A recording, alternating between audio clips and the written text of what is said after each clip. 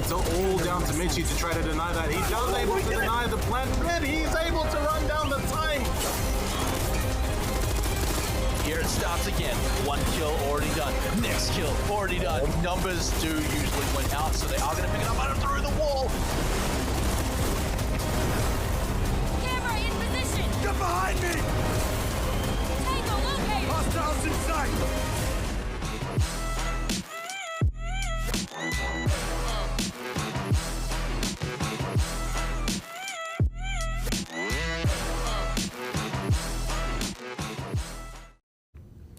What's up, ladies and gentlemen, and Rainbow Six Siege fans? Welcome to week number 2. Welcome to LPL Pro, and welcome to season number 3. My name is Matt Smyros, this beautiful Mr. Gentleman. Mr. Gentleman. Mr. Gentleman. That's right. His name is Cthulhu, so he'll be joining me like usual for the night, for the show. But man, we are 1 week in. We're back. We're here for season number 3. Let's just keep it rolling, yeah? Yeah, definitely. We've already had quite a banger of week number 1, which did see us with a few draws, a few quick cheeky 2-0s. So overall, yeah, things were certainly looking quite interesting overall with some of the rather questionable scorelines for some of the rather closer matchups. Yeah, super interesting implications for sure. But before we get into that, we might have some new viewers here, Cthulhu, so we gotta learn them about how this is all gonna be going down. Let's take a look at how the tournament is gonna be working. It is an 8-team round robin. That means it takes 7 weeks to get all teams playing each other at least once.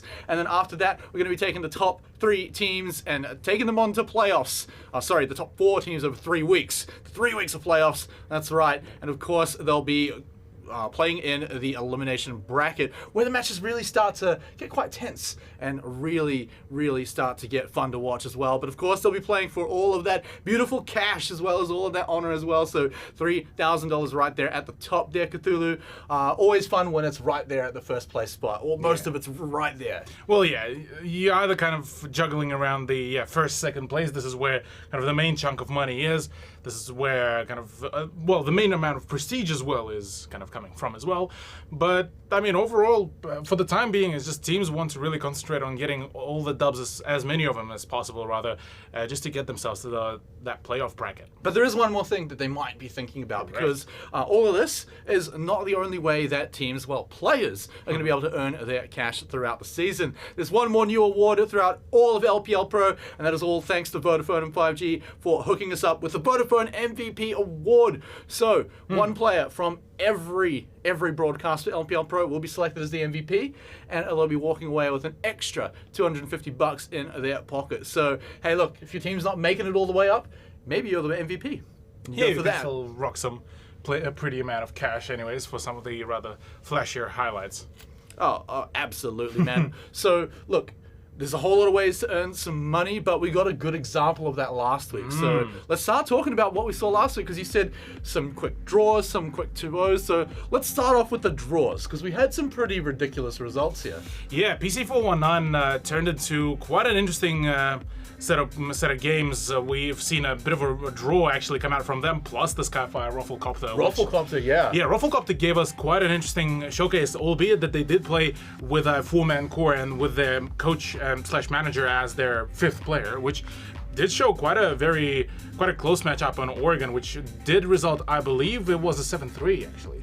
Yeah, they just came out of the gate swinging, and you know what? Well, this is exactly what was done to Skyfire by Rufflecopter. Look at that grenade. I mean, they just bait them in, right? Yeah, it's hook, line, and sinker right there on your screens. Then we moved on to the second night of the week, of course, and that's where the 2-0s started to come, but it wasn't favorites from last season. It was Elemental that came out to take down ShadowNet. Yeah, Elemental, the new blood of LPL Pro, managed to show us a phenomenal game of Siege, really, and take full control of the matchup, just being able to completely shut things down for the most of it when what they were throwing at ShadowNet.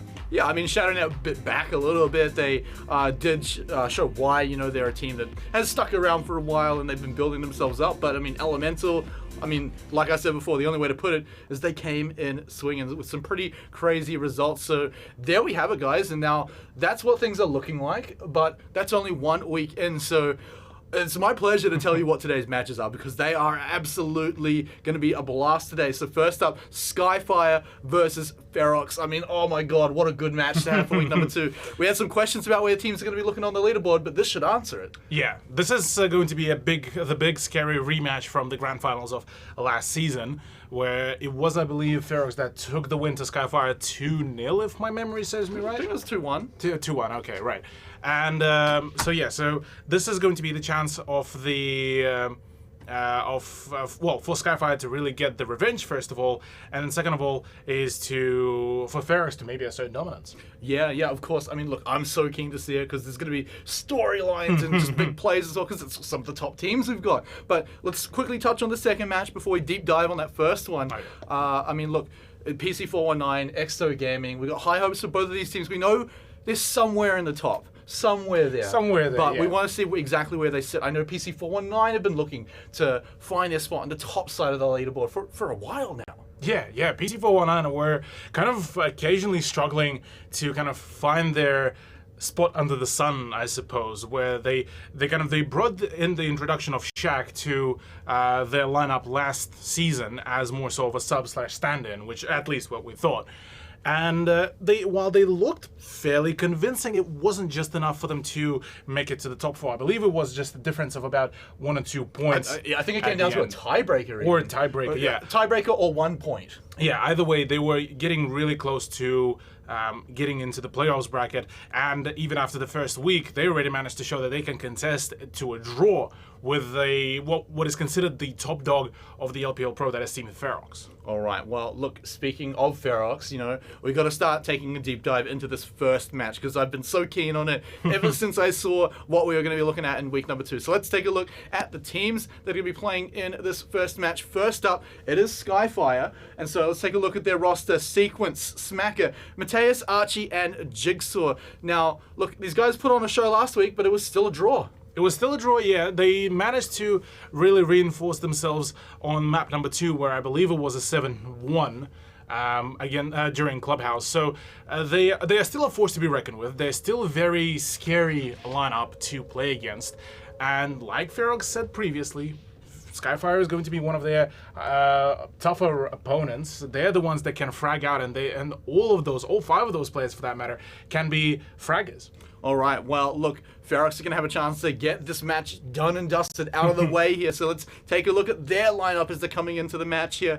Now, of course, you've got Shade coming in, Sushi, Todd, Oda, and Nazgul. I've got to say, Nazgul, he put on a bit of a show last week. Yeah, quite a bit of a show. Both him and Oda actually were performing pretty well overall. Todd as well, continuously stepping up, showing that he has still plenty of powder in the barrels there to just keep on firing off. And look, I mean, for Ferox, they had a really bumpy beginning to the season so far.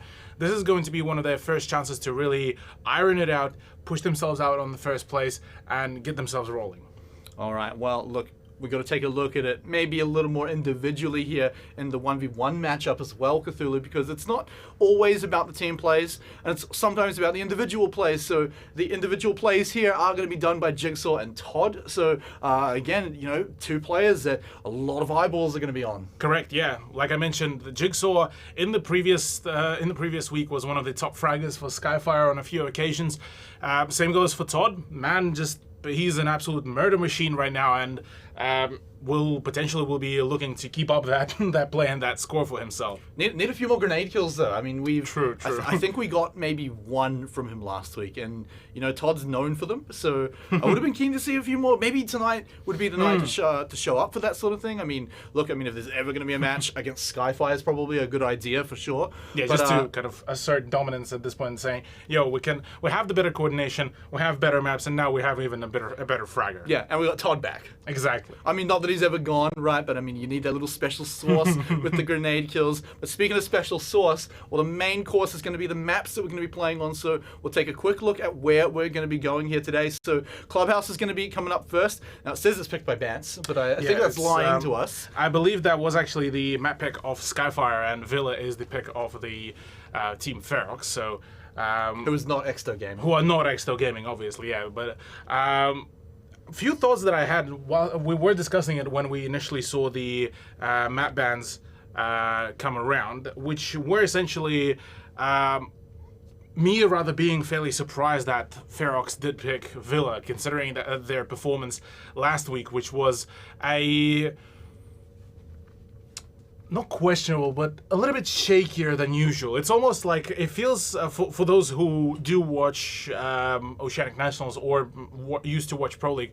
I think for season 10 or season 11, Fnatic did kind of a similar thing where they would pick continuously Clubhouse, the map which for their online part in the Pro League was absolutely horrendous. Like they would get taken down by the bottom 8 team. And everything. And it seems that Ferox may be doing a similar thing here, although maybe a little bit too early to call, but I'm definitely a little bit puzzled, to say at the very least. I mean, could it be maybe a case of just picking it up because, you know, no matter what your results are, you still feel comfortable on it. It's something that it could be can't really be put down as a statistical number of your results or True. whatnot, you know. Sometimes your team just feels comfortable on a map, and you know that you can get it done. Your strategy is right, but sometimes you're just going to nail the execution. Maybe it's a case of that. Plus, another thing is probably is the fact that Ferox are kind of aiming for the fact that they need to outplay Skyfire by just the sheer strategy, given that Skyfire are still playing in a fairly aggressive kind of not to be too harsh, maybe an upgraded ranked style / like the Fragem line rather, comparative to what Ferox have, which is a little bit more methodical, where they maybe sacrifice a little bit more time to drone it out. I'm not saying that Skyfire don't do that. It's rather just you see them do that a little bit more rarely, or rather you see more highlight plays from them. Yeah, one team would have a strength in that area, Correct, where another yes. team, they're not weak in that area, but maybe they're just not quite up to that level. But they have their own strengths. Correct, yes. So this is maybe one of the kind of ideas behind that map choice, but at the same time, if that's the case, how come Skyfire will be picking Clubhouse? Although last season, Clubhouse was one of their rather more frequently picked maps, and they were able to take down Rufflecopter in a 7-1 series. So it's one of those, I suppose, their personal comfort grounds. Yeah, because that's another thing, right? I mean, yeah, you're comfortable on the map, but you also got to think recent results too, right? You've lost a whole bunch on Clubhouse, but if your recent results are saying, hey, look, these guys are on the up, maybe they are actually getting some pretty sweet results like last week, then yeah, Clubhouse, maybe they've nailed it, and that's why they're picking it in what could be one of the toughest matches in the round robin. True, true. Well, we'll have to see either way, as we are just about to prep up things for the matchup. But yeah, look, honestly, I'm quite excited because it will be Skyfire who will be attacking first on Clubhouse, I believe. So Ferox will potentially get that upper hand to kind of begin on defense. Although, if last week taught us anything, it's that the attack side is just about as menacing as the defense side. So we kind of shifting more so into the area where you can't really call one or the other map defend-decided anymore. Well, the sheer amount of utility that now has been introduced with Melusi and Ace pretty much, at least within LPL Pro, kind of equalized the general balance, where it's both the attack and the defense who can get themselves a really nice streak going. Yeah, except, you know, one of them is banned all the time, and the other one isn't banned all the time, but is still always picked. So I guess no one wants to go into a match without having the comfort of Melusi. That's true. But Ace is banned in, I think we saw maybe 1 or 2 maps. There was definitely one map where we got Ace, not banned, but other than that, he's pretty much never seen. I think it was 2, because we got the Clubhouse on as well, which I also wanted to bring up. Yeah. Because Clubhouse can wildly swing how easy attacking is, depending on the bans. Last week, we saw Thatcher, Ace, you know what, whatever, go nuts, guys, we're not going to ban it, and then suddenly attack looks pretty easy. Yeah, true, yeah. It's definitely the bans are very much now going to be the ones to depict how, or rather what will be the general pace of the matchup. Whereas I've mentioned that previously in last week as well, that now you get a choice. Do you want to deal with Ace, who will most definitely open up the reinforced walls that the moment you kind of get rid of either bandit batteries or the mute jammers, it will instantly open them up? Or do you want to deal with Maverick, who will gradually start opening up, but you have a little bit more of a chance to say C4 him, shoot him through his own holes, or rather just sow chaos whilst he's doing it? Because Maverick technically now is not the top pick anymore, now that Ace is out in the wild. And now it's more so just rather playing for kind of post-breach situation almost. You can't play anymore with the fact that, hey, we are going to keep you out of the building throughout the whole round. No, not anymore. Attackers are going to be making it into the building. Now it's more so how are we going to react and how are we going to adjust to that.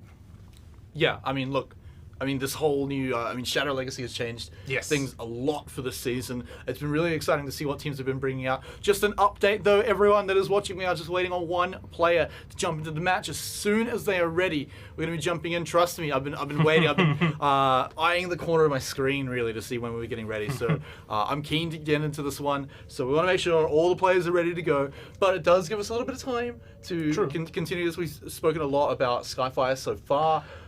But here's another thing that we forgot to mention. Oh, what have we forgot to mention here, Cthulhu? The Chunka rework is coming soon. The announcement is actually going to be made tomorrow. I believe for us in ANZ, it will be bang on in the middle of the night.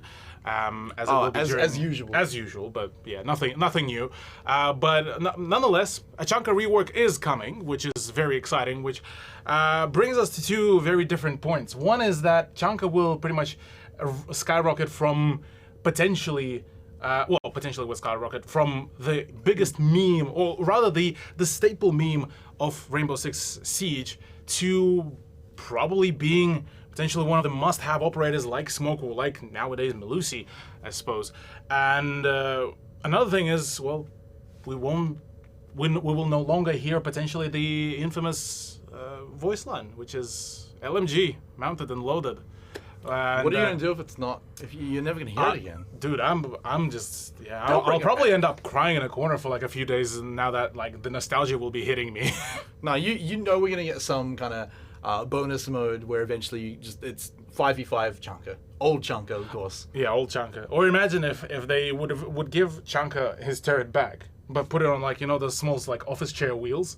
What, so just you can spin slide around just all over the place, just walking around, but you can't jump or you can't vault. But you're like permanently crouch tight. Yeah, because you'd have to like kind of. So you just down. But you can go through the crouch holes. Oh god. But if you hold vault while going out there, you kind of like do a little flip over, holding onto the chair with your legs, like a skateboard or scooter. Yeah, exactly. Right. I mean, look, I feel like we've gone a little off topic here, Cthulhu. Maybe with some of the things, maybe some of the things we've been saying have not been about the match here just yet. But yeah, it is always fun to dream a little bit sometimes, especially when you are waiting for the players to get ready here, guys. So we are just waiting a few moments away. We want to get into Clubhouse and see how the Skyfire versus Ferox match is gonna go. So while we do have some time, actually, I'm gonna give you the hard question. Ooh, okay. I mean, I'm sure you've had this one before. But, I mean, what's the scoreline going to be? Who's taking it out? Or is it going to be a draw? Oh, that's a tricky question here because, like we mentioned before, Skyfire versus Ferox last season was a 2-0. 2-1. 2-1, but yeah.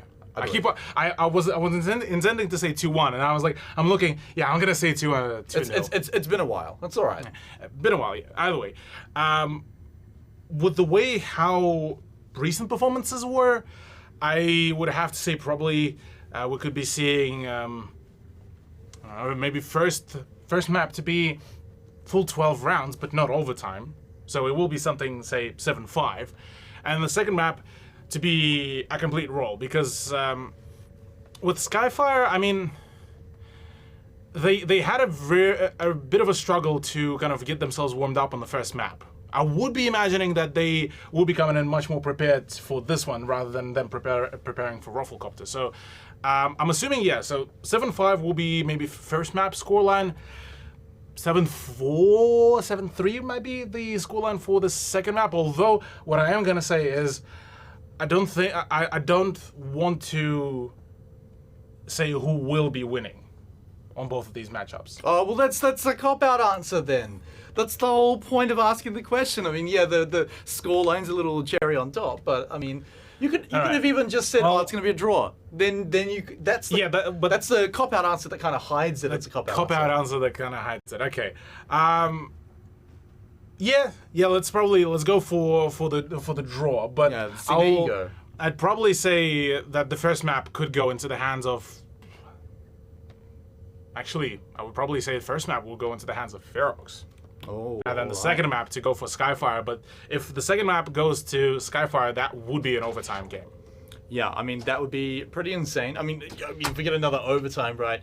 Just to catch everyone up, game 1 of last week had two overtimes, you know, throughout the series over the 2 maps. And basically, we were 1 round short of having the maximum rounds possible, 29 out of 30. So for that, we're going to have to be pretty keen to jump into this match here, but I believe we still do not have any players ready. So Cthulhu, I'm going to ask you a big favor here. It is to line up a break, because the viewers here, I'm sure, need a bit of a break, a bit of a breather from our voices before we jump into the first match. So go grab a glass of water. When you return, I promise you, we'll have game number 1. Welcome back, everyone. As promised, we've got game number 1 coming up for you. Just a reminder, it's LPL Pro Season 3 Rainbow Six Siege, brought to you by Conquer. I'm Smite, he's Cthulhu, but what we really want to do is get into game number 1. So Cthulhu, without further ado, let's get there. Sure thing. Yeah, let's get straight into it. Indeed, will be the clubhouse where we will be seeing Skyfire to go on attack. First things first, we shall be seeing them go for the first for Ferox to ban out first. So will be the orange side to get the Capital out. Okay, that's a very interesting and fairly rare nowadays ban, given that Capital can sow a little bit of chaos here and there, but apart from that, really, he's yet another operator with some great amount of utility dump. But to kick things off for the Skyfire side will be a Maverick ban, so we will be seeing both Thatcher and Ace actually present for this matchup, which means that, well, we are now going to be looking at essentially how quickly can the attack breach through the certain walls, and how will the defense rather respond to that now that Kayed is off the board as well. Last person to be banned out, or rather last side that will be banning out, is the defense for Ferox. And I'm assuming we will be seeing either Echo or Maestro off, if maybe a Valkyrie even, to add things up to the counter. But no, it will be Valkyrie that will be gone. I believe actually Echo is still out of the equation, or rather out of the game just yet. That was my question. Was it? I think Echo is still disabled, but I'm not exactly sure. The fact he wasn't banned, though, suggests probably not in the table at all anymore. But there it is. We got our bans going going live. But let's jump into this game number 1. So big one, Cthulhu, obviously you mentioned it, is going to be Thatcher, Ace, totally available. So attacking side, is it going to be smooth sailing for all of them? I'm not too sure about the smooth sailing, but I'm definitely going to be saying it's going to be quite a speedy sailing with them getting the breaches up and running. But look, at the very least, it's going to be CCTV room to be attacked on first, and, well, straight away, Thatcher Ace will be the first appearances. Yeah, not too surprising. We're just going to throw that out there right now. They're going to be getting inside pretty quickly. Want to get CCTV nice and out of the way as well. So jumping right on into this one. Kayed's off the table, but of course Bandit is not. So you do still have some of those tools to try and delay the entry through the reinforced walls, but I mean, look, how long is it really going to last against an EMP? You're going to be sitting there trying to trick for a while, and, you know, as you've mentioned before, Bandit tricking's a whole lot more annoying now, ever since it disables, not destroys. Yeah, it's a little bit more tedious. You now need to go through a little bit more time before you can actually deny the breach. So there's going to be a much larger time window before the breach device gets zapped. And we actually just got confirmation as well from the admins. The Echo is still banned, so we shall not be seeing the Japanese defender operator make appearances just yet. Yeah, makes it kind of interesting as well for plant denial, but of course they've got Todd on that smoke, so as long as he stays alive till near the end, he'll be able to buy some time, he'll be able to deny the plant as well. But here it is, Skyfire, they want revenge, they're coming back on in to take down Ferox here. Game number 1 here of the second week, but this one could mean so much. I've seen them get stuck on that barrier. Yeah, I Two feel or three like times. I feel like this is gonna bite them very soon, and if they won't be making any changes this might be an issue. Well, there's already the Selma charge actually going in. Oh, actually, just realized Oda was able to breach, to deny the breach of one of the Selmas. So that is a very good beginning here. And, well, that does leave Archie with only, I believe, 2 more Selmas. Actually, pardon me, a single Selma. Yeah, so he's not got a whole lot left. However, he does have teammates, though. Smacker's going to kick things off with the first blood onto Nazgul, getting rid of that roaming Jaeger out of here. And they still have half the round, so Skyfire looking super healthy, and it continues as Jigsaw will rip apart Shade. And there's still a chunk of Oda's health missing from before as well. Things are falling apart quickly for Ferox here. Oh yeah, Ferox looking a little bit scared, playing maybe a little bit too passive, but at the very least, they made quite an advancement, which resulted in Ace using all 3 of his charges to open up just a single hole in the wall of CCTV. So that should allow a little bit more ground for Ferox to defend on, but that doesn't matter. Archie just swings and gets the frag, but Todd responds back. That is a solid start here against Archie, but there's still 4 more plays remaining for Skyfire. That's the Todd I know, the Chad that walks right out there and swings on you. And now Wixu, he's had to sit here for ages wondering, is he going to do it again? Is he going to come out and try and get another cheeky one? But no, he gets one, trades it back, but it felt like a free kill. Regardless though, we've now got a minute. We've got the 4v2, so Skyfire still have the numbers. The gas grenades are now coming out. Todd surviving to now is massively important, especially if he can hold this line here, because they still cannot walk in, but he's under fire through the drone hole too, so he's really got to watch his feet, watch his toes, but he will survive as Smacker finally, makes him not survive there as Todd goes down, and eventually the rest of Ferox do crumble, but strong start, and they finish it off too, Cthulhu. Yeah, Skyfire did not let off in any shape or form during that whole round, and kept on applying more and more pressure onto Ferox, which did work out pretty well for the attackers. So that is a solid start here for Skyfire for their potential kind of revenge storyline here, but it's only the first step to the whole story. It's a good step though. They like swung their foot right up, put their weight into it. That is the widest swing of the foot. So, well, you know those steps where both of your feet leave the ground and you don't know if you're ever going to touch Mother Earth again, but it was one of those steps, right? Because that was a really good round. Everything went right. The only 2 signs of life we saw from Ferox was the good bandit trick, which at the end of the day didn't matter, and Todd going out for a swing. Both of those things were good, but it wasn't really enough. Skyfire, everything else was totally on top of it. Smacker was just off doing... we didn't really get to see too much of what he was doing, getting those kills, but he was getting them. Yeah, Smacker was doing just Smacker things, really. And that double kill initially from the garage wall and then on the rafters certainly has sealed the fate of Ferox during that round. But curious, how will they defend the church? Because once again, we are running into the similar thing that Skyfire no longer really needs to bother about not breaching, really. They will have plentiful amount of utility to do that. They have the Hibana pellets that they can now waste all 3 sets on a singular hatch and not to worry about any further breaching, because they're still going to be Archie's Selma charges. And they have plentiful amount of denial for any electronics or the soft breaches.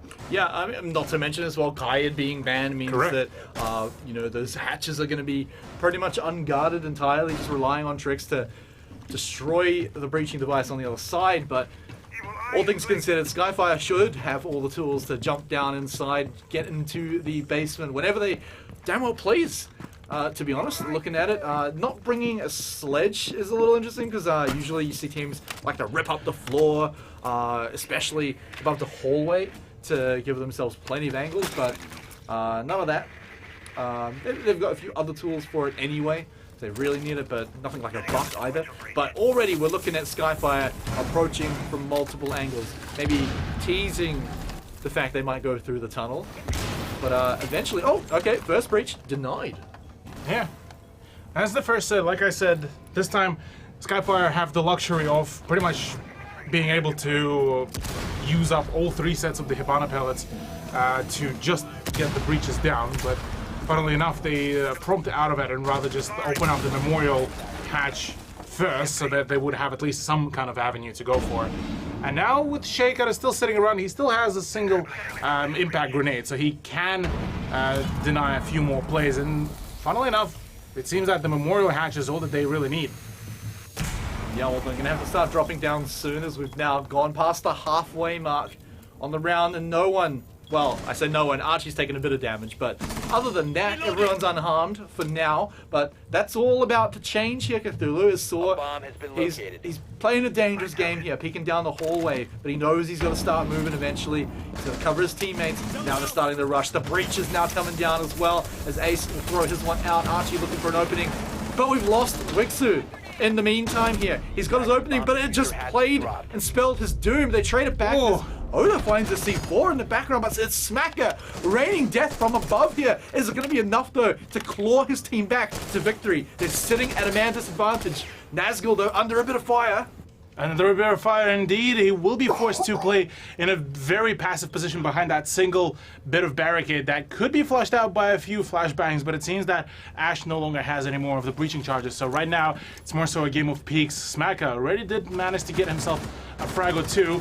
Will be potentially spearheading the approach, but right now the fact that the diffuser is such an open position, there needs to be quite a fair bit of carefulness exercised. Oda right now is going to be the only person to really keep an eye out on the breach. Sushi gets the pick onto Jigsaw, and now with 7 seconds remaining, Smacker doesn't really have a whole lot of ways to really go about it. Rather to go for a few exit frags, does find Oda, does find the Sushi, but won't be finding Jaeger as he's just too far away. But oh my lordy lord, Ferox nearly threw away that game, if not for the fact that Jaeger was so far away. Well, I mean, nearly threw it away, or was it nearly Smacker clawing it back and grabbing it for his team? I mean, it looked all in control of Ferox until Smacker started playing with fire. I thought, all right, maybe this is where they come back. I'm absolutely still worried if I'm a Ferox fan, but they hold strong. They had the numbers advantage, like you said as well. The diffuser being in such an awkward spot as well made it so hard to win from that point. So look, shout out to Ferox, who in the early parts of that,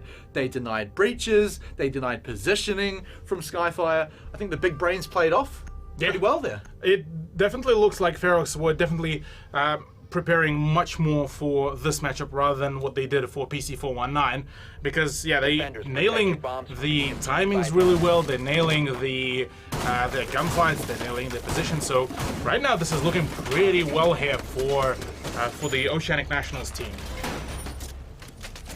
Still just a round apiece though here, Cthulhu. True. We've seen great rounds from both sides. Smacker having two pretty good rounds. I mean, I've said his name quite a bit here, but I mean, you've seen his name quite a bit in the kill feed, so he has been a pretty big part of it. Whereas for Ferox there, I think, you know, big shout outs to Oda for his bandit tricking before, but also keeping alive that hatch, keeping it denied for so long. But let's get into round number 3 here. This could be where things all start to change. The Skyfire, look, maybe the basement was a little bit rough, maybe it was quite hard, but maybe the gym and the bedroom might be a different story here. Yeah, gym bedroom is usually one of those kind of write-off sites where teams on defense do try to get a little bit more creative about how they play it out, how they decide to approach. Oh, Shade right now. Shade has a plentiful amount of information, goes for the pre-fire, but no, a little bit too low and doesn't really lead his shot. Archie, though, completely unfazed by that play, and will be rather just focusing on getting information on what is happening up above. But yeah, for Shade, this was a little bit of a missed opportunity. Even with a C4, the man could have gotten himself a really nice frag. I mean, they're going to do something. They're pretty much breathing on the site as we speak right now. Skyfire just about to jump on inside. Archie's still just droning out. The doors are now opening up, so Ferox know where they're going to have to start looking for now. As, yeah, Skyfire hanging out around outside. They've still got to pay attention to what Shade is doing, but he's searching, he's hunting, but there's nobody on that side of the house, Cthulhu. And nobody else is actually really hunting for Shade as well, whilst he's at it, which is certainly going to be a bit of a interesting thing to really see, because if he won't be hunted, he will be given a free reign down below, which will ensure him being able to deny the plant at any stage, really. Most of the Ferox now starting to just anchor down. It looks like it's going to pay off. It's actually Shade that finds Smacker. Eventually his hunt does pay off, and he claims the alpha of the pack, and Smacker goes down. That could be the ticket in, because now there's a minute 10 for Skyfire to get in. They got the 4v5. They're starting to run down the last bit of utility here. They've got to get rid of these bandit batteries too. But he's just still sitting there on the other side, and boom! There's that C4 from down below. Will be completely deconstructing the whole of Skyfire roster whilst that explosion was going off. All now down to Wigzu, and well, Ferox certainly managed to play their cards really well. Big props to Shade as well for keeping himself alive during that roam. But oh man, yeah, this is certainly looking like a bit of a rough round here for Skyfire, and oh, there's already the swing. Wigzu plays full on like a Neo and actually manages to dodge a few bullets, but can't really confirm the kill into Nazgul. And he got the down though. Yeah. Oh, he wants to claim that kill. He needs that to. Hey, please let me get that. He misses still. Oh no! He's panicking. No. Yeah, the panic is well and truly settling in. Finally does manage, though, to find that shot, but the gas grenade is already dealing a heap amount of damage. And, well, with 13 seconds remaining, not a whole lot of things can be done in a 1v3.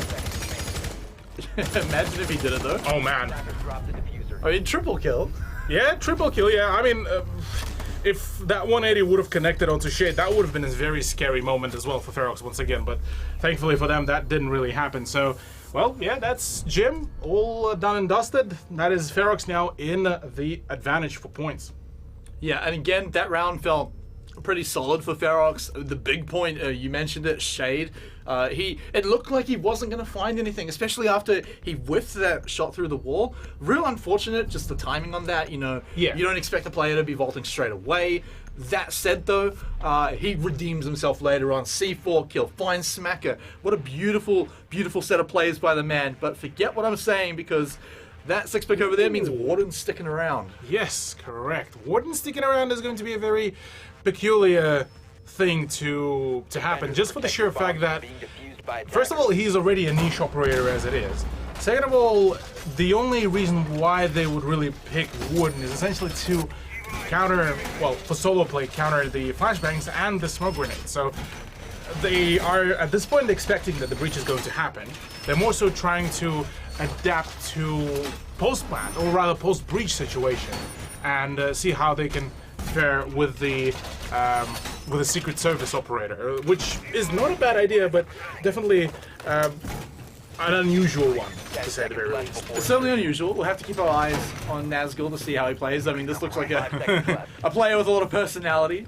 As you can see, he's having a bit of fun around. He's going to be hanging out by the door as well. I wonder if he's going to take a peek outside. It's a bit of an awkward one, but if he finds it, it can totally be worth it. You can already hear a few shots, but it's Smacker to pay him back. And Nazgul, we're not keeping any eyes on this guy for this round. Yeah, that is a very unfortunate thing for for Nazgul, and even Smacker is a little bit puzzled about that decision making, which will be putting Ferox at already a man disadvantage. 4v5, I mean, if it would have worked, it would have paid off vastly, but alas, didn't really mean to happen. So now the defense of Ferox is going to be a little bit thinner this time, and with the breaches of Ace, well, there won't be any bandit to really bandit trick, as Oda is currently now preoccupied on the rafters. Yeah, interesting decision to have Oda over there, but you're right, the door is now open. They can get inside. Shade's just going to be hanging around the corner, so he's still nearby, but like we were saying, it started off as a 4v5, so maybe we're going to have to be hoping for some of those beautiful C4 plays, but Shade, it might not be a C4, but sometimes a gun does the job just as well. So he's evened it up. Jigsaw's now down.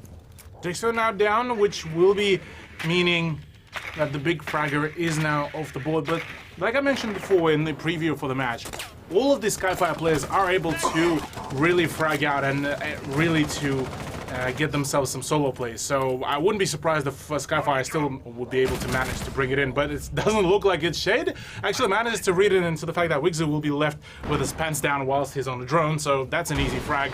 3v4 with the breach, definitely still workable, but they need to take control of that rafters, and right now that gunfight between Smacker and Oda will be the main answer as to who will be the victor. Yeah, this could absolutely change the round entirely. If anyone gets back up as well, as you can see Smacker starting to get someone here, they could turn it from, at worst, a trade instead of just losing someone out flat right. But Oda's ready for it. He's peeking at the door, but he moved at the wrong moment. And peeked again at the wrong moment as they take him apart. It ends up being a trade overall as someone else did fall down, but Skyfire are running out of players. No more backup for Smacker. He's got to get the job done on his own. 3 people on Ferox, 40 seconds for them to hold him away. He might be able to find a way back in here.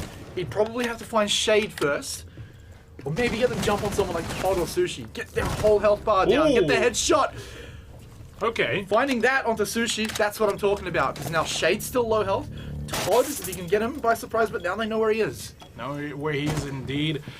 Todd needs to play his cards right, same as Shade. Shade does have at least his cunning position, but Todd and Shade were both very powerful fraggers. So right now, with time running low, they just need to keep up the crossfire, because right now, Smacker will only be able to contest a single set of angles, and right now, a few pre-fires will pretty much end it, and there it is. The time does run out. Ferox do score themselves their 3rd point, and yeah, just like that, they continue their domination. But gotta say, slight misplay there from Smacker, as in a 2v3 situation, he decided to get out of the building and start trying to drone in, whilst I believe that was player who was trying to go in for the push onto the rafters and kind of go for a solo play, which did result in essentially him being taken out without any kind of punishment towards Shade, and Smacker only then started to actually go in for the push and try to go for the solo, whereas rather, if they would have peaked together, at the very least he would have been able to trade him out, and after that, if he would have found that same shot onto Sushi,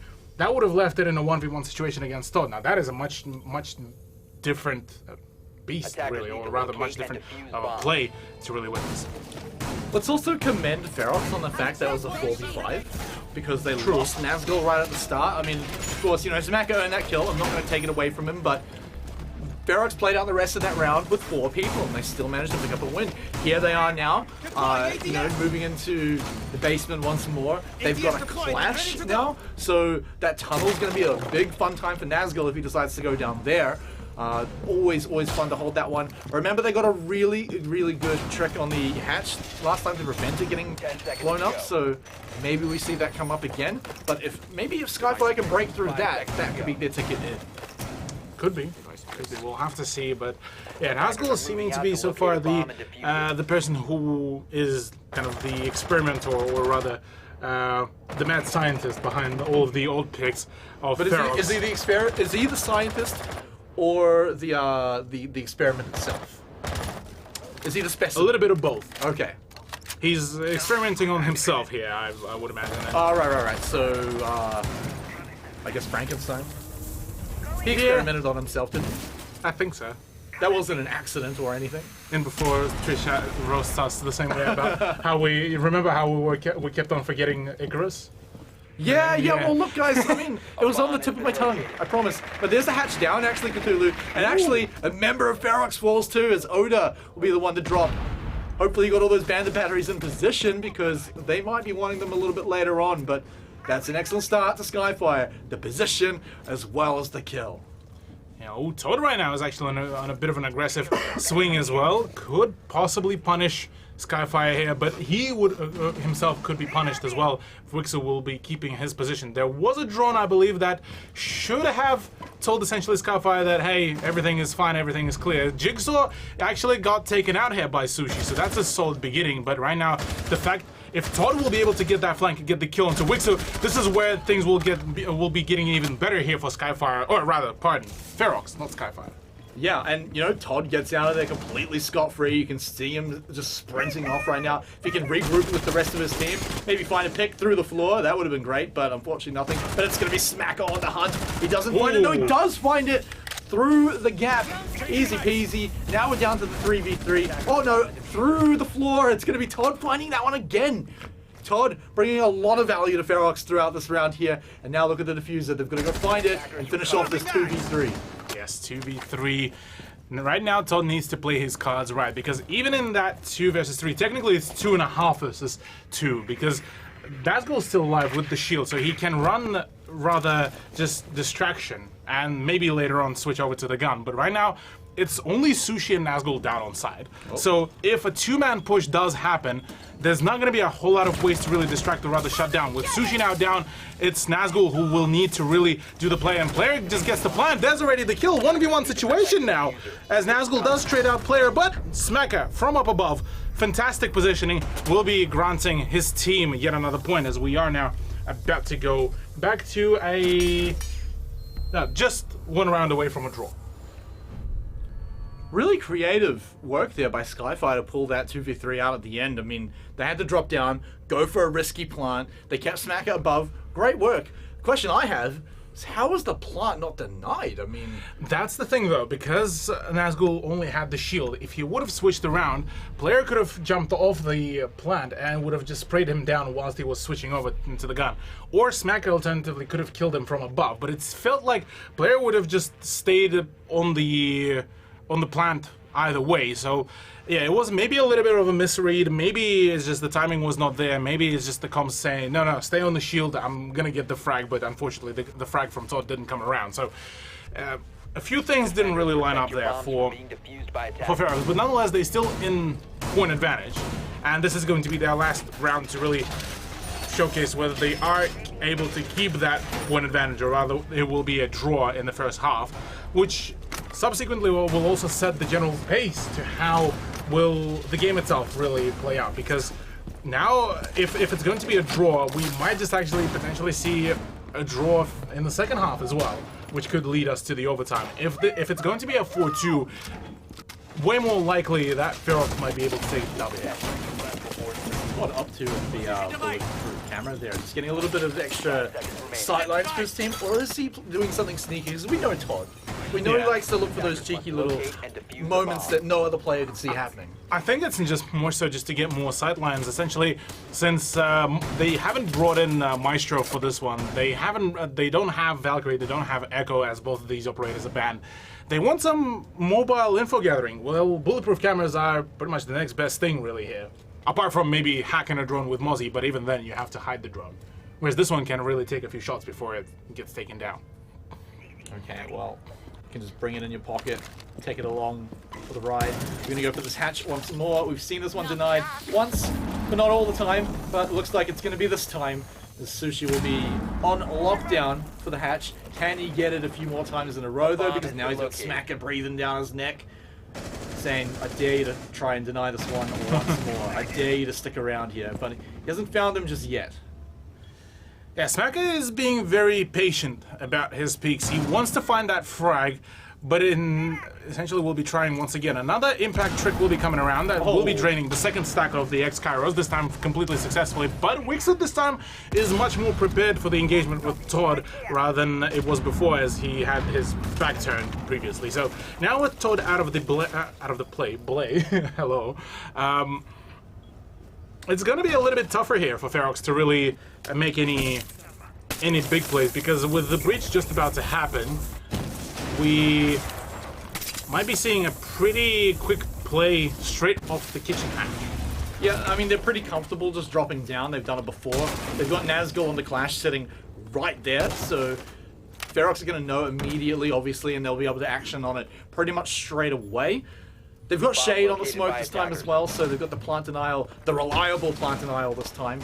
So it's going to have to be more than just a rush from Skyfire. They do have a minute to work this one out. Likely going to have to go for a lot of frags over just rushing the plant.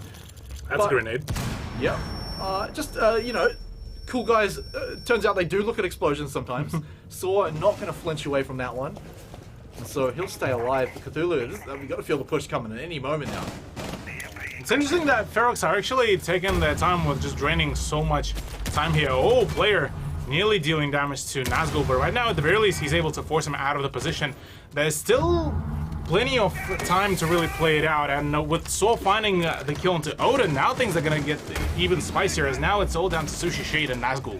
Yeah, but we've still got Shade alive on that smoke. He can throw out those gas grenades to deny the plant. Nazgul's locking down the tunnel, but here it comes now. The flash is now starting to come out, and Nazgul, he's got to be feeling trapped, feeling cornered, and feeling threatened as he gets taken apart. But it's Sushi to bring back the double kill. Yeah, come the gas grenades, the final ones, but Jigsaw is coming on a rampage, but it's It's down to the 1v1, down to Smacker versus Sushi. Can he find him in time? He can't stop the plant, and so Sushi will eat him for breakfast.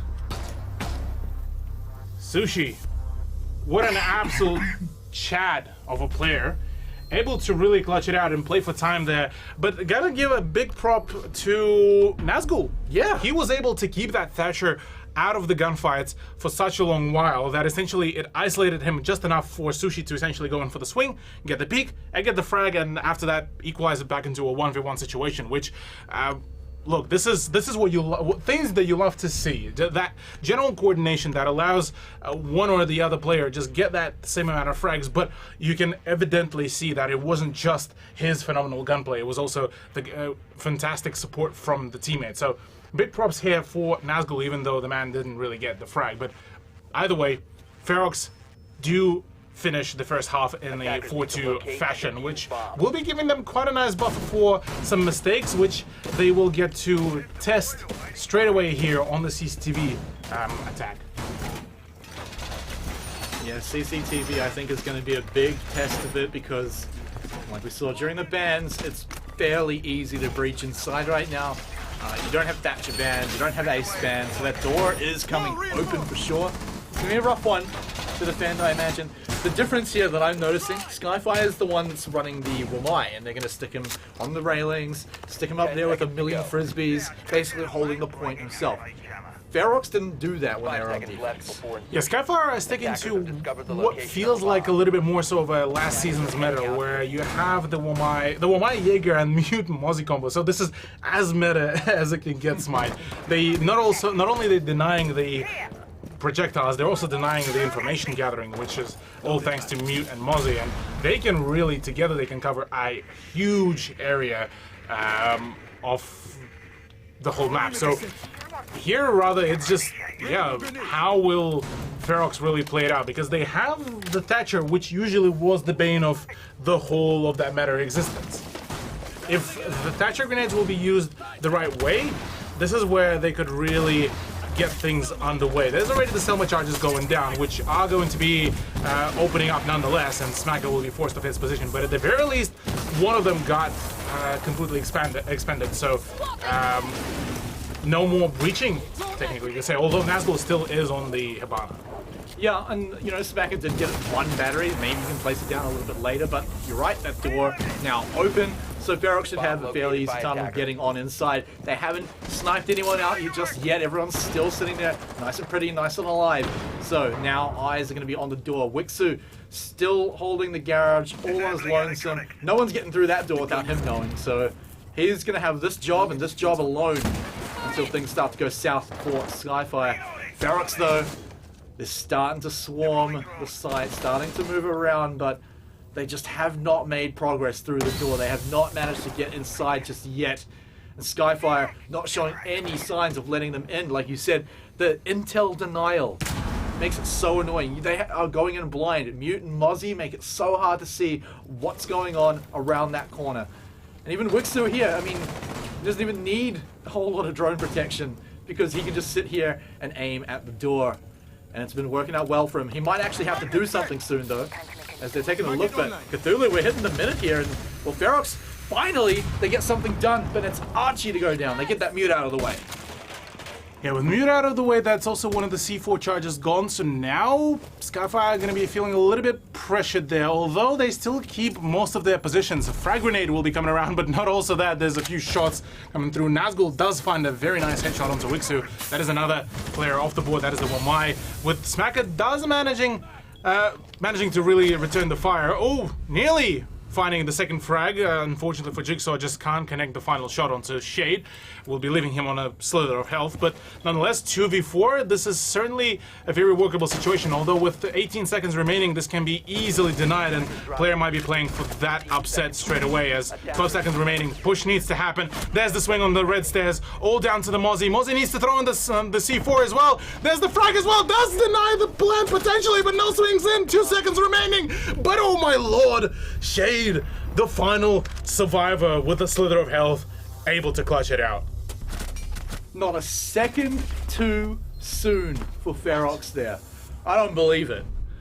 actually managing to get it in there. He almost brought it back. He almost manages to swing it back on the Mozzie. The C4, the denial, the frag. Everything but the last piece of the puzzle, which was survive a picosecond longer. Rough to lose that one, but oh man, with that, Ferox hit point number 5.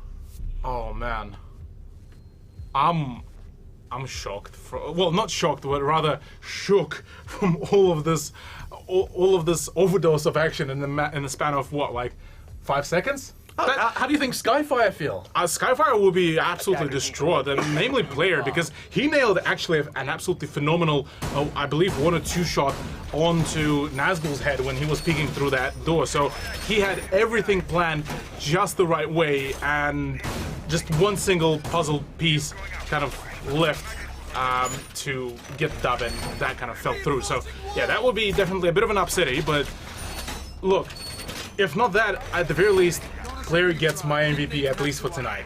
Already, just off that play. I mean, that was a 6 set of plays. That was a sick play. 6 set of plays, but sometimes you need it to work to actually get the round on the board, because now Ferox are oh so close to scoring match point, guaranteeing overtime at least. They're in complete control of this match. And it could have been a completely different story. Skyfire could have found their footing in that last round, even up the score to 3-4, but now Ferox, I mean, if they win this round, I feel like Skyfire just can't climb that hill. We'll have to see. We'll have to see how will it really unveil. Interestingly enough, actually, Ferox used both Selmas and the X-Kairos to open up a few peek holes into Garage, so that is going to be another entry prepped up and ready. Quick droning once again from Ferox. It's seeming that they already got everything down pat. We'll be ensuring that, hey, well, let's try to get the wastage of the utility for as much, for as much minimally as possible. So there we go. No bandit tricking will be happening, so both of the Selma charges will be quite successful at opening up the holes. And right now, it's going to be the contest for the rafters in Garage. Yeah, Wixu's got a pretty big job ahead of him right now. A lot of members of Ferox are moving in on his position, and they took him down pretty quickly before, so he's got to be careful right now. He knows the angle that he got taken away from before as well, so hopefully he'll be avoiding that one too. But if he can just buy the time, maybe. Nope! Good night. Wow. Oh, that came from out there. Wow. Yeah, that came through the breach, just straight through the same rotation hole that Skyfire opened as well for themselves, which is quite unfortunate there for Wixu, but you gotta know about that when you're Wixu. It's more so just, I think he was more focused about all the commodity that was being done in the garage and all the movement, so, and he completely maybe forgotten about that peak angle. Another one, Todd this time nearly lost his body there in life whilst trying to cross that position. And well, right now at the very least, they have the rafters and they have the ability to push into CCTV. They're pushing into positions that are just so risky, where you could get shot from any angle. You're running past holes that your opponents are just shooting you through. I mean, you can already see Todd's lost half of his health, basically just from that. And so they're still walking up. Oda's still walking up, smashing holes in the walls. The plant now going down. This is gonna force Skyfire out, but no one can get to Sushi. There they are! Oh no! No one can get to Sushi? Well, geometry, answer this. And I thought that the C4 was actually shot out of the air, so that would have been a very huge play. But oh, player goes in for another swing. This time he wants to get that round dub, because that last time he got really close, but to no cigar. Archie gets the frag onto Nazgul, and all of a sudden this is looking like a 1v3. Shade's position is being revealed thanks to a Melusi device, and now it's all just pure gunfight right now. The man cannot connect, does actually connect with Archie, but just not enough HP, not enough ammo. And well, Skyfire do win round number 8. Yeah, I wasn't ready for him to pull it back at that point, but oh man, the C4 almost shut that attack down entirely in its tracks, just on its own. But I mean, look, Skyfire held strong after it. They had to go in. It got a little bit dangerous, maybe a little bit close, but they still had the numbers at the end. I really liked their hold of the garage as well, basically putting Wixu in just such an awkward position that no matter what, no matter where he stands, he's at risk of being shot from ridiculous angles sometimes, but he won't have to hang out there anymore because he's going to be playing a Mirror this round. Oh yeah, true. Mirror is going to be coming around. Interesting time to come out. Yeah, quite an interesting time to come around because, well, the only position that I can imagine her being put down is either in the showers to have kind of a fallback position to play on, or in cash watching over CCTV. And that's the only two things that I can really think of. Maybe on the jacuzzi wall, but that is another risky play that could be shut down fairly quickly if Ferox do catch up onto that. Well, they held them off for another round, so Skyfire aren't just out of this one just yet. We knew it would have the potential to go the distance for this matchup, and we're still only just into map number 1. If these guys deliver, they're going to have to give us some overtimes to really match what we saw in week number 1, but so far, Cthulhu, I'm already pretty impressed right now. It's going about as expected, with Ferox in the lead and Skyfire fighting back pretty hard, but just trailing right now. But everyone still believes Skyfire can pull this one off. Some of their defensive rounds have looked pretty good so far, and even the ones they've been losing have been right down to the wire. Yeah. A few of the rounds were extremely close. Skyfire might be able to give themselves yet another chance here to open up, as it seems that no chance will be given here at even denying the play. Curious if the mute jammer will be dealt with. I believe the blast wave was just enough to get rid of it. So, well, it's the drone going in and out, so yeah. So there we go. Another Selma charge will be going in just straight away to get rid of it and get the breach open. But funnily enough, I actually think, oh yeah, on the second breach it actually does get rid of it. So there we go. Another position completely isolated. And we're seeing actually why Ace is so powerful right now in the current state of the game. He is now pretty much the alpha hard breacher. Oh yeah, I mean, just imagine a few seasons ago saying, oh yeah, you know Mirror who's banned every round or every map? Oh yeah, there's going to be an operator that can just chuck a hard breaching device at a Mirror. Deny it completely. Yeah. What are you going to do about it? But yeah, as you can see, Ace, very, very powerful, especially against operators like Mirror. Just deny her entirely. But this means we've got Ferox right outside, but they still have one very important door to get through. They at least gonna have to get through Smack on the stairs. Wixu's got his line of sight down as well. This is an awkward spot for Ferox to get through, but if they can get through it, some high hopes. But they don't have long. Yeah, well, they still have some time remaining, which is 1 minute and 5 seconds. So they can go for a few rotations, drone it out maybe another time. But it looks like on the drone side, only Shade is actually missing both of his drones. So Sushi could go for a few drones, Nazgul maybe. Oda and Todd do really need to get themselves those frags. That opening into cash would be the main thing. To have another essentially way of swinging. There's already a plant starting to go down, but Oda won't actually be denied at all. Actually, the plant will be going down. There it gets down as well. Sushi and Todd wipe out the 2 players of the SKF, and right now, well, it's a post-plant situation. Wixu missed his opportunity. Yeah, Wixu is sitting there just too late to the party. Archie's got his defensive position on a lockdown right now. He may have to run away. He will be rewarded for it, finding Todd on the outside too. But that diffuser has to be dealt with right now. And Wixu was a floor too low, and Archie 1 life too low. Just Wixu left right now with 15 seconds to take down 3 people and find that diffuser right now. It's all but hopeless right now. No. He's gonna make a shower joke about him being dirty, but look, even there he's gonna die too. Yeah, poor man just ran out of the ammunition right mid his pre-fire, which was quite unfortunate there. But only unfortunate for Skyfire. For Ferox though, this will be meant that they are going to be getting their match point here with a pretty nifty scoreline. I mean, 3-6 and potentially 7-3 win on first map rather than what I predicted for the second map. That's already quite a statement for Ferox. For Skyfire, may need to go to back to the drawing board for a few more occasions, but nonetheless, the rounds that they were able to win were very dominant.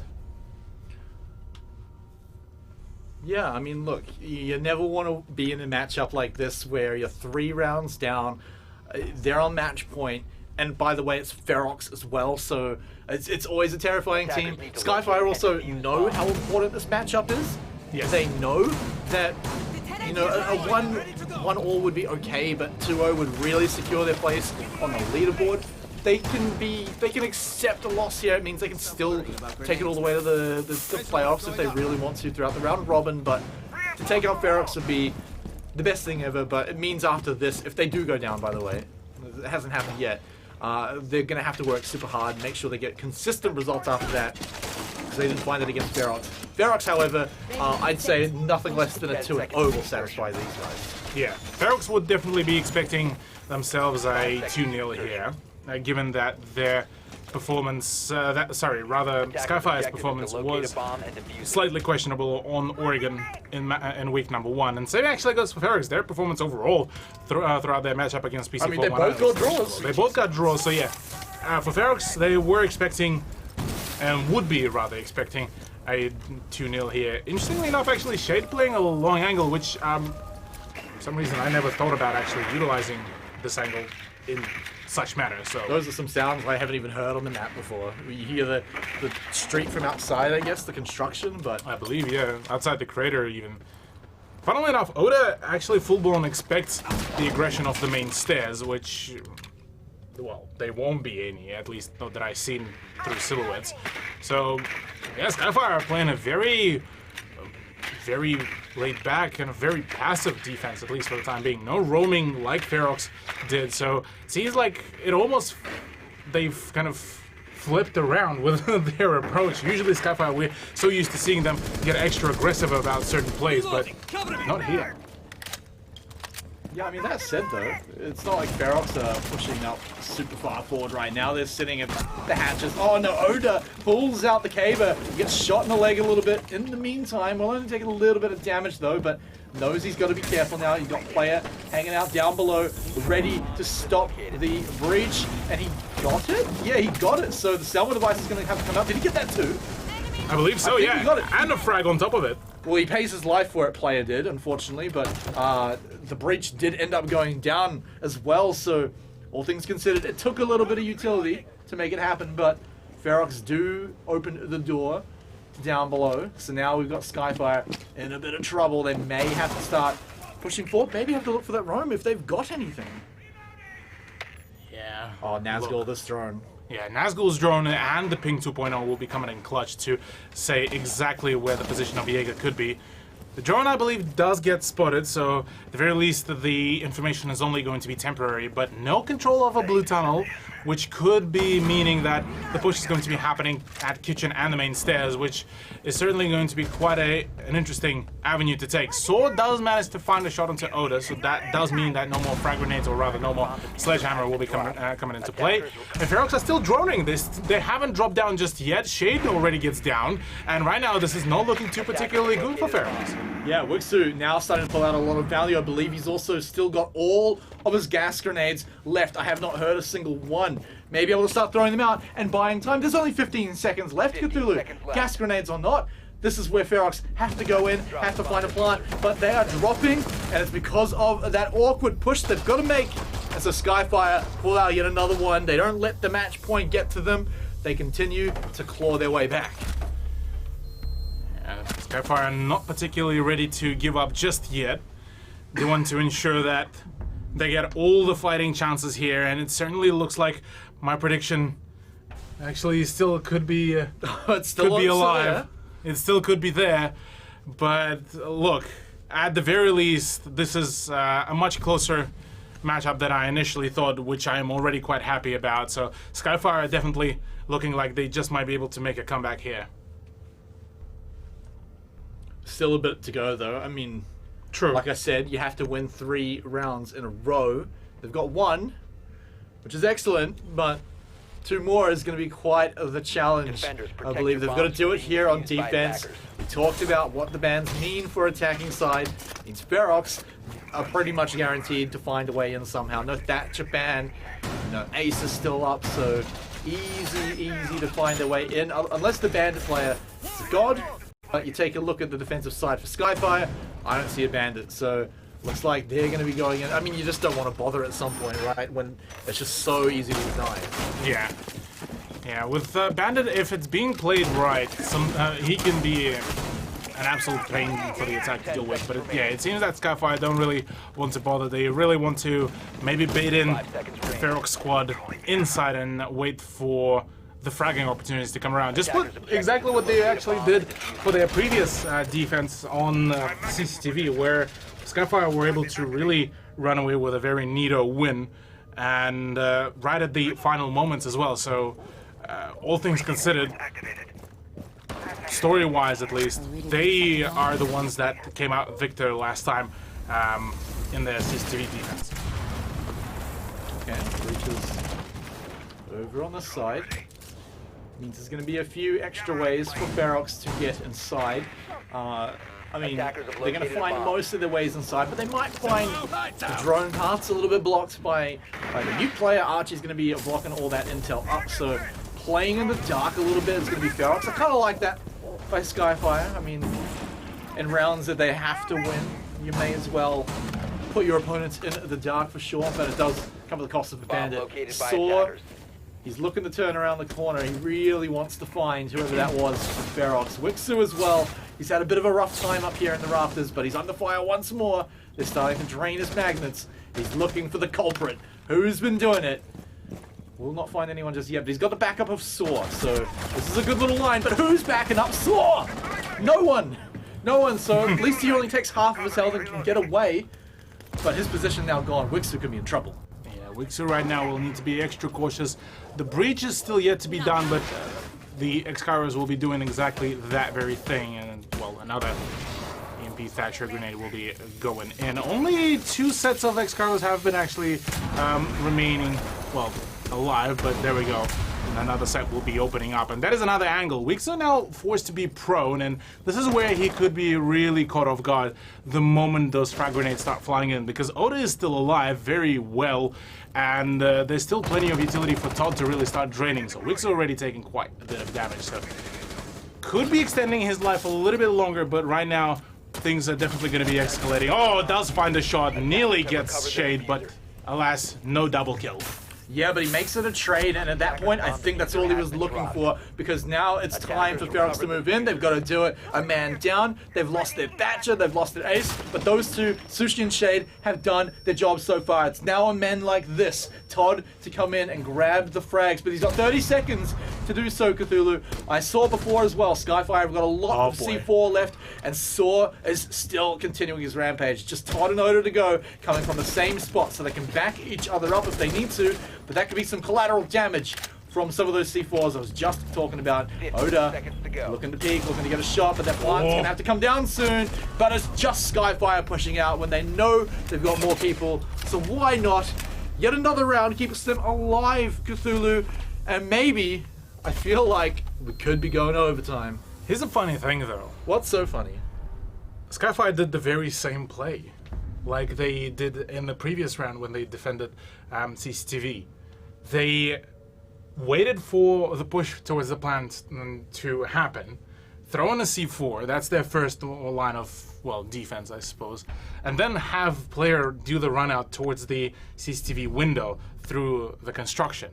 And that exact thing pretty much allowed them to get those final few frags, which I'm puzzled how come Ferox not yet reading into this, or rather not changing their approach, because say a push from towards the master bedroom or construction would have mitigated that that attempt and would have netted Ferox that point win that they really need, but alas, that didn't happen. At the very least, they are now going to go to Gym, which last time was won by Ferox in a very dominant manner. So maybe this is where they will be able to find the win. But if judging by how they did last week, I won't be surprised if we will be seeing an overtime here. Yeah, I mean, looking at the recent results so far, Skyfire have been doing pretty sweet on defense in 2 rounds in a row so far. Looking to make it a third here in Gym and Bedroom. They're bringing back the Bandit. Mirrors returned to the party as well. Didn't go so crash hot for Wixu last time, but maybe perhaps he'll be in a different spot this time, or just at least not caught out so easily by Shade on that Ace, who's been looking for any mirrors to rip it down. We saw it go pretty well from last time. Sure, he's going to be looking for it again. It's a tough one to make work, Cthulhu, but I think they can find a way. But here we go. Skyfire still in a must-win round with Ferox sitting on match point right now, but they have an opportunity to force Ferox into overtime. Yeah, and that does start with this very round. Potentially the final attempt as well before we move into map number 2. Because right now, each and every loss of the operators from both of the sides will be meaning completely two polar opposite outcomes here of the match. So right now, if Archie can keep on draining the utility, this could be huge, but yeah, we'll have to see. Because right now, Shade is actually putting down both of those Selma charges, and well, to no avail, will not be able. Well, actually, we'll be able to destroy one of those, but won't be preventing the breach entirely. Actually put a hole on the other side of the wall for the Sophia charge to miss, not get the collateral damage onto the bandit battery. I love it. I love it. But now they're going to hold Wigsu's position with the mirror as well. Of course, if Ace has any Selma charges left, he can rip that down at any moment if he needs to. But as we can see, Archie's going to be camping behind it. There's actually, I believe, 2 people there as well, because Wigsu's there backing him up. So this is still quite a difficult position to push on through it. And as I say, that Wixu runs away. But Archie should be able to do it on his own. He's got full view outside. But here it is. It's Nazgul. He wants to get rid of it. He's going to throw out a bullet. Oh no, the Flash outside. Flashes himself. Is he actually going to be able to get this one done? We've got the wall all electrified up as well. That's a lot of flashes now coming up. But we've forced Archie away from the mirror now. Nazgul's just going to go ahead and check, see if he actually did get forced away. I think he went into the lightning. He went into the electricity with the drone. Rough. Oh boy. Yeah, Sushi right now is in a rough position. I think man is a little bit stuck here. Can't really go prone, can't get past, door stuck. Can he not get out either? Door stuck? Door stuck, please, I beg you. Because right now, this could very much impact the general outcome. Sushi finally gets finished off here and put out of his misery by Smacker, but there's going to be a bandit trick. At the very least, there's going to be the push, and Nazgul does emphasize of that. At the very least, he's able to catch him off guard.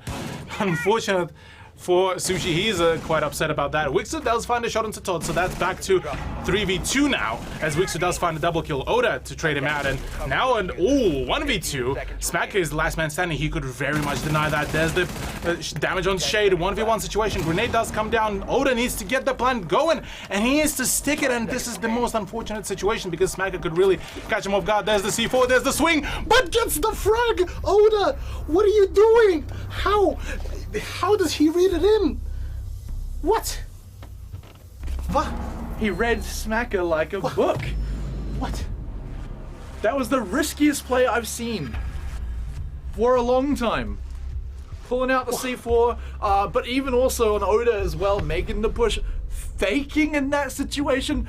Bro, you had 2 seconds. You had 2 seconds left, bro. What are you doing? But look, I mean, he read Smacker. He knows, all right, this guy's gonna go back, throw a C4 or something. He knows, maybe he just knew, I'm not gonna get this plant down. But I mean, look, guys, what it means is that Ferox just won the match. I mean, I'm still processing that round, let alone the fact they just won the match. But I mean, look, Cthulhu, I mean, we knew it was going to be a fun one to watch, but what a bang to go out on. Oh, well, yeah, it definitely was quite a banger of a map, like one way or another. Look, I did not expect so many close rounds. And from here on, I probably will be crowning Ferox the gods of the last 10 seconds of the round, because this is apparently where they just absolutely go nuts. I mean, for those who are just tuning in, results haven't yet came in, but we just witnessed Ferox get the dub over Skyfire in a 7-5 fashion. But Smite, I'm still, yeah, like you said, I'm still processing as well that final round player. I was the balls on Oda. Oh yeah. To swing like that with literally kind of a do or die kind of thing situation. Final round before you potentially could go into overtime, 1v1, and you just go get that frag. Honestly, absolute Chad. But he's going to have an opportunity to make it a 2-0 Chad play tonight because there's still another map to go. After the break, we're going to be heading to Villa to see if it's going to be a Ferox 2-0 or if Skyfire can bring it back. Welcome back, ladies and gentlemen. It's LPL Pro. It is Rainbow Six Siege, and we're in season number 3. We are right in the middle of a series between Ferox and Skyfire right now. And ladies and gentlemen, let me spoil you the results of that one. Ferox took the first match in 7-5 fashion, and I wouldn't call it convincing because Skyfire are biting back, and they're biting back hard. Oh, yeah, they sure did. Yeah, it was a 7-5 scoreline at the end, and honestly, Skyfire were 2 seconds away from going into overtime, ladies and gentlemen, and well, Oda, the Greek god of Ferox, was able to just shut things down pretty swiftly. He didn't really want to deal with probably another overtime for his team. I mean, look, he had 2 seconds to make a decision, and he made a risky decision, and it paid off. So, yeah. Look, it got his team the victory. It got it without going through overtime. So I imagine everyone's patting him on the back, especially who was it, Sushi, who got stuck in the hole, and he was quite upset about that. But his team won the round and won the game anyway, so I'm sure he can't be too mad about it. But let's jump into it. Let's jump into Villa. Jump into Villa indeed. A very quick start as well for us. It will be Skyfire that will be banning out Hibana to not see her ever again. At least for the Villa, at least for tonight. The next matchup next ban will be Thatcher as well. So no longer Thatcher will be allowing Ace that easy over Breach. So with that said, Ace is still going to be present in the matchup for both of the teams to take. But I'm imagining maybe Mira will be banned out here for the defense, or rather Valkyrie. Okay.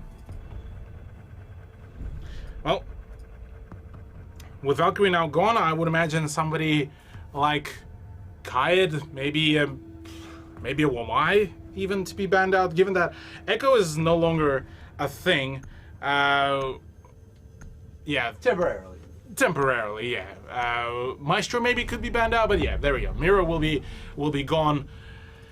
So the Spaniard will be no longer seen, and well, it is going to be Skyfire that will be going on the def here. There we go. Straight away. First round to be going to the defense of the Dining, actually, funnily enough. That is a site that is usually considered to be more so of a secondary site that goes maybe, or rather tertiary more so, similar to how Gym is for Clubhouse.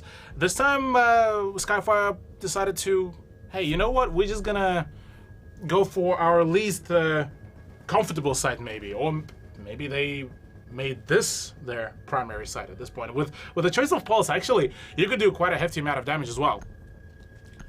Okay, so with the now 6 picks coming out, it's going to be Sledge to pop on in, but the interesting one that catches my eye, Cthulhu, is going to be Dokkaebi here for Nazgul. It suggests a certain way that we're going to see Ferox try to get inside.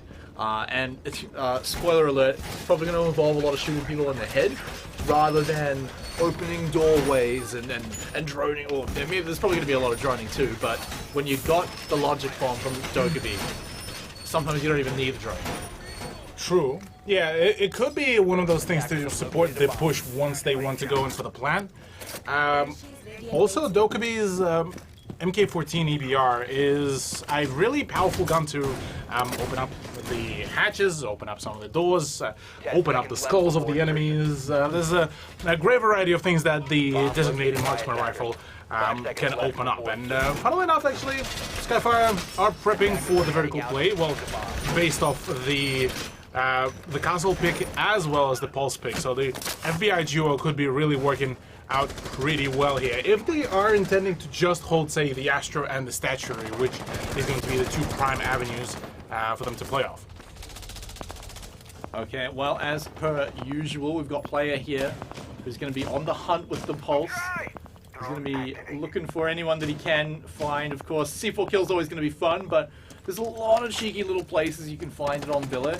So many soft, wooden, squishy floors you can attach the C4 to a bottom of and get an easy kill, but he's not going to find that straight away in the round, of course. Oda getting a lot of droning done, but the parkour does eventually come to an end as it gets taken out. But for now we've got Skyfire mostly just looking to anchor down, but Smacker doesn't play by the rules, but he does run through that fire from above. Will manage to get out with his life. Actually, that was Player who got out with his life, but he took a lot of damage. But look at this man. What? Okay. That didn't get enough damage at all. Not at all. Instead, it's Nazgul who will be dealing just enough damage to finally get the player out of the equation, but so is Smacker to get rid of Todd. So that is already a 3v4. Smacker will be rather, instead of trying to get more frags, will be going down to the hands of Shade. And well, we're back to a 3 versus 3, but Jigsaw is still on a prowl. He's still ready to wreak some havoc. And well, with Sledge being the only person who is actually around the side, and with him being on the drone, Jigsaw is being presented with a fantastic ability to just go in for the swing, but instead just waits for Shade to walk into his sights. Meanwhile, we're already seeing Nazgul and Oda actually make the entrance right onto the site. There's already a 2v1 situation with Jigsaw now being the last person standing. Potentially could find a shot onto either Nazgul or Oda, and with both of those players being quite tagged up, he does have the advantage. Oh, does he get the pre-fire? He does. Nazgul's down. So now it's down to a 1v1. Oda's on pretty low health. He's got the smoke, so he might actually be able to get him back up, and there's nothing Jigsaw can do about it. Luckily for Ferox, they've got so much time that this plant can go down pretty much uncontested after he gets Nazgul back up. They're still trying to fire back at him, but there it goes. Now the plant is down. Jigsaw's got to find his miracle. He's going to find a way to make it happen. He's just going through shots through the wall, but maybe that's all he needs. Nazgul will fall. Just Oda. Remember, he's low health as well. And he's just going to go rush on inside. Oda got out of there. Oda wants to hold down the site, hold down the lines. But Saw is still looking for him. Jigsaw's on the hunt. And he realizes he doesn't have time. He's got time to maybe play 1 or 2 baits here. Will Oda fall for it? Does he deny it? It doesn't look like it. And so now he's got to come out into Oda's sightlines. And that was exactly what he was waiting for. Very nicely done. Oda toyed a little bit with his prey.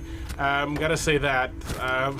Maybe a little bit of a cheeky play with those concussion grenades, and maybe a little bit too quick on that draw. But nonetheless, still was able to get a very confident win in that 1v1 situation. He was the one who was in control of the post plant. So, hey, all the props to him. He was the one who was able to get the first round to Ferox, and well, that's a solid beginning for them once again, potentially setting themselves up for a favorable pace. I'm not going to say a map win, because we've seen way too many times Ferox getting to that match point or that 5th point, and all of a sudden the 3-point differential turns into a 1 point, if not a draw. And the thing is as well, I don't know if you can say either team really gets a solid lead from that, because it came down to a 1v1 in the end. I mean, look, it was super close. Teams were firing back on each other. It's a pretty wildly different operator lineup now for Skyfire, whereas you look over on Ferox, they've changed the Dokkaebi out, but that's really the big difference. You're not going to see too much more changing with that.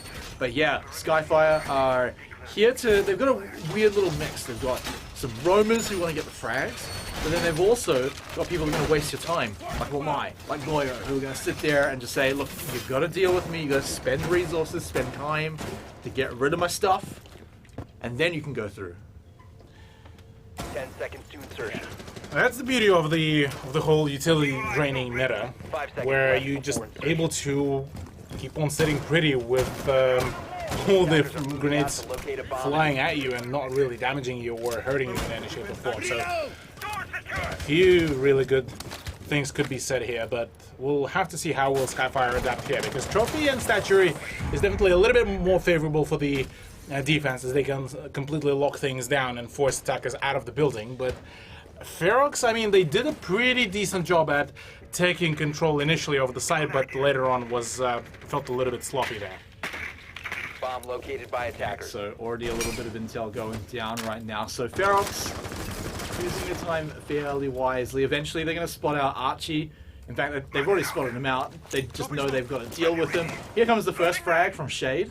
Gonna cook it on up. The recipe's lit, and well, Archie, he's already out of there. For Archie, he will have to play a little bit more of a passive game. Maybe actually go for a rotation and try to take one of those long angles where Shade just pre-fired, because I don't think Ferox will be expecting that peak further down the line. So Either that or a C4 from below could really be the deal breaker. Although Oda right now is already on the case. Nazgul is downstairs with him as well. So right now they just are waiting for the aggression from Smacker, who potentially already has revealed his position via a few footsteps, but that's unconfirmed.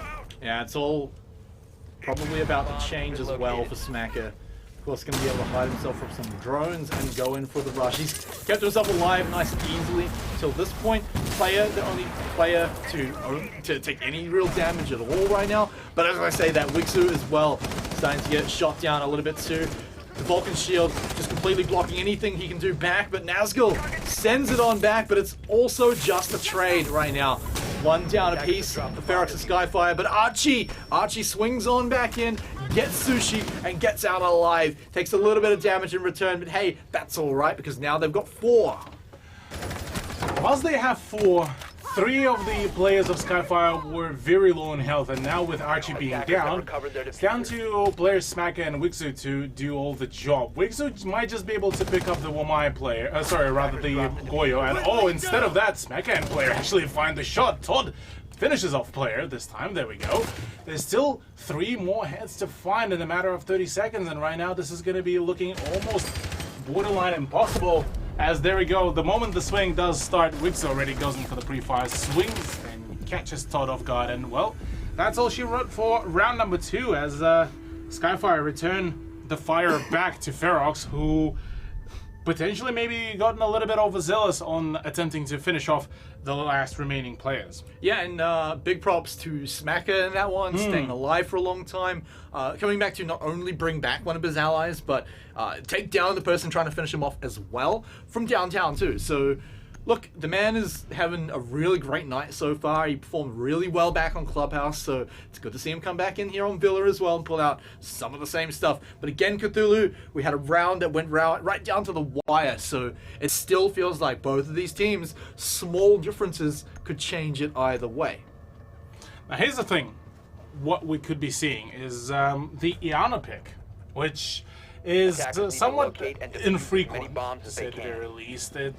She's one of those kind of swap in, swap out operators that can sometimes affect the general playing field.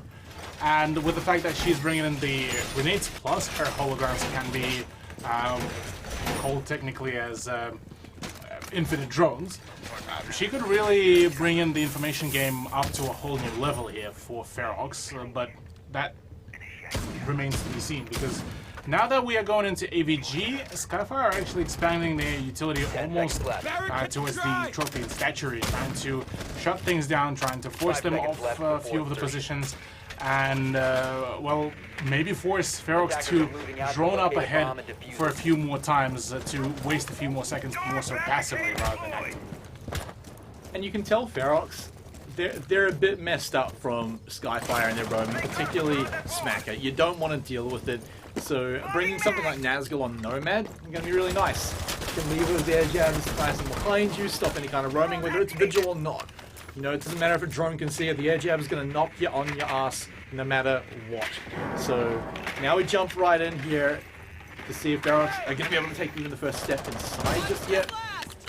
As we've seen them take a little bit of time to do it before, but looks like this one should be nice and easy as the breach is starting to come under it. Yeah, with the breach is now happening, Sushi will be trying to maybe get an opening into the trophy, which could be, or rather statuary, which could be a solid beginning. They haven't spotted the pulse just yet, but they might be knowing from a few sounds. There's the positioning of the castle, who will be also still busy opening up a few of the holes in the wall. So for the time being, it's more so of a prep phase for Ferox rather than Skyfire.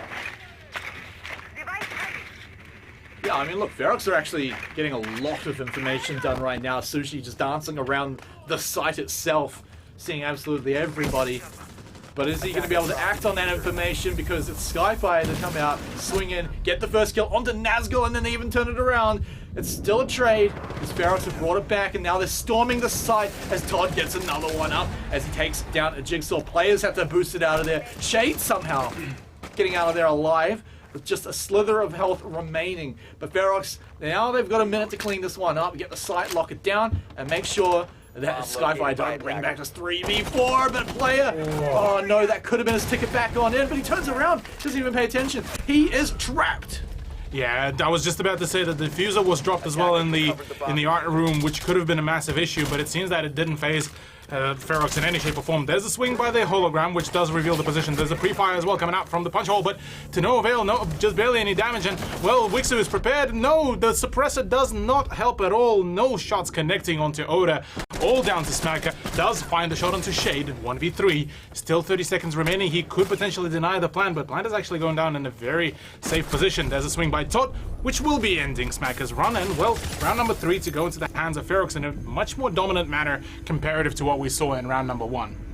Oh yeah, that one looked a whole lot better. I mean, things started off really well. Todd getting incredibly aggressive, pushing forward along with the rest of his team, meaning that they can swing in, immediately take a pretty big numbers advantage, which is always a really good start. But then after that, it was just on the hunt. I mean, they trapped Wigsu, the poor guy, and then after that, nothing really the Jigsaw could have done to really bring that one back in. So halfway through the first half means that we're going to see maybe something a little different here coming out from Skyfire. I spy a Rook as it may be the one to come on out here. I mean, maybe just throwing on the armor plates for a little bit more health. Look, one of the things that I would be thinking why Rook might be coming out is because out of the 2 French defensive operators, he's the one that gets to keep the 2x scope. Doc only has now a 1.5 scope, so he's no longer viable in the current, say, utility-based meta. And the ACOG did kind of keep him as fairly relevant for some of the players, or rather for some of the fragging positions. But now that he doesn't have that capability for the long-range engagements, or rather not as much as what Rook has, it could be a bit of a difficult task for Doc to keep up the relevancy. So players' pick of the Rook is somewhat understandable. Whereas Ferox bring in the Twitch. I mean, like we mentioned before, Nazgul being the Frankenstein, I suppose, of Ferox, bringing in just a plethora of all new operators. We've seen already Dokkaebi, we've seen Nomad, we've seen Clash, we've seen just a pretty big variety for what it's worth for Ferox. And bringing in now a Twitch, it's not a bad idea, but with the way how Skyfire have been doing, they should be able to counter the Twitch drones pretty quickly. Yeah, I mean, not to mention as well, there might not be a Mossy, but there is a mute. That's always really annoying when your main gadget is very much denied. Jigsaw. Oh, Jigsaw. All the way that's from filthy. downtown. He'll just take that one and get out of there, take a chip on the shoulder in return, but nothing he can't sort out pretty quickly. The worst part about it all is that Twitch drone was pinging exactly where the Jaeger was, and there was still no trade at all during that gunfight. So that is one way to rub in the salt on the wound for Ferox, and well, that would be leaving them at a bit of a distraught situation, because now that Shade doesn't have that hologram, or rather no frag grenades with the hologram, it's going to be a whole lot tougher for Ferox to go in for a much more confident push. Yeah, they would have loved to go in with all the information they could, but you know, sometimes you just got to get in there, have a little peek and see what's on the inside. As you can see, Sushi is trying to do that along with Oda, but Oda's the one that gets shot down in the little game of look-see. But with that, Sushi's still going forward. He's still pushing forward, and he's found a way to get a little bit further up, but I mean, look, the position is still a little bit awkward as he's now going to go down the hallway. Still doesn't want to commit to turning around right now. Knows that they can't even afford to look around the corners just yet, because they don't even have the amount of drones that they need. They're all basically out right now. In fact, yeah, no drones left. So we're going to start reaching up as Sushi throws out the Selmas. Going to have another little opening in here. Wixu tried his luck with C4. We'll find nothing. Yeah, only the 2 dead players of Ferox do have the drones available. Nazgul with the shotgun. Actually, I just realized Nazgul is running the Twitch with the shotgun, not the F2, not the DMR, which is quite a meme way to push around. And well, decides to go in for the Pika with a pistol, just does not have enough of the damage output. And Todd is his last man standing, does find a shot on 2 players, so that's the Rook out of the equation. Does have the positioning on side, but does not have the head, which he does get pre-fired pretty quickly here by Archie from behind. Yeah, so we see another round with Ferox very quickly taking a pretty strong lead. and then just holding on to it. None of this comeback business where the other team just has some kind of miracle coming out from them. Players like Smacker who are just suddenly pulling rounds back where they don't need it. Smacker almost does sometimes, and has done in the past, but plenty of times where Ferox will not let that happen. But we are here evening up the scoreline, and you can see both teams not really looking to change anything too crazy. I mean, the Smacker special Vigil is going to come out again. Always love to see it. When it goes well, it goes really well. Other than that, I mean, you got a new operator you want to throw into the lineup? Well, you got Nazgul, so let's throw Jackal in there too. And Nazgul is the person that is making all of the adjustments so far for the lineups. He's the one that keeps on bringing in something new, something fresh to what seems to be nearly every round. Jackal here is going to be a pretty decent pick. If Nazgul will be going for the same play as he did before, where he followed kind of Oda on his trip to the downstairs to the dining and the art room, he should be able to track down all the roamers pretty quickly, or rather, at the very least, expose their positions to force them off their comfort zones. If not, 5 seconds. he at the very least has the smoke grenades, which could be Attackers are moving out. which could be done pretty well. I like what what Blair was doing there, just kind of showing, hey, stand there, aim there, just to throw the perfect C4. You gotta teach the newbies sometimes. You gotta show them how it's done. Exactly. Show them how to get the beautiful Hoggers C4, as the children call it. Yeah. Well, whilst the rest of the team was setting things up there, Sushi will be trying to drain out the ADSs and try to maybe get rid of that Goyo shield, which, funnily enough, actually there's no ADSs to keep an eye out there, so fairly quickly, Goyo shield will be dispatched off. Smacker is still off-site, which could throw in a spanner in the works of Ferox. Same goes for Jigsaw, who is currently on the south side of the map. Oh man, Nazgul's getting everything here. They know exactly where he is, so the call-outs have got to be coming. But no! Oh, there's the crossfire though. Call out or not, they're going to be going down, and they may end up getting the trade and making it okay. But now they have to run out of there. That time now down the toilet. You've lost Todd, one of the players on your team who have been having some incredible moments. On the Ash as well. Always really annoying to lose a fragger like that. But hey, look, at least it's a trade. You've taken out Wixu right now. The real play now is going to be around the corner. Shade gets ADS eaten up, but would have loved to just roll that on under and kablooey someone's legs off. A player, he's just going to hold the line. And there's the Jackal tag as well coming around to Goyo's position, I believe.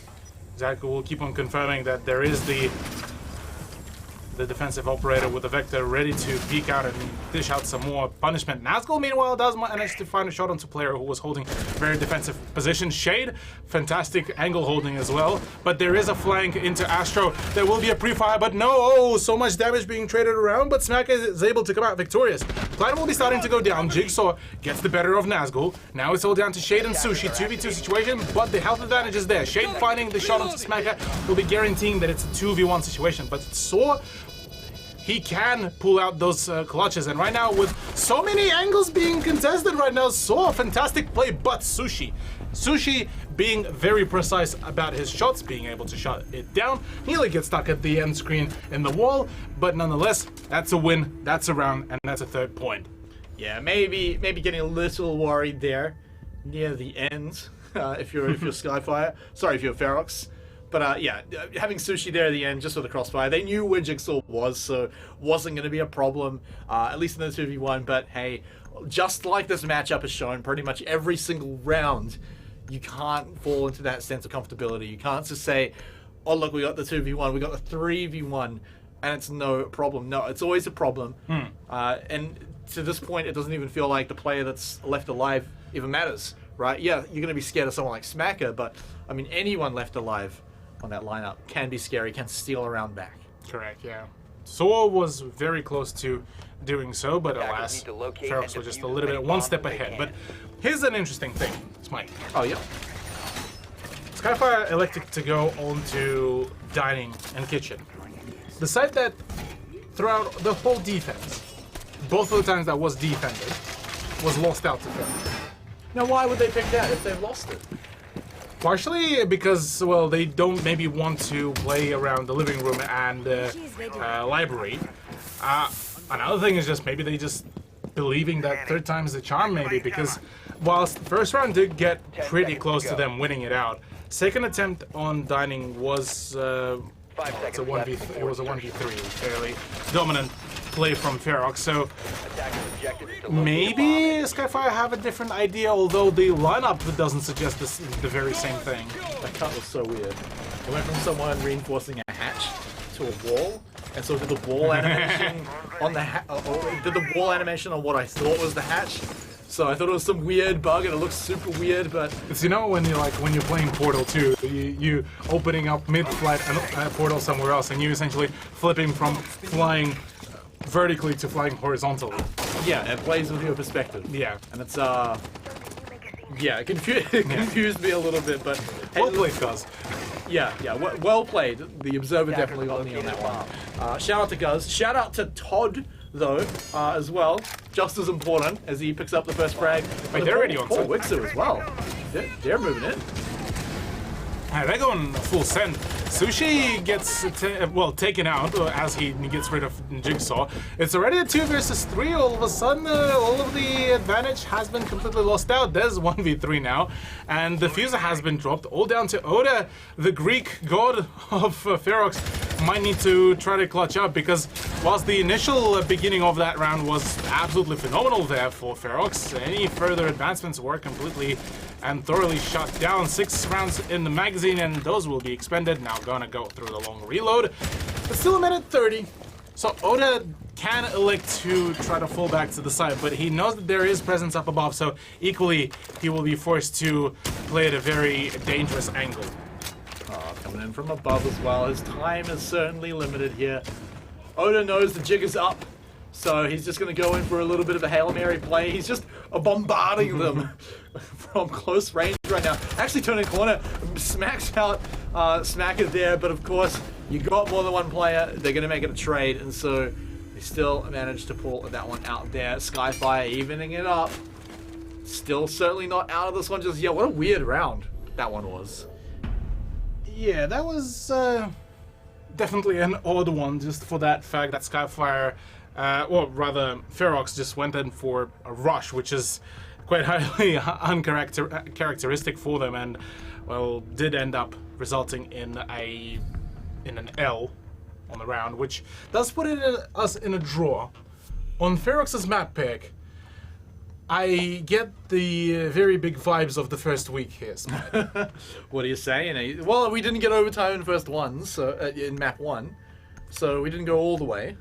True, but last time we saw Ferox play on Villa, they did get to match point.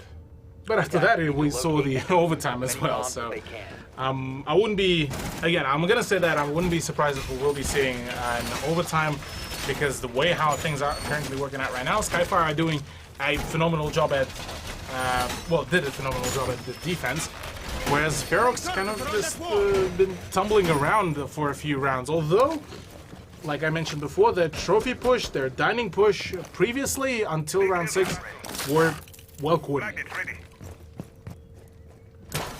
Time to do it on the attacking side here. You want good results on both sides, of course. Ferox, though, to their credit, done just as well as Skyfire. I mean, they picked up 3 rounds on their attack, so let's stick them over on defense. Again, it's looking pretty similar.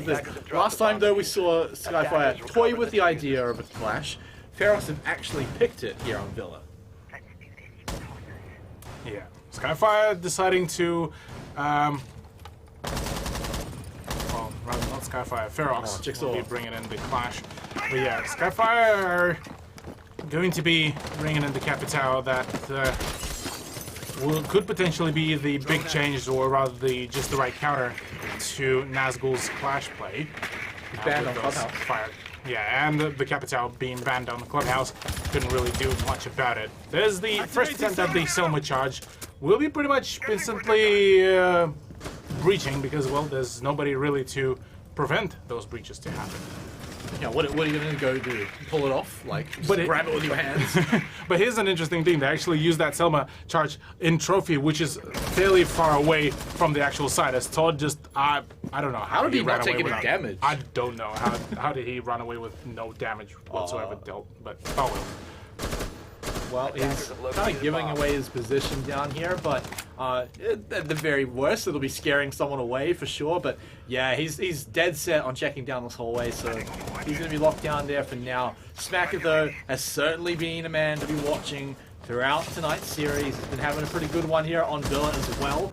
And now he's starting to push up like the big man he is, but has survived the first swing. But will he survive the second? It looks like he won't. Will? No, Shade. Shade takes out both Smacker and Archie as well. And only takes a little bit of damage in return. This should be a pretty solid defense by Ferox. They've got 2 men up. 2 men up, and we saw a few times when Skyfire were able to make a big return, but Todd right now keeps on capitalizing on that. Finds himself a double kill, gets traded out, but right now Wixer at this point is very much, about to get bullied. Oh no, there's a 360 by Nazgul as well. And oh my lord. Ferox just coming in to swing with those plays. 2 kills for Shade, 2 kills for Todd, and Nazgul to rub in the salt at the end. That was a pretty scuffed 360 though. He went like, I don't know, like 200 degrees, like a little more than half a turn, and then suddenly did the last bit all at once. But I guess he's just timing with a shield for sure. So styling on his opponent, but also getting that sweet protection from his right shield. So with that, Ferox take the lead. And you want to say as well, you know, they took that one pretty early on with a lot of their early frags there. I mean, they have a lineup which is great when you take the early lead. It's pretty hard to lose the numbers advantage, especially when you got someone like Clash. So it wasn't really a question, but they got it from the start, and that's all they needed to do. And so now they start things off really well on their defending side. Yeah, that was a pretty solid start for what it's worth for Ferox to kick things off on their defense. Certainly might be looking like they may be getting their morale back up and running, because that first half was definitely a little bit shaky there, especially after their last week's showcase on Villa as well. But for now, this is looking pretty good. The choice of Orgs, though, I'm a little bit curious about what was the main decision-making behind that one, so we'll have to see. Another interesting thing is that even though it's a trophy defense, Ferox are expecting the study room and the AVG push, which Skyfire did not do. They fully reinforced the master bedroom, and that is all that they were really waiting for. I'm reloading. Okay, well, Skyfire had their chance to come in here, see if they can find Ferox on the defense, or see if it was just a fluke for Ferox, or if they're actually going to be able to pull off yet another victory here. Oda here on that Oryx as well. Yeah, so I don't know if you saw it, but Blackbeard also picked up here for player. Oh no, but it's not a good start. They've lost Wixu on the entry. Oh man, what a disaster. Wixu has been having a really rough last few rounds. I'd say even Villa as a whole has been going pretty rough. Yeah, it's most certainly a bit of a rough play here for Skyfire. Losing out on Zofia out of all of them, that is definitely gonna hurt. Funnily enough, it was not Oda, it was Todd who was trying to do such thing. Player with that DMR could deal quite a hefty amount of damage. And by the way, I gotta say, that DMR with a renewed red dot sight is absolutely sexy. It's quite beautiful, isn't it? It's quite beautiful, yeah. Very nice to look at. Nazgul, Ooh, okay. Nazgul's going to be hanging out here looking exactly at the window, can back out at any moment Interesting. he needs to.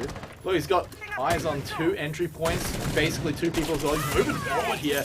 Oh, but he's going to get surrounded, takes a chunk from the left, but still manages to survive. Does the 360, but will not get the kill at the end of the day. Player, though, did take a big chunk of damage, but luckily for him, he's got this big fat shield he can stick in front of his face. Yeah, but funnily enough, both of the ballistic shields now have taken quite a chunk of damage, so a single shot will pretty much be the end of it, which is also a very interesting thing to really point out. That could potentially be the death of Blackbeard sometime very soon. There's the first ballistic shield gone, so now the next one needs to go in, or rather about to break. There's the swing, there's the frag grenade as well. That does a little bit more damage to player. And right now with Oda taking even more damage, he's able to get rid of Jigsaw. So that's the IQ off board. Player is still very much tagged up. Saka and Archie are the last man that are full health. And right now, this could be the big change here. I don't think I've ever seen a Blackbeard run out of shields. They have so much health. And so he's just barely on one remaining. We'll be able to, it's just enough to keep him alive. Doesn't take any damage in return. Okay. The shield stays alive, and he continues to rack up the kills. And just more rack up as well. Players' life has been thrown on the floor, but 30 seconds left. They just have Sushi to find right now. Smack has been doing his job to clean this up as well. Sushi's got the 1v2. They know roughly where he is as he just finished off player. And now he gets the jump. Oh. He gets the jump on both of them. A double kill wins Ferox the round from Sushi. My goodness! Sushi, absolutely godly play there. Able to play off perfectly off his prismas, off the sound cues, and clutch out the round. And oh man, 2 highlights for the price of 1 round? I'll take that deal. Oh, you were barely finished writing on the first one when that one happened. So props again to Ferox. And again, it kind of... Oh, don't do it to them. There's no way they do it to them with the Chanka. But yeah, it came out very similar to Clubhouse, where it was going back and forth between the teams, but Ferox this time take the lead. They're just playing with your heart. They're just playing with your heart. I choked. I was breathing in the moment I saw the Chanka. Oh my lord. Oda, he actually locks it in as well. Oh. All right, so I thought this was a bit of a Shadow Neck special because they're the only team that really brings out the Chanka. But Ferox, man, Oda pulling out the Lord, the Savior, perhaps for one of the last competitive chances he'll have. Pay the last tribute as well. I did this with the wrong hand, but and the chat probably can't be seen. But yeah, potentially one of the last few appearances before the Lord himself gets a rework, where he might be having the handheld DP25 machine gun and the grenade launcher as well, which I'm looking forward to. But I'm gonna say the idea of how good Chanka can be is also haunting. He hasn't decided where to put his LMG just yet. So I'm wondering what's going on, if this is actually just a let's have a bit of fun kind of play, because it looks like it really is right now for Ferox. They've got it lined up right at the door. They've got a pulse on one side. They're about to open it up and bait them in. They've got Nazgul on the clash, making sure it's completely safe, but little do they know. Little do they know what's on the other side of that door. But will they find out? Will they get inside? They're trying to bait them in. They're saying, come on, guys. Come on in. There's absolutely nothing. He's walking out. He's walking out. Is he going to be able to get back inside? It's just a clash, so it's no worries. But Skyfire, Cthulhu, they've got to be wondering what the hell's going on. Oh man, please tell me that Oda will be able to get himself an LMG kill as well with that one, because if Nazgul will be able to bait them to be a little bit even more aggressive, this could be huge if they're able to play off that very aggression, and kind of the fact that Ferox can get aggressive would play in hands of Ferox. Well, I think we just got to look inside. Okay. Didn't see anything. They found Todd, so they took him out. There's only been a bit of clash damage, and it's continuing to come up. Nazgul, I feel like he could have got a shot there, almost got the jump. Oda still hanging around. Does he have his LMG still up? I don't even know. Doesn't look like it, but now Skyfire are starting to get inside. They notice that maybe one of those doors not the right way to go in. They've gone outside. It's Oda to find Saw on Skyfire, but Smacker has found one back as well, and he's going to continue to pick up yet another one. So Smacker once more putting Skyfire on his back to try and carry them to victory, but he's in a very awkward situation. He's stuck right on the site. He actually can get out here, and so he'll stay alive. There's a minute, Cthulhu. Oh no, Wixu and Archie too. Both walk into the line of sight. So now it really is all up to Smacker. Hold that thought, Cthulhu, because Smacker might be bringing it back. Yeah, just the Chanka. Yeah, an Ash versus a Chanka, the Lord versus the headless nightmare, and that is Ash's hitbox. This could be a very huge thing. He needs to play very passively because obviously he doesn't have the speed nor the gun, so he needs to really go in for the swing. Smacker is actually going to be waiting for the Chanka to peek, and rather will be trying to bait him out, but oh, yep, there's that breaching charge. The bane of the existence, and Smacker actually does a pretty big brain play. Just deciding, hey, I'm not going to challenge him, just swing in with the breaching charge, and well, that's about all she wrote. Fantastic play by Skyfire. They actually brought out the Tachanka pick. That is, I have to send my full regards, my full respect to Ferox, not just for the Tachanka pick, but how hard they worked at trying to get it to work. I mean, going outside with the Clash, trying to bait them inside, but then also full respect to Skyfire for not biting the bait. Yeah. Yeah, not biting the bait has certainly been a big thing that Skyfire were able to keep persevering through, especially with that round. So, mad props to them. That does make the round differential much smaller, as now it's only a single round. And Skyfire looking at potentially getting themselves that 5th point to equalize that round count. But Ferox as well, for their AVG defense, they should be able to have themselves a quick cheeky win, given that they were already able to defend it really confidently. But that was one of their approaches, where they played very much offside, where they played just around the 90 hallway and around the castle barricades that were set up by their teammates to essentially force Skyfire into open engagements. Here, now that we don't really have the castle anymore, it's rather Nazgul with a Clash, things might be slightly different. Actually, pardon me, Nazgul was the Clash back at that round as well. So, look, things might be different. Maybe Skyfire have learned, maybe not. We'll see that in a matter of 2 minutes and 50 seconds. Maybe sooner. Maybe even sooner. Maybe that's where we see them come back in. I mean, look, Ferox had a pretty quick round on attack once, so they lost it, I believe, but maybe Skyfire does the same thing. Smack is certainly going in pretty quickly here on this Ash, looking to swing around. He's already at the stairs. I wonder if they even have an idea. Looks like Nazgul sniffs something out, sees the drones. 2 of them, in fact. Well, they see him as well, so no surprises for anyone. Gonna just take the drone out. Now they're safe up the stairs as well. Do Smacker and his buddy go on up and try and take him out? Do they try and take control of the stairs? So many annoying little angles. They've got to worry about this murder hole in the floor. Do they just breach above it? Do they just shoot above it? Look, Oda. Oh, he sees! Ooh. He waited. He was patient, and he was rewarded. And Jigsaw now off the table, but Smacker gets revenge against Oda. They're going to mute off the table, but now they're continuing it. And Sushi's the one to trade back. It is just trades for now. But now it's Ferox actually to take the lead with Shade grabbing that one.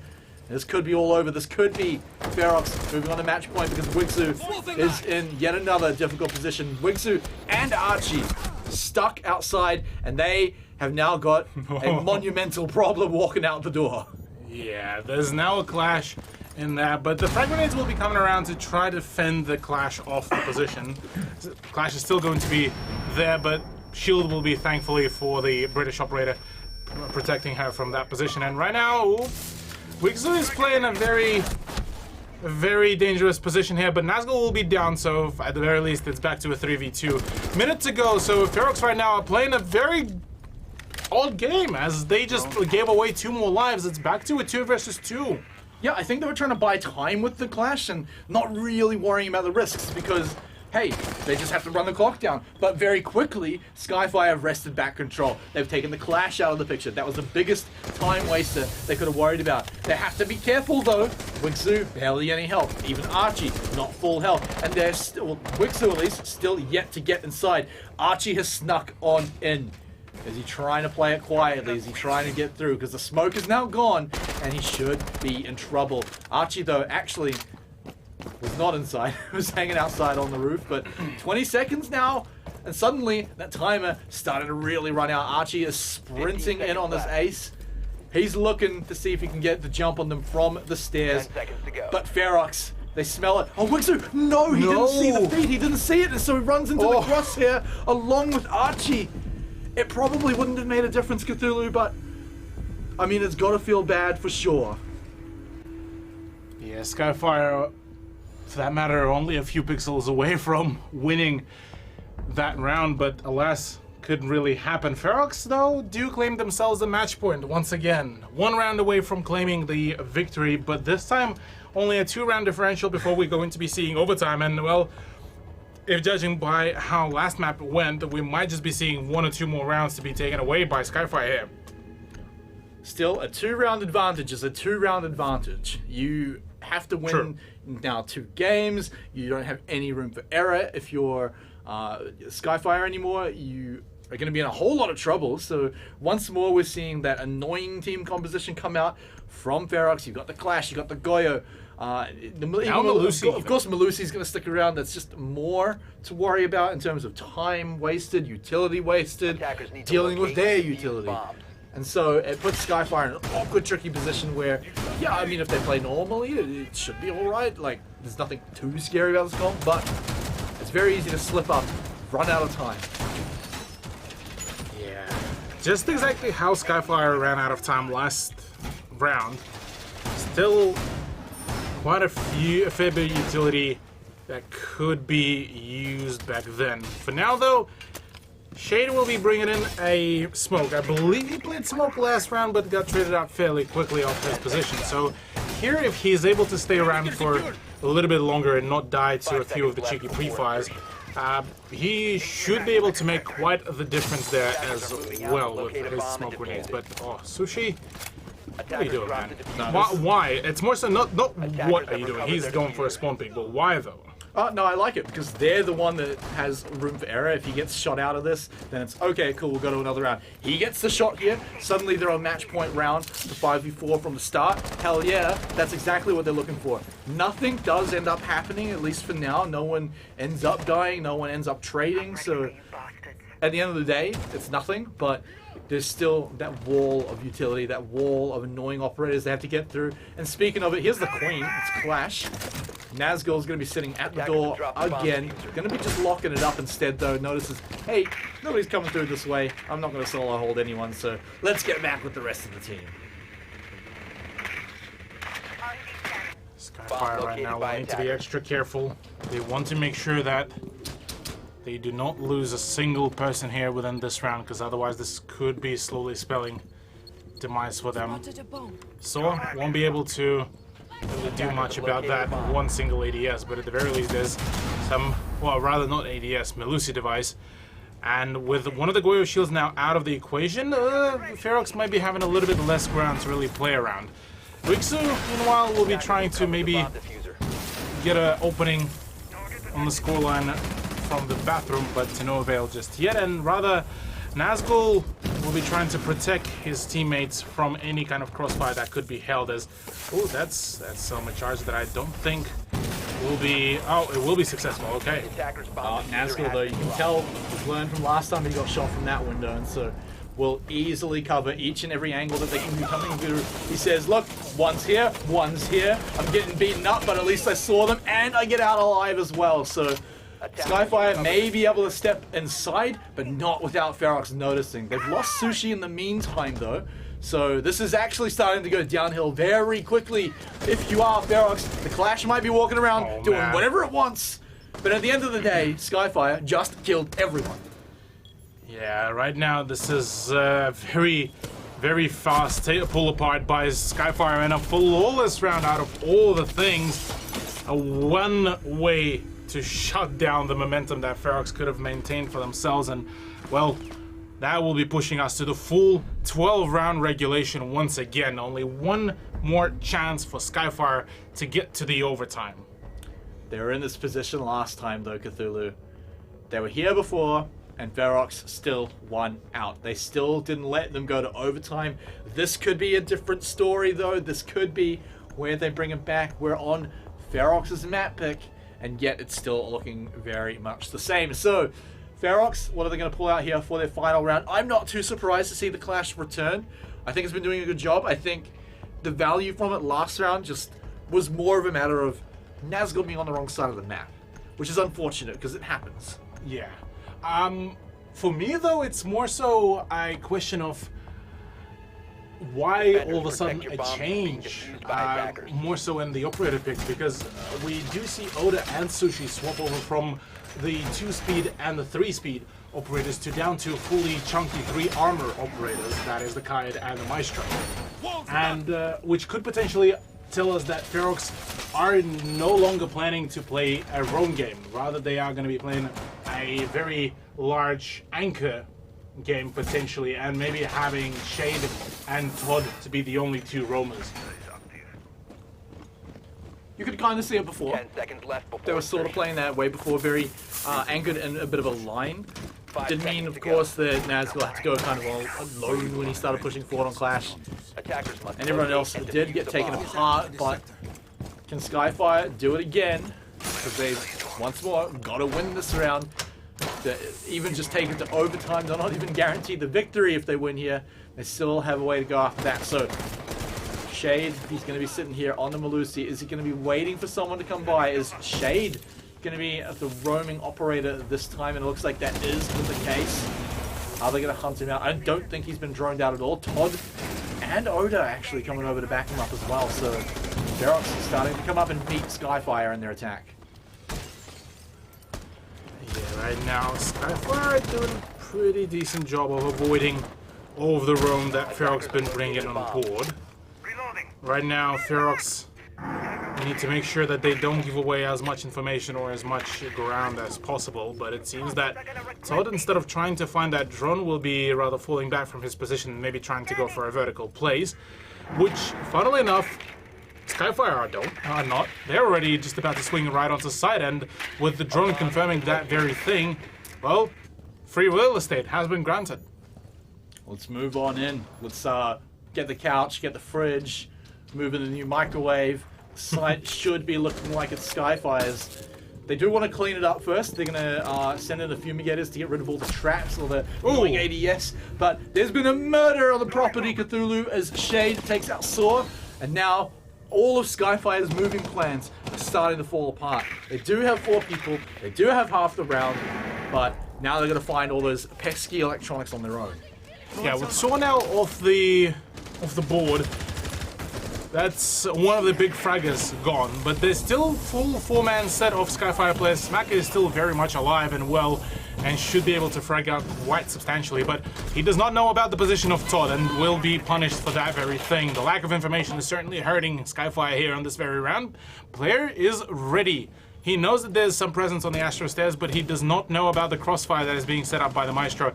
Well, now that the altar has blasted off, now he's well aware of that. The swing does come around, the peak does happen, and well, Sushi and Oda in the joint effort will be able to get rid of the Zofia. They'll get the frag, rather refrag by Wigzu, and now he's the last man standing to keep the dream alive, but Ferox shut this down as promptly as it can get.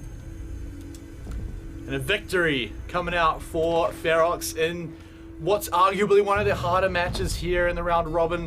One they wanted to get out of the way nice and early, and that they did solidly. Yeah, it came close in some of the rounds for sure, but at the end of the day, you've got the 2-0 scoreline under your belt. So unless it comes down to tiebreakers at the end, I mean, look, you're happy with that. Sure is, yeah. There we go.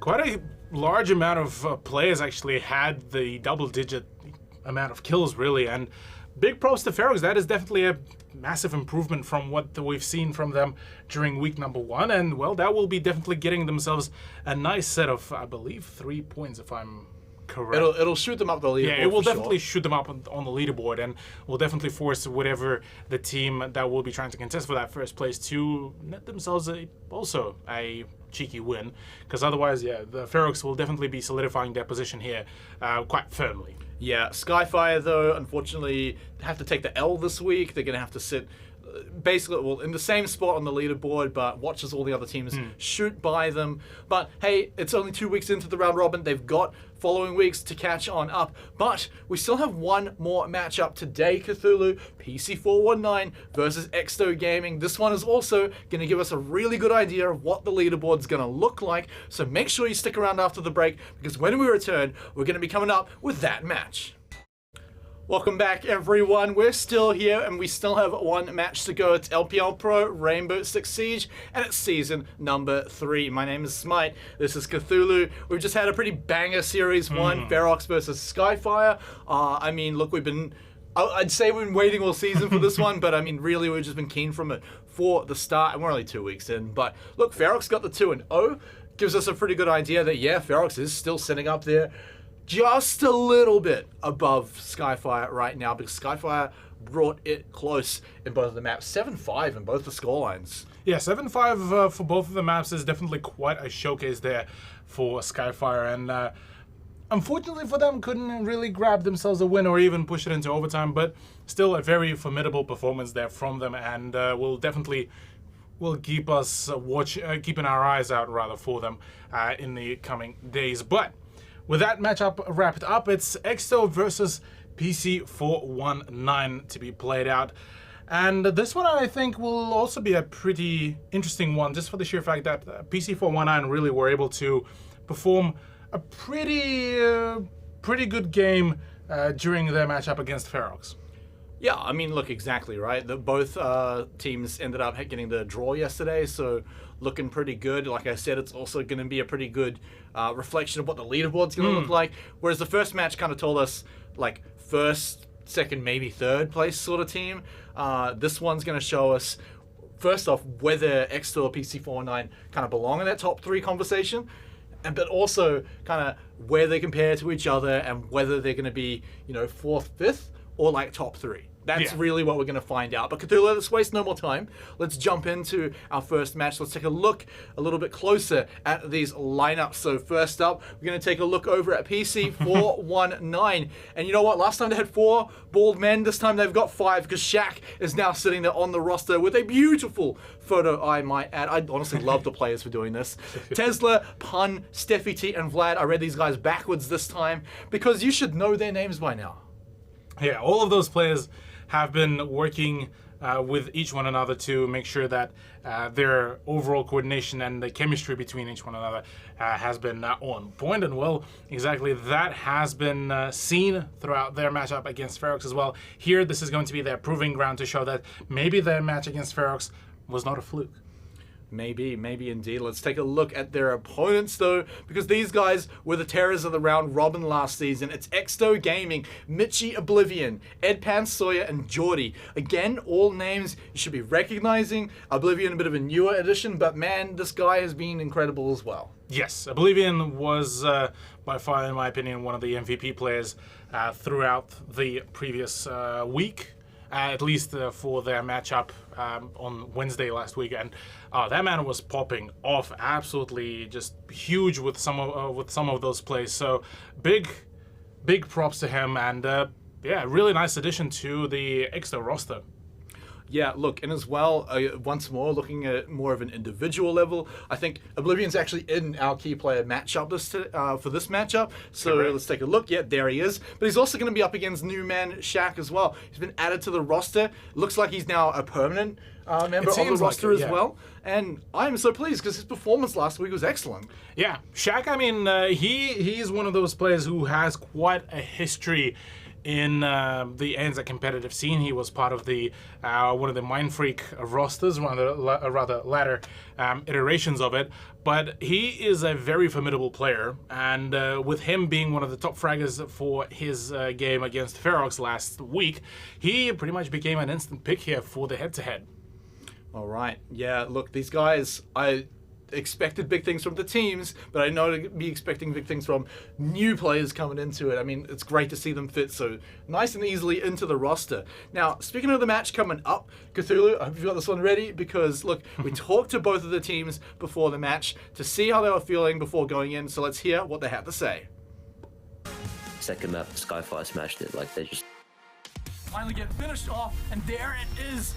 if anything, they're the most unpredictable teams in the league. Take it week by week and really focus on getting that 2-0. That's something we struggled with last season. Like, we didn't lose very much. I think the only loss we had was against Exto, actually. You know, all the other games was draws. You know, Bizarre, Skyfire, all these strong teams. Getting draws is good because, you know, you're both sharing a point. So they're not, you know, they're not going away from you, but at the same time, we're not going anywhere either if we just keep getting draws. Focus is to get those 2-0s as much as possible.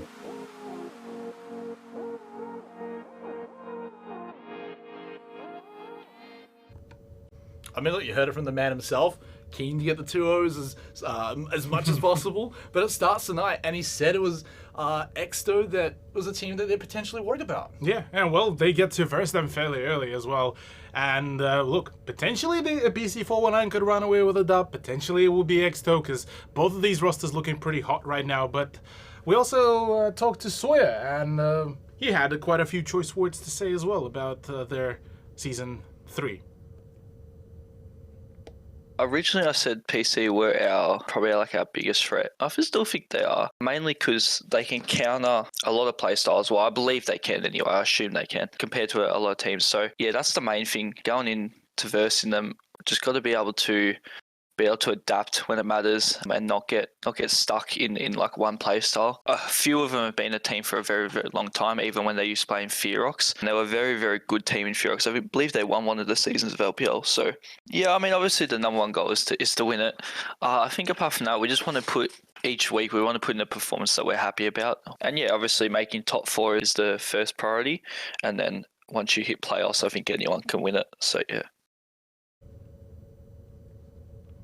I mean, look, same kind of deal, like a lot of confidence, knows he wants to come in, get the 2-0 as well. But it's good to see a lot of respect actually being given by both sides to each other. Yeah, both of them are very respectable, minimal amount of trash talking, both of them expecting it to be a very difficult matchup to really see.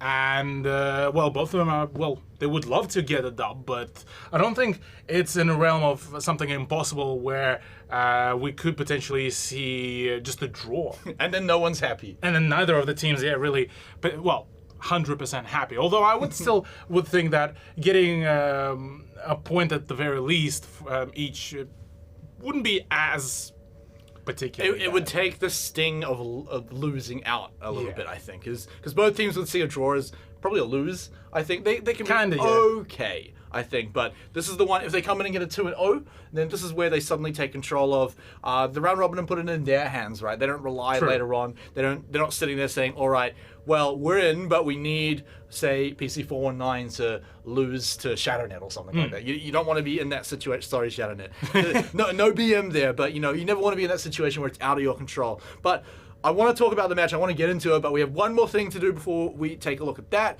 Let's take a look at the match. So first up, going to be Clubhouse, and then Theme Park. Meme Park. Hell yeah.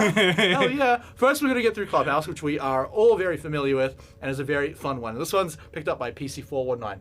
Break it down for me. Yeah, PC419 on the club could be a very interesting one, just for the sheer fact that, well, firstly, Clubhouse as it is has been fairly overstratted at this point, and you kind of more so playing a game of chess of trying to predict which pattern will be likely picked by the opposing team. And Clubhouse should be certainly a very close, I reckon. Whereas for Theme Park, look, I definitely think that there is quite a severe lack of Theme Park in the current meta, in the current map How pool. long's it been? And it's been quite a while since we've seen the map from, I believe, Hong Kong to appear here on LPL Pro? LPL Plow. LPL Plow. Yeah, at this point, hey, what Fearox did on some of the rounds, that was LPL Plow. Yeah, well, Skyfire plow them back. Look, let's finish this conversation before Either way, it sounds before like it gets too weird. look. Okay, so Theme Park hasn't been seen for a while. I think let's talk about that in a moment, because Clubhouse is coming up. We're getting the players into the lobby, guys, so they're close to getting there. And as soon as we're going to get the game ready, we're going to be jumping right into it. But yeah, we just saw Clubhouse. We just saw what it looks like when there's no Thatcher ban, there's no Ace ban. Do you think that's going to continue? Do you think that's always going to be what we're seeing with those operators left up and the breaches are just easy on Clubhouse? I think actually PC419 are going to be the main people who would be banning out the Ace. I think, if memory serves me right, they were the ones who were quite consistently banning it during the Fearox game, and we haven't really seen a whole lot of Ace up until we saw Rufflecopter perform. So I think PC419 could actually just completely out the Ace out of the equation and kind of bring it back to the old meta, I suppose. But with the fact that there's still Melusi, that roamer with a C4 and her phenomenal gadget, she could really turn the tide here into the favor of the defense. So it's going to be a bit of a coin flip, because the main thing is going to be very much dependent on which team would be able to really outgun here.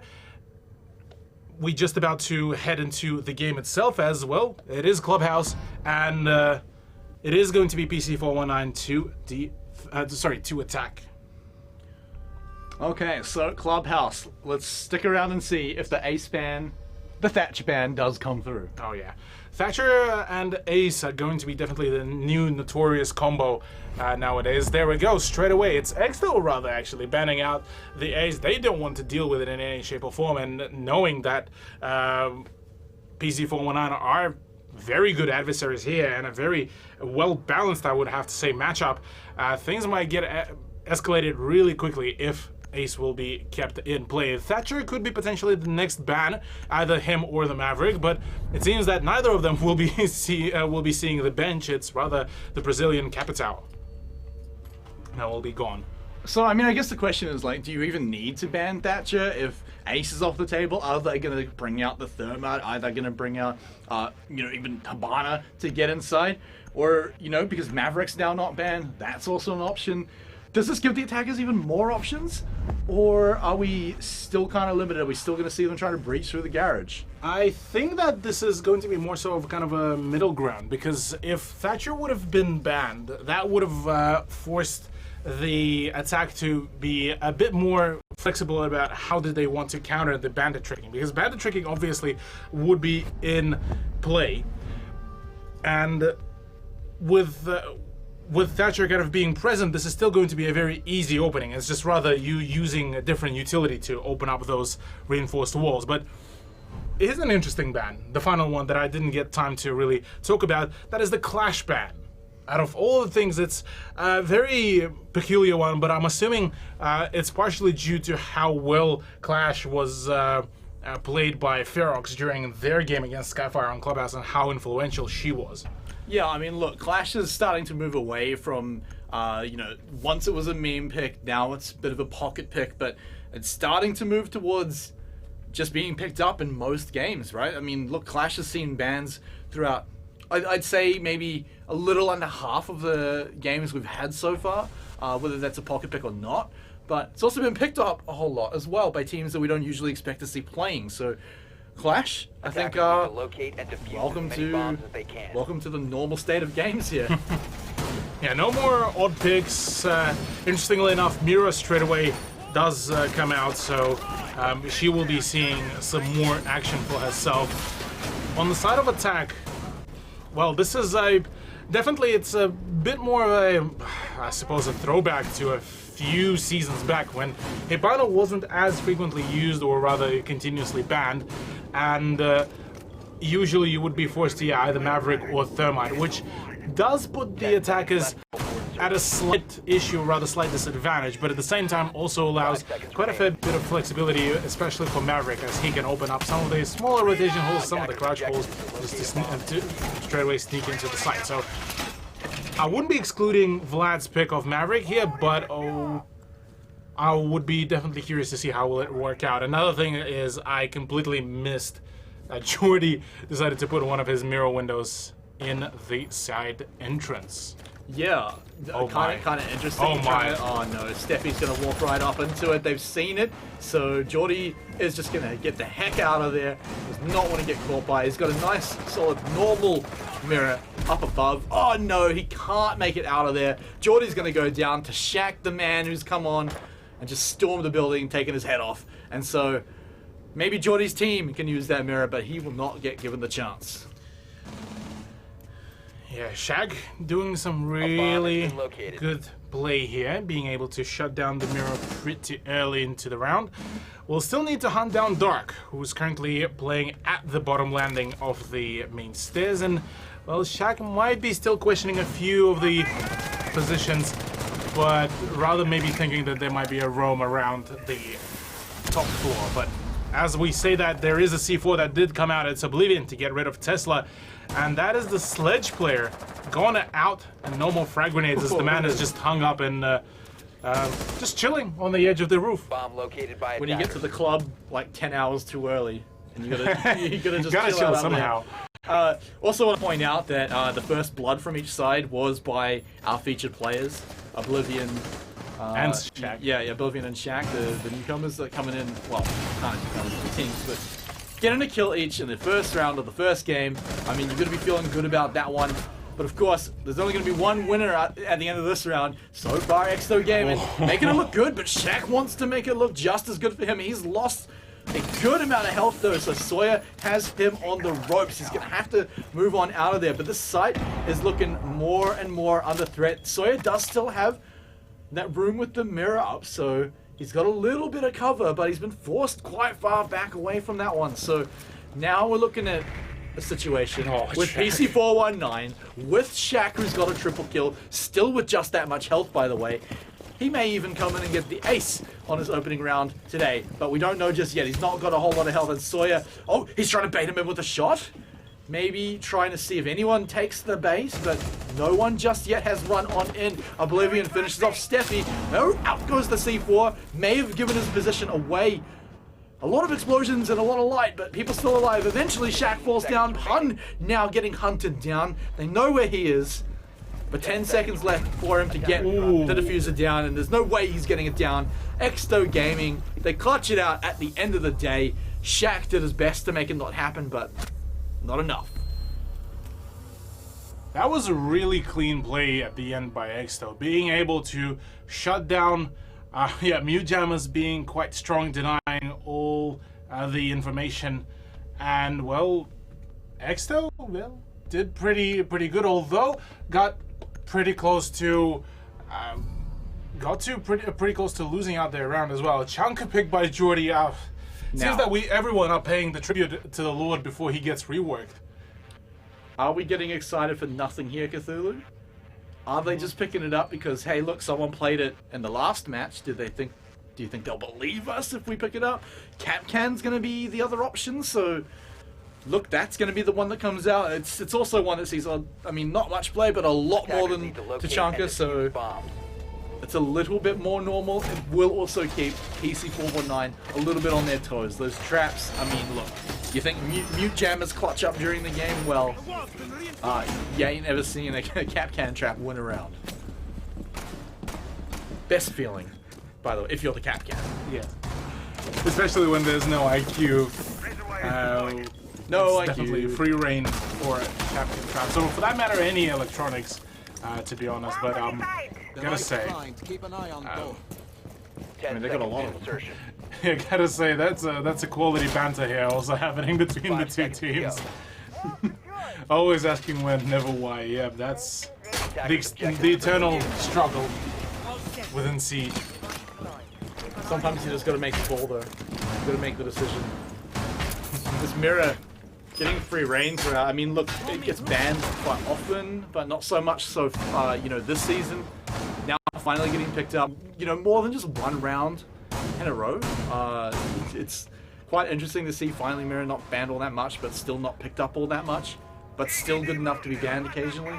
It's quite interesting. However, now we're getting Maverick, a man I haven't seen for quite a while, simply because one ace, but also banned out on Cloudhouse a lot. Steffi has found Dark. Dark's roaming will be, well, we'll have the lights shut out on that one. Had to think for a second for that one. I hope you liked it. Yeah, that was good. Well, yeah, so far, Exo did suffer a bit of a loss with no trade-off. That was a little bit of a risky play from Dark, gotta say as well. He was roaming around the soft walls. But yeah, to kind of follow up on your statement about Mira, she's finally seeming to be returning back to that kind of healthy state where she can be powerful, she can be part of a certain meta, but she's not a must-ban like she was for the past, almost 4, if not 3 seasons?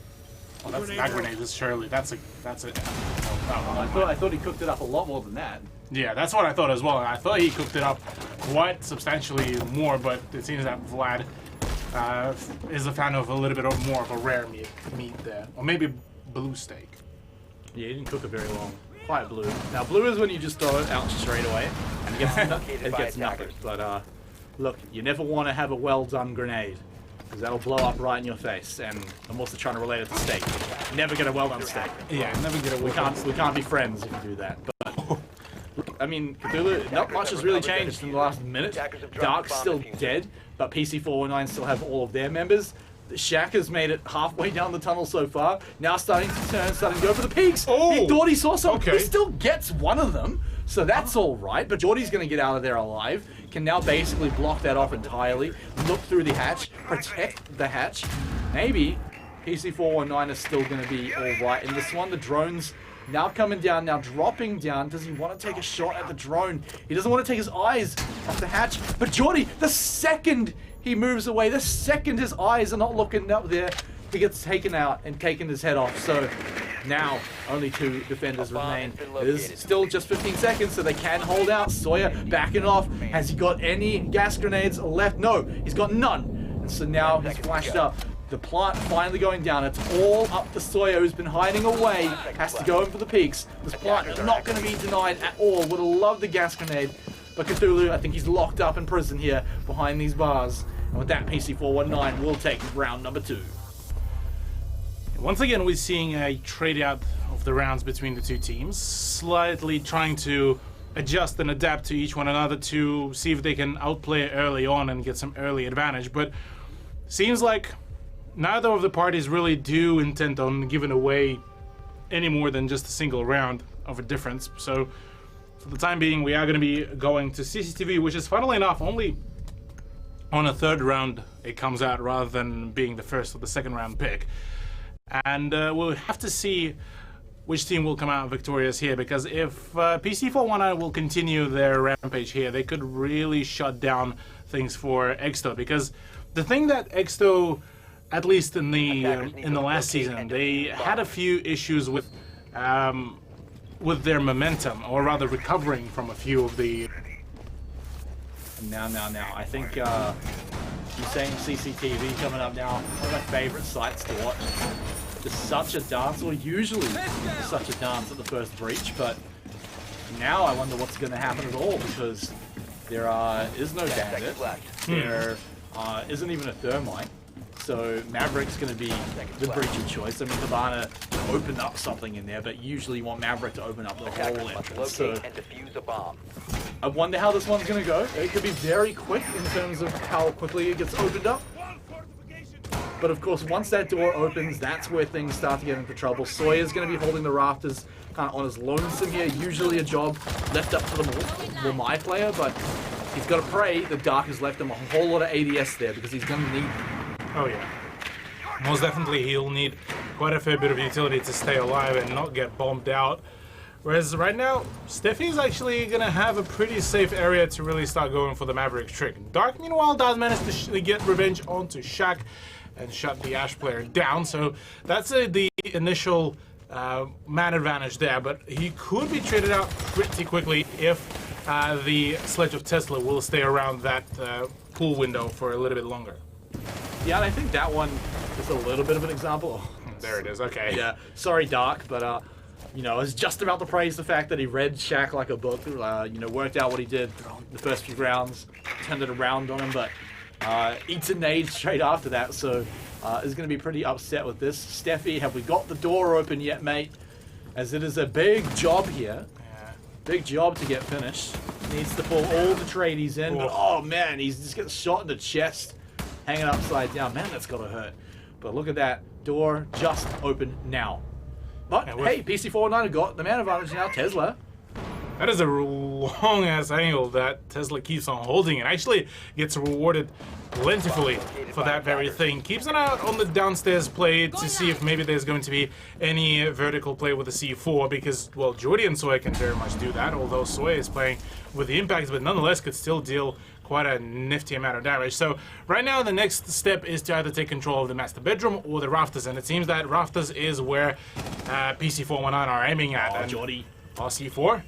Nah, flying in. Surely got no one. Is he trying to bait someone with it, or he just knows it's gone right now? They've lost Steffi. In the meantime, Jordy loses half his health bar trying to rotate around through his sights, but he's got his eyes on the prize right now, but his position has been given up. Tesla crawling around, unfortunately, will probably not be able to get back up here. Mitchie wants to finish the job, but we'll not find anything with that one, but still gets a little bit of intel, which is always nice.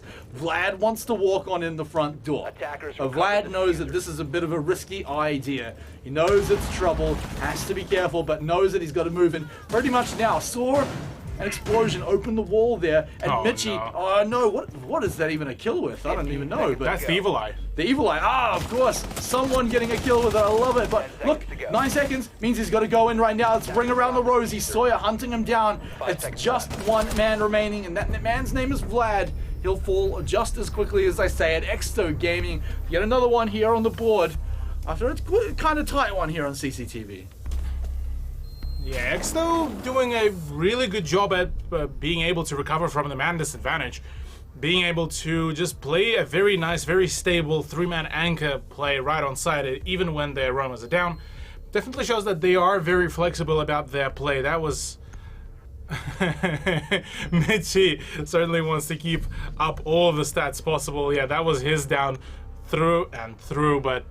we'll have to see if CCG will even bother. If you don't finish off the kill, you don't earn it.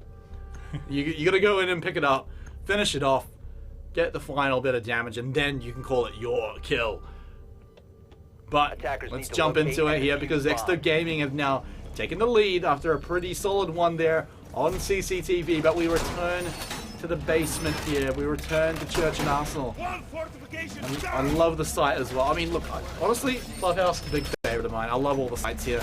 But down here in the basement, there's just so many awkward spots to contest with. I mean, the tunnel, the hatches above the site are always a fun little dance, like kind of comparable to the main garage doors. But once more, no Kaid is not going to be an option.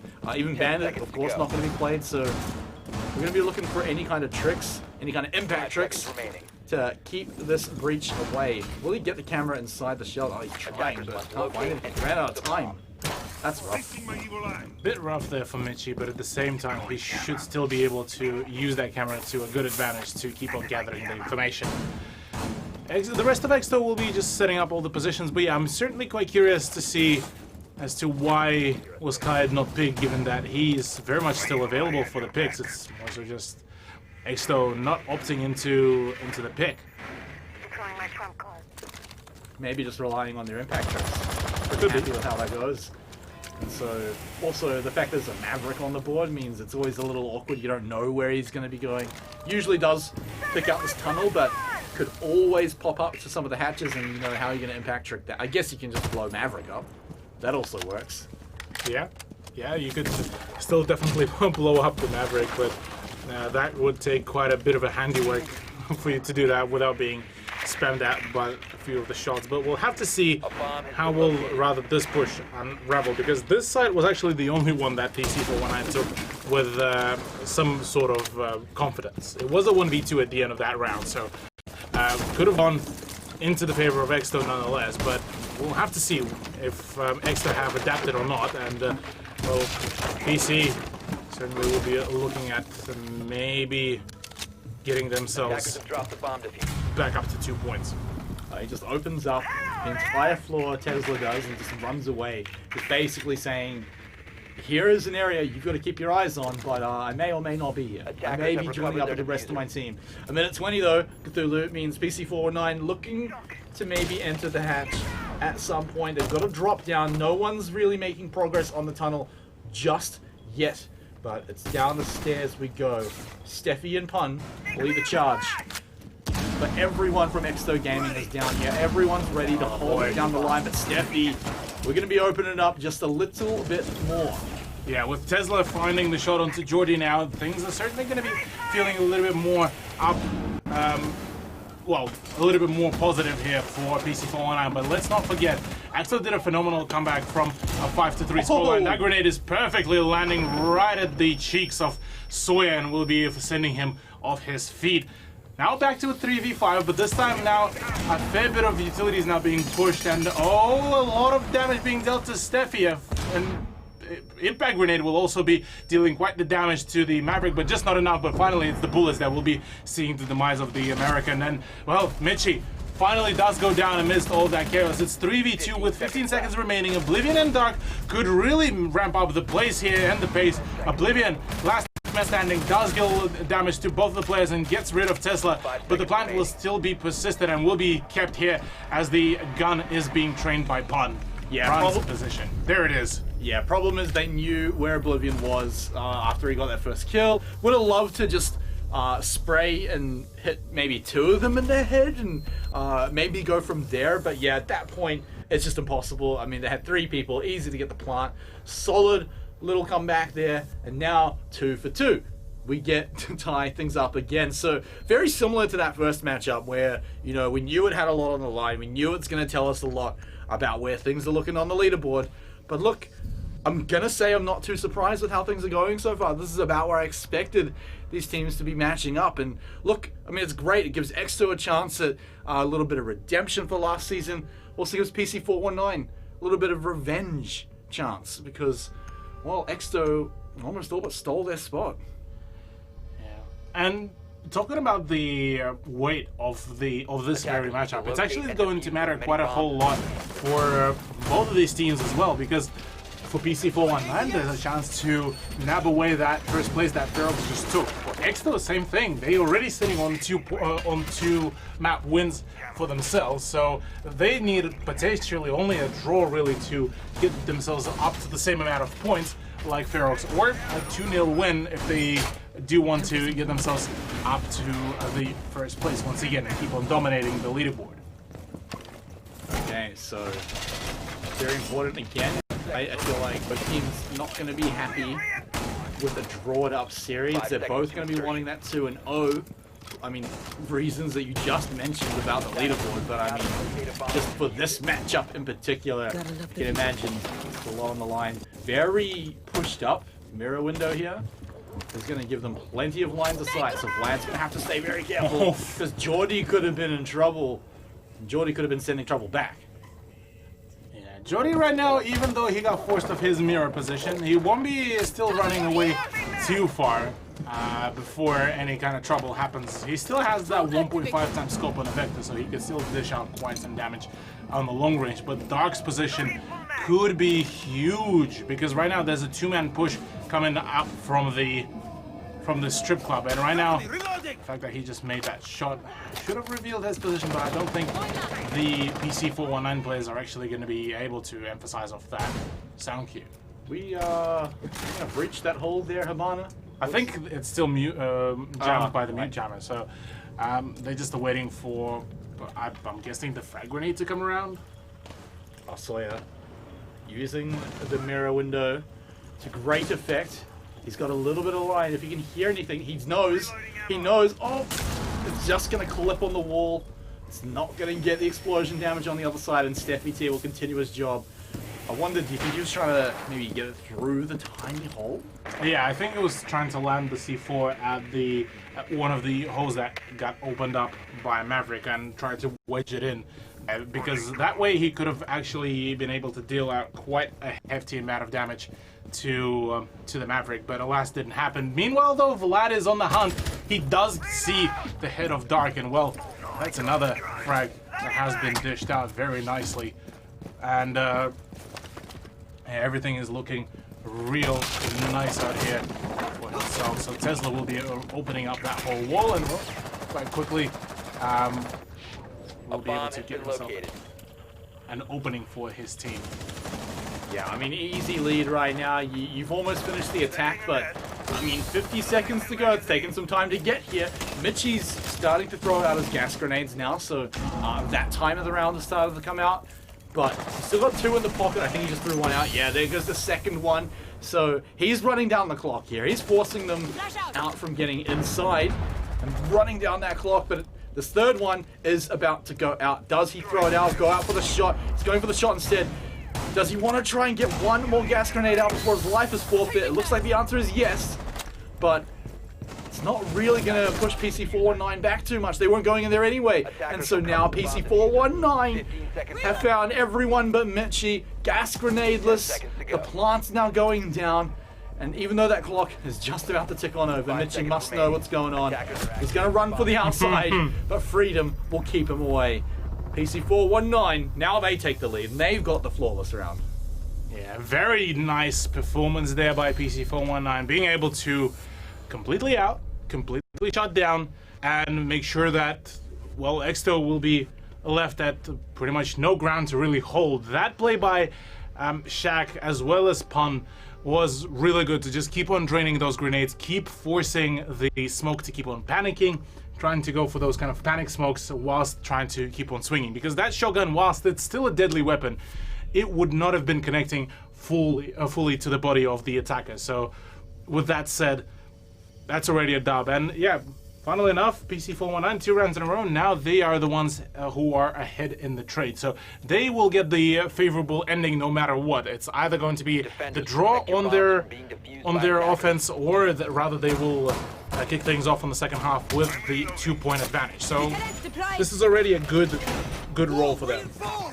Yeah, of course, though, if we go by the script, then Exto Gaming would swing back and we'd be going to overtime, though, Cthulhu. But yeah, looking at it, I mean, Exto Gaming have just always brought it very close. I mean, as you can see, the rounds themselves are very close, but when we get into it, usually quite down to the wire. Apart from that last round, flawless round by PC419, there was still some damage return, so it's not like they got away from... there was a downy.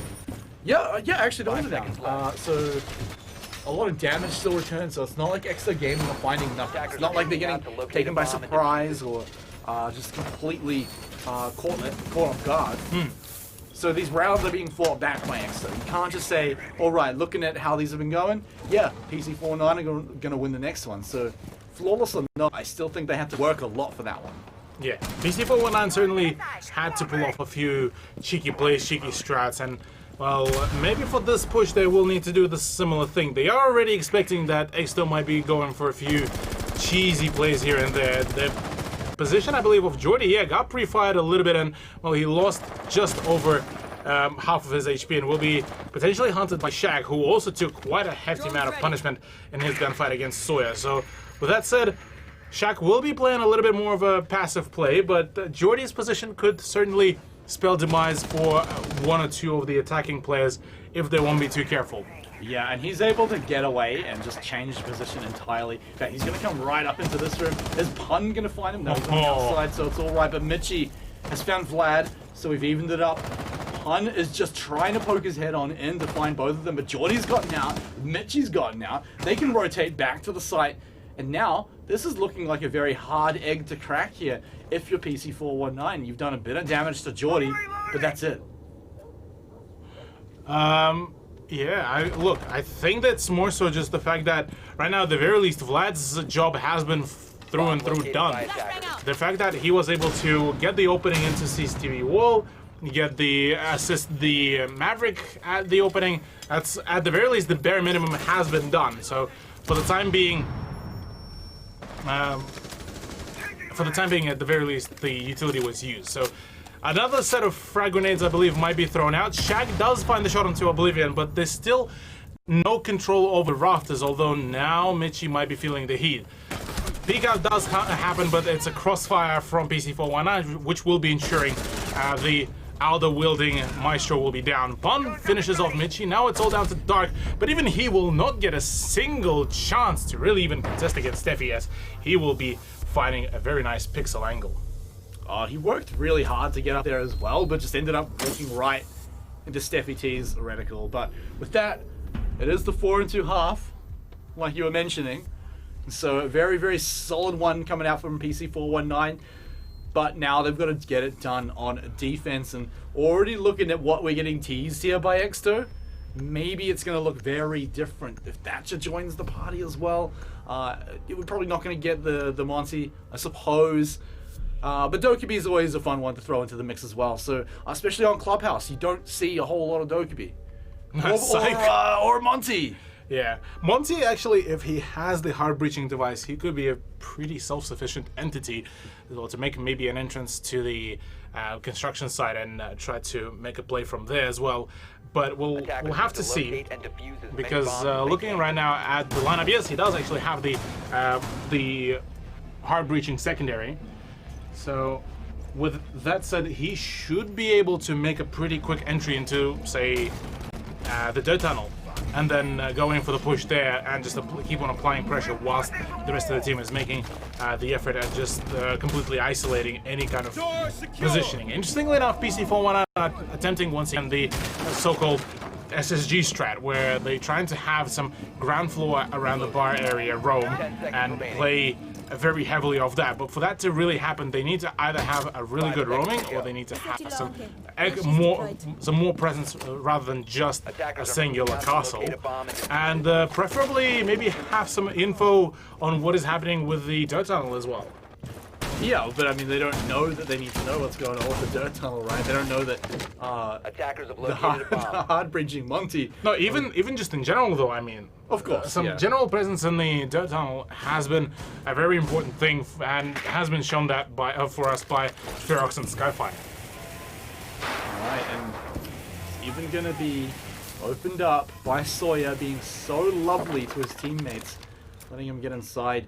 Just gonna double check, make sure it's all good to go inside. Is Sawyer himself just gonna go on in?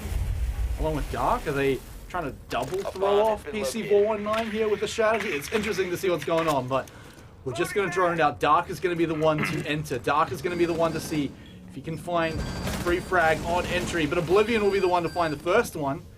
Will Pun stay alive? As they know Dark is in there, they know Oblivion's over to the right as well. This is a tough position for Pun. They know he's trapped down at the end. He swings out though, gets Dark, so it's going to be a trade at best. But now he's totally pinned down. Steffi T is going to come back in to try and bail him on out, but it's just a bloodbath here, Cthulhu. As everyone's dying, the hard-breaching Monty's planting. Of course, that means it's a nightmare right now, especially if you're PC419. Does the plant? Yes, it goes down. Geordie's lost half his health. 1.5 health bars versus 2 in a little bit, but now it's down to the 3. The 1 make that nothing because Pun is a madman who goes in, grabs the defuse. Solid round there, good ideas coming out from Exto. I love it, but at the end of the day, a little too much to handle PC419. It's funny how right now PC419 are able to just walk away with some of the plays, and Exto just seemingly are unable to find any kind of counter. I mean, already 5-2 scoreline certainly looks like PC could be running away with a pretty hefty scoreline for themselves, and potentially could be contesting for the round differential between themselves and Ferox on the leaderboard further down the line. But this is so far looking like a really dominant game where PC419 are known pretty much down to the final step of each one of the rounds as to what could be happening and which gunfights to take and which one rather to not. Alright, let's wait on these final picks now to come out. Looks like we're not going to get the Glaz or the Twitch or anything fun. We'll get the IQ, I guess. Alright, what did it end up being? Sledge. Alright, cool. We'll go for the Sledge. I suppose that's a bit of fun. Sledge is a whole lot of fun, actually. He smashes walls with a big hammer and doesn't care about anything. That's the lore of the character, right? Kind of, for the most of it. The main thing here, though, it's slightly concerning to me. So, the way how Exo, maybe they were just kind of toying around and being memey about kind of cycling the Monty, the IQ, then over to the Sledge. Or partially this could be also attributed to the fact that maybe they are feeling a little bit panicky and kind of like, well, what do we pick then? What do we do? What do we decide to bring against what so far PC419 presented on their defense? And maybe they're feeling at a little bit of maybe a bit of a disarray there, and trying to kind of maybe catch a few of the plays thanks to some of the extra utility. Well, I mean, it was one round into it. Maybe they're just trying something here. And like I said, I like the idea. I thought it was really cool, really clever, and could have maybe pulled something out. You know, maybe we'll even get a chance to see it later on. But for now, yeah, they've got to worry about PC419 starting to just run away with the game. 5 rounds, they're oh so close to that match point as well. You really don't want PC419 to win this next round right now, because then you got to go through overtime if you want to win out. So, yeah, Exto Gaming, I think they are pulling out all the stops here. They've got some excellent ideas, but now we're back to a little bit of normalcy here. Nothing crazy. The Twitch is a little bit... sorry, actually, it's not a Twitch. What am I talking about? The Twitch was only hovered. Yeah, the Thatcher being a little different, but still like kind of very normal here, even without the combo with the breach because you've got the Maverick anyway. So look, right now it's just Exto hanging back. They've actually made some decent progress, but you know, the rafters are still going to be a problem. Tesla's gonna have to be dealt with eventually, and I don't think they've even touched any of his magnets, so that's already a problem, plus the ADS that he's sticking up there with. We need Geordie to find a way in at some point as well, get that entry frag, but we'll see what they're gonna find out here as this clock has been running down. He's looking for Vlad down here, waiting to see if he can find him on the roam, but Vlad himself not exactly sure where his prey is waiting. But yeah, Geordie, I think he's just trying to see what he can find, but he's walked through the doorway, and that was all Vlad was waiting for. He found his prey, and now he's put the challenge to Exto Gaming. 1 minute to go for them to get this done with only 4 people. Vlad, I don't think he's actually knowledgeable that there is a person to his right, and Menchie just lands it right at the back of the head of the sledge, which is a little bit unfortunate for Dog. But yeah, right now, Exto seeming to be a little bit lost as to what do they want to do here. There is a roam, there is a hunt for the Russian here, and well, tries to dish out a little bit of damage, does actually tag Oblivion a little bit, but unfortunately the lack of health for Vlad will be seeing his demise. So back to a 4 versus 4 though. That's okay though. Vlad essentially did his job. He ran the clock down so hard. Tesla, by the way, still needs to be dealt with. They've dealt with Shaq with the frag grenade. That's the smoke on. That's actually massive because now that they've got to rush in, they don't have to worry about gas grenades. But Exto are slaughtering everyone on entry. There's only one remaining. It's just Steffi T. Can he bring it back? He's dropped down the stairs. He might be able to do this. It's still alive. They know where he is. That clock running out though. Oh, there's no way, Steffi! A 4K clutch! Steffi goated absolutely in a 1v4, able to just absolutely shut down, and oh, that has to be a tilter here for Exto. Having a 3-man advantage here, Smite. What? Oh my. What a roller coaster of emotions too. At one point they were behind, then suddenly they rushed in, and clock low or not, it doesn't matter, they just killed everyone. But then Steffi T, they forgot Steffi T. He's included in everyone. They didn't kill everyone. And so Steffi, the GOAT, which is being spammed in chat right now, brings it back and now puts his team on to match point. You talk about tilters. I mean, yeah, Exto, how do you come back from that one? Yeah, look, there's not a whole lot of ways, unfortunately, there. The only thing is, well, for Exto, like Sawyer was mentioning, they were prepping their mental game here as well, and trying to keep it up, keep that chin up. This is where they need to get that recovery going, because whilst being on a 4-round disadvantage, they do not have any more chances to really take it, or rather any more chances to lose if they want to stay in this very map, in this matchup. Because otherwise they're looking at a loss and potentially losing out a 2-0 potential for themselves, or rather even at a precipice of even losing a draw maybe. 10 seconds to go. That'd be very scary for sure right now. I mean, look, PC419, I've said it a few times, we've had high hopes for this team, but 2 seasons in a row, their results were left to be a little desired. This season though, at least against Exto Gaming, this is the hype level we were giving them. And so match point against Exto Gaming, giving them barely any room right now to come back into this one, even just taking their morale away in that last round. So one more will do it with PC419, but for Exto, this is the start, the first round of many in a row they're going to need to win to bring it to overtime.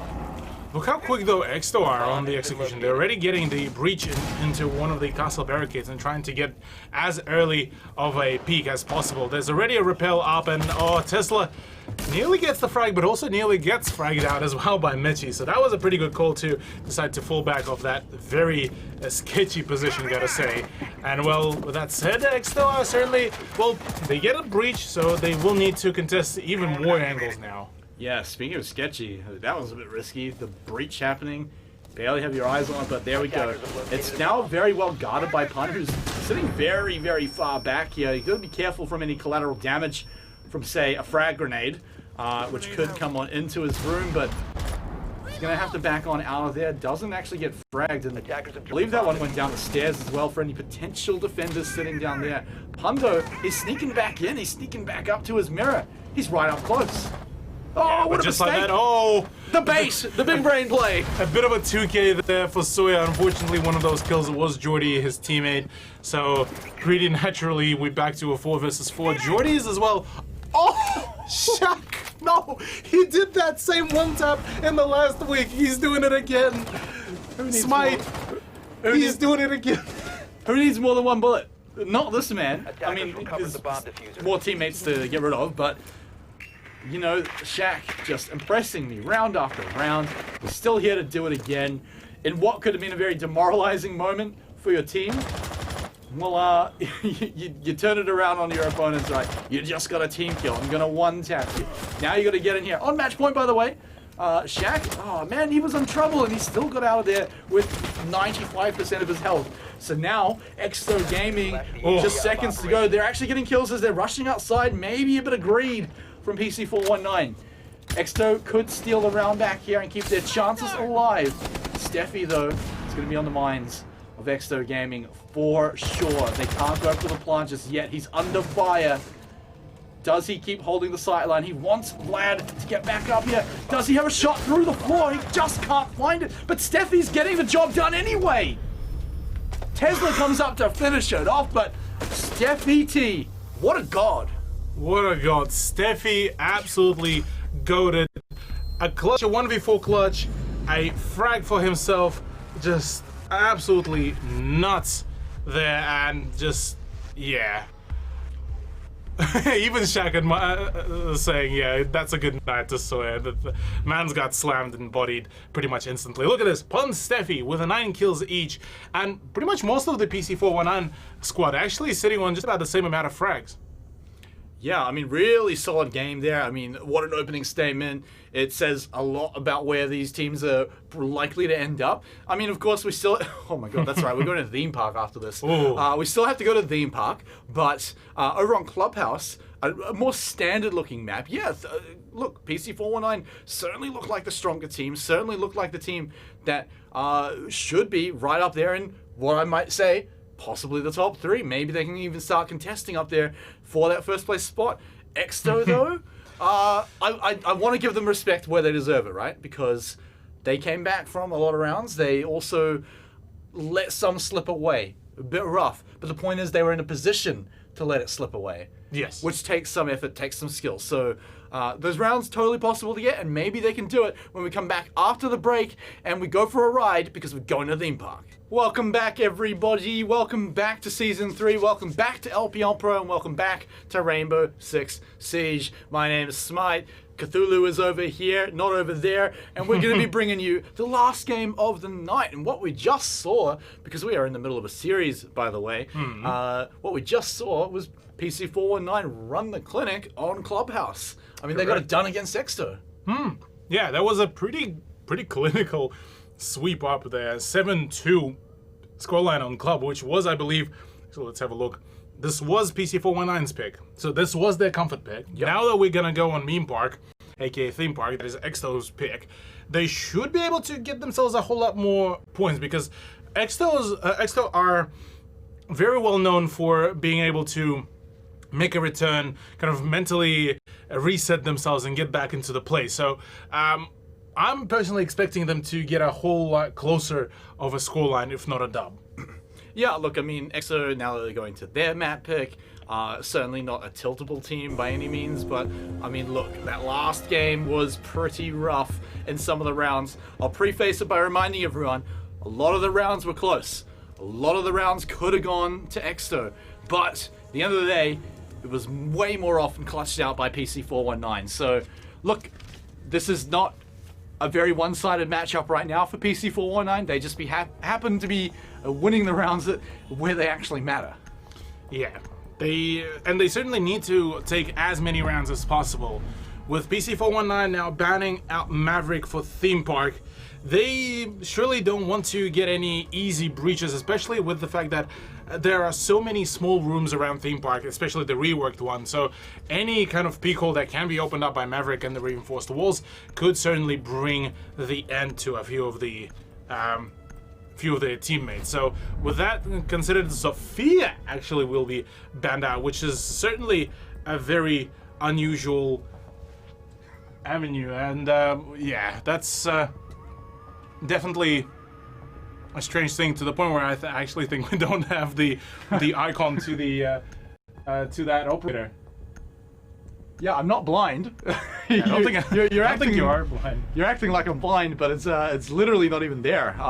Maybe you can find it, but Jaeger will be the next band to come on out, which is also kind of interesting. What's going on here? I mean, Theme Park brings out very interesting strategies from these teams, so I wonder what's going to be going on with that. Wamai is back to normal here. We see him banned out a fair amount there going into it, but I guess one of the band icons is just going to be someone else for now.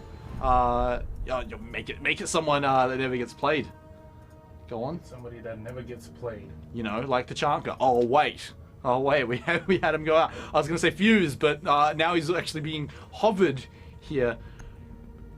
Oh my god, what is this map pick gonna mean? What is gonna be going on here, Cthulhu? Look, what we're gonna do. All right, what are we gonna do? What we're gonna do is we're gonna put Kali as the op that got banned, because you're gonna look like a fool when they pick Kali. I would look like a fool, so feel free to quote me or add me on Twitter. Yeah, look, this is already as it is. It's a very weird ban phase, because with Zoff and the Jaeger ban and Wamai as well. I mean, why don't you just ban Ash while you're at it as well? Like, yeah. Just ban everyone that's playing. Get the Lucy out of there too. Just make it really uncomfortable for everyone. But speaking of comfort, you gotta say some of these picks ooze comfort for Exo, right? Nook is one that, you know, comes out as a comfort pick for all players. Fuse, picked up by Mitchie here. You basically never see this operator come in.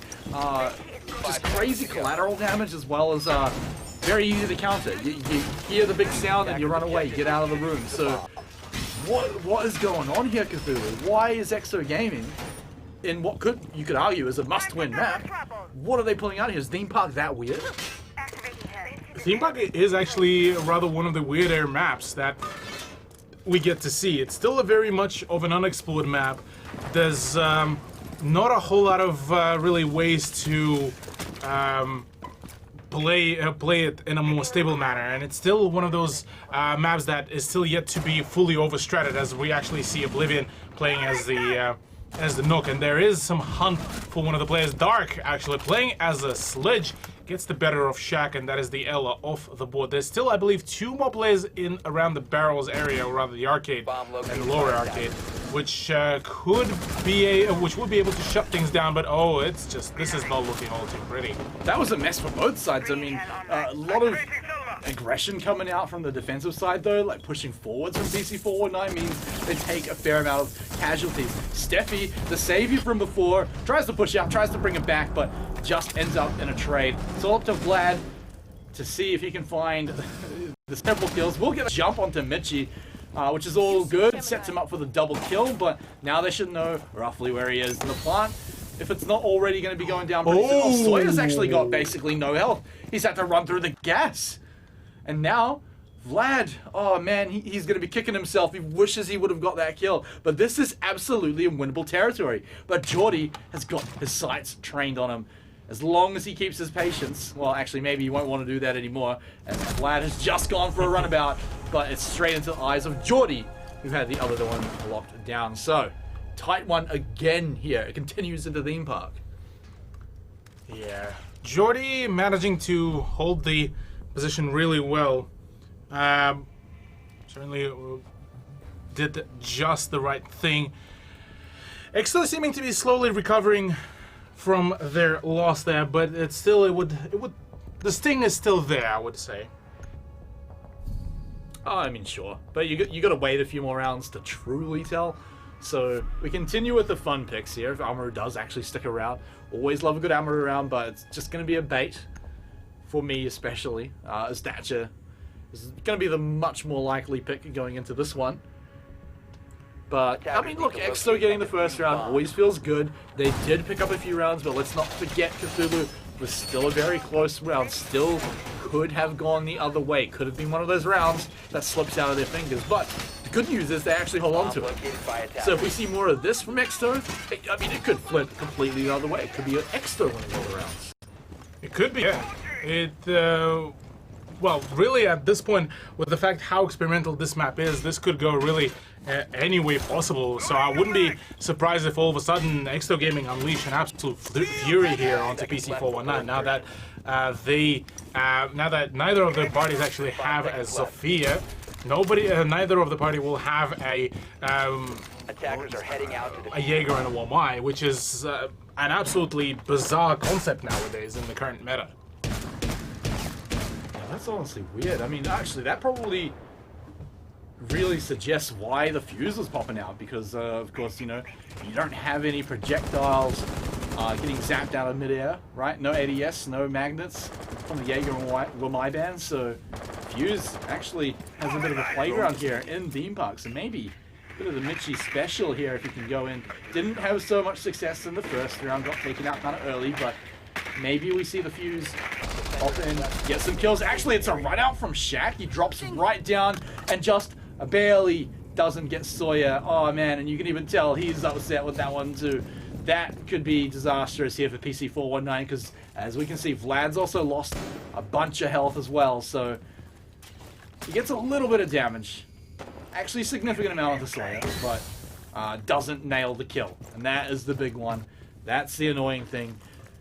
And well, now we're going to have to rely on Steffi T to come on in. And you can always rely on a man like Steffi T here. Playing on this Malusi. Just going for a hunt. Trying to get out of here alive with his kill. But is actually going to be waiting. No, turns the corner at the wrong second. But turns back at the right one. And whoever knew that he'd still be in there continuing. Cthulhu, mate, what are you up to? Very, very quickly, guys. Yeah. So, again, please hang tight. Bear with us while we get through these tech difficulties. I'm sure you guys have all done it before. It's kind of like kicking over a glass of water onto your computer, and having to buy all new parts, and being broke for a while. I don't know what you're talking about. Can't relate just yet, but yeah, hey, look, at the very least, PC419 were able to make a bit of a return there, and fingers crossed we shall be seeing the continuation of the game as stably as possible. And well, we are making a return to bunks which were forfeited previously by PC419, and they will help. They will be able to help with their continuation. Well, sorry, maybe they should be able to get themselves back up and running. Attacker's objective is to defuse Right. a bomb. Well. Hey, look, we can see the screen again. Okay, sweet. I think we're going to be sorted here, guys. As we're jumping back into it. Again, apologies for this one, but hey, look, if anything's like last game, we're going to go the distance on this, so we got plenty more rounds where that one came from. And yeah, so like you were saying, that was not... That is not the thing, yeah. Yeah, alright, looks like a whole bunch of things is reset on us, guys, so we're gonna go a little bare bones for this bit here, but as you can see, Exo Gaming on the blue, PC419 on the orange, gonna be going into this one. Alright, we are making a bit of a return here. Bear with us, ladies and gentlemen, as we are just rolling in with the punches. Hopefully, we shall be back on track here for ourselves, but yeah, so far it's looking like PC419 just holding pretty steadfast and just awaiting for the push to happen. There is already the frag by Shaq, who is able to find the headshot onto Dark, but apart from that, really can't really see much.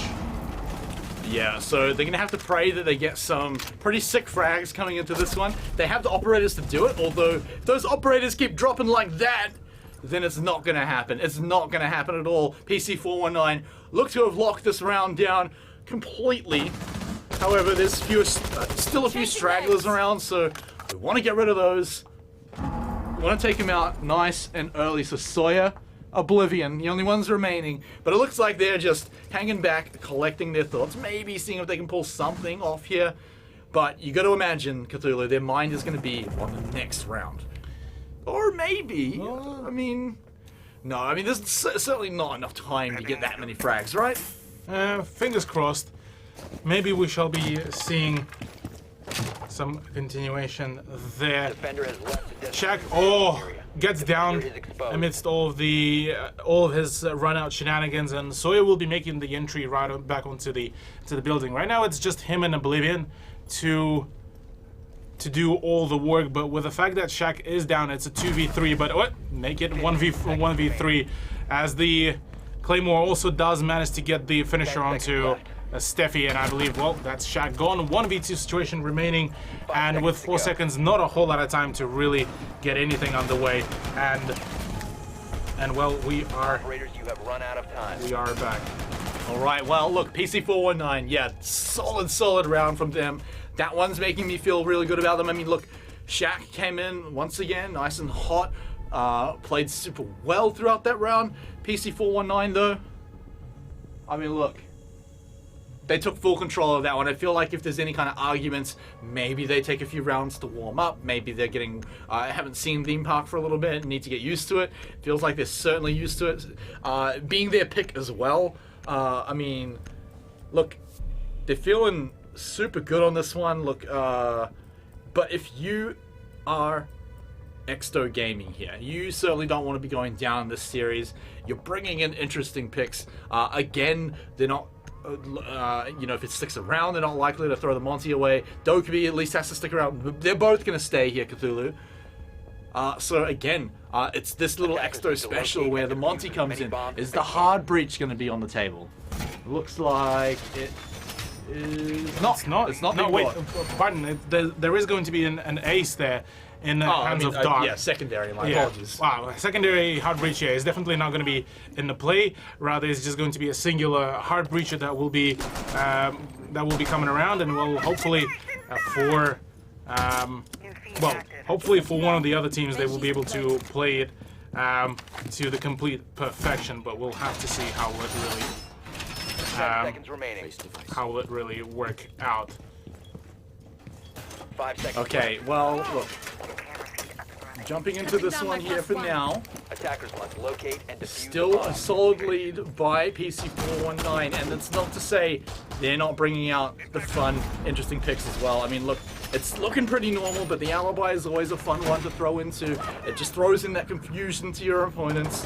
Of course, it doesn't always catch them out. In fact, it almost never does, but when it does, you know that it really throws them off. And right now, I imagine PC419 are really looking to throw Exto Gaming off right now. I mean, look, on Theme Park, it's always a bit wacky. It's always a bit crazy. But, I mean, you've already taken the lead. Now coming out, Shaq takes a big chunk of damage as he goes for a swing, but he has got backup. He has got Tesla. And so they all get out of there alive. Shaq, importantly, with his health, with his life, even if it's a little bit low. Yeah, look, right now it's a little bit of a rough beginning here for Exto. The Dokkaebi has fallen fairly prematurely as well, and just can't seem to be able to get anything rolling for herself.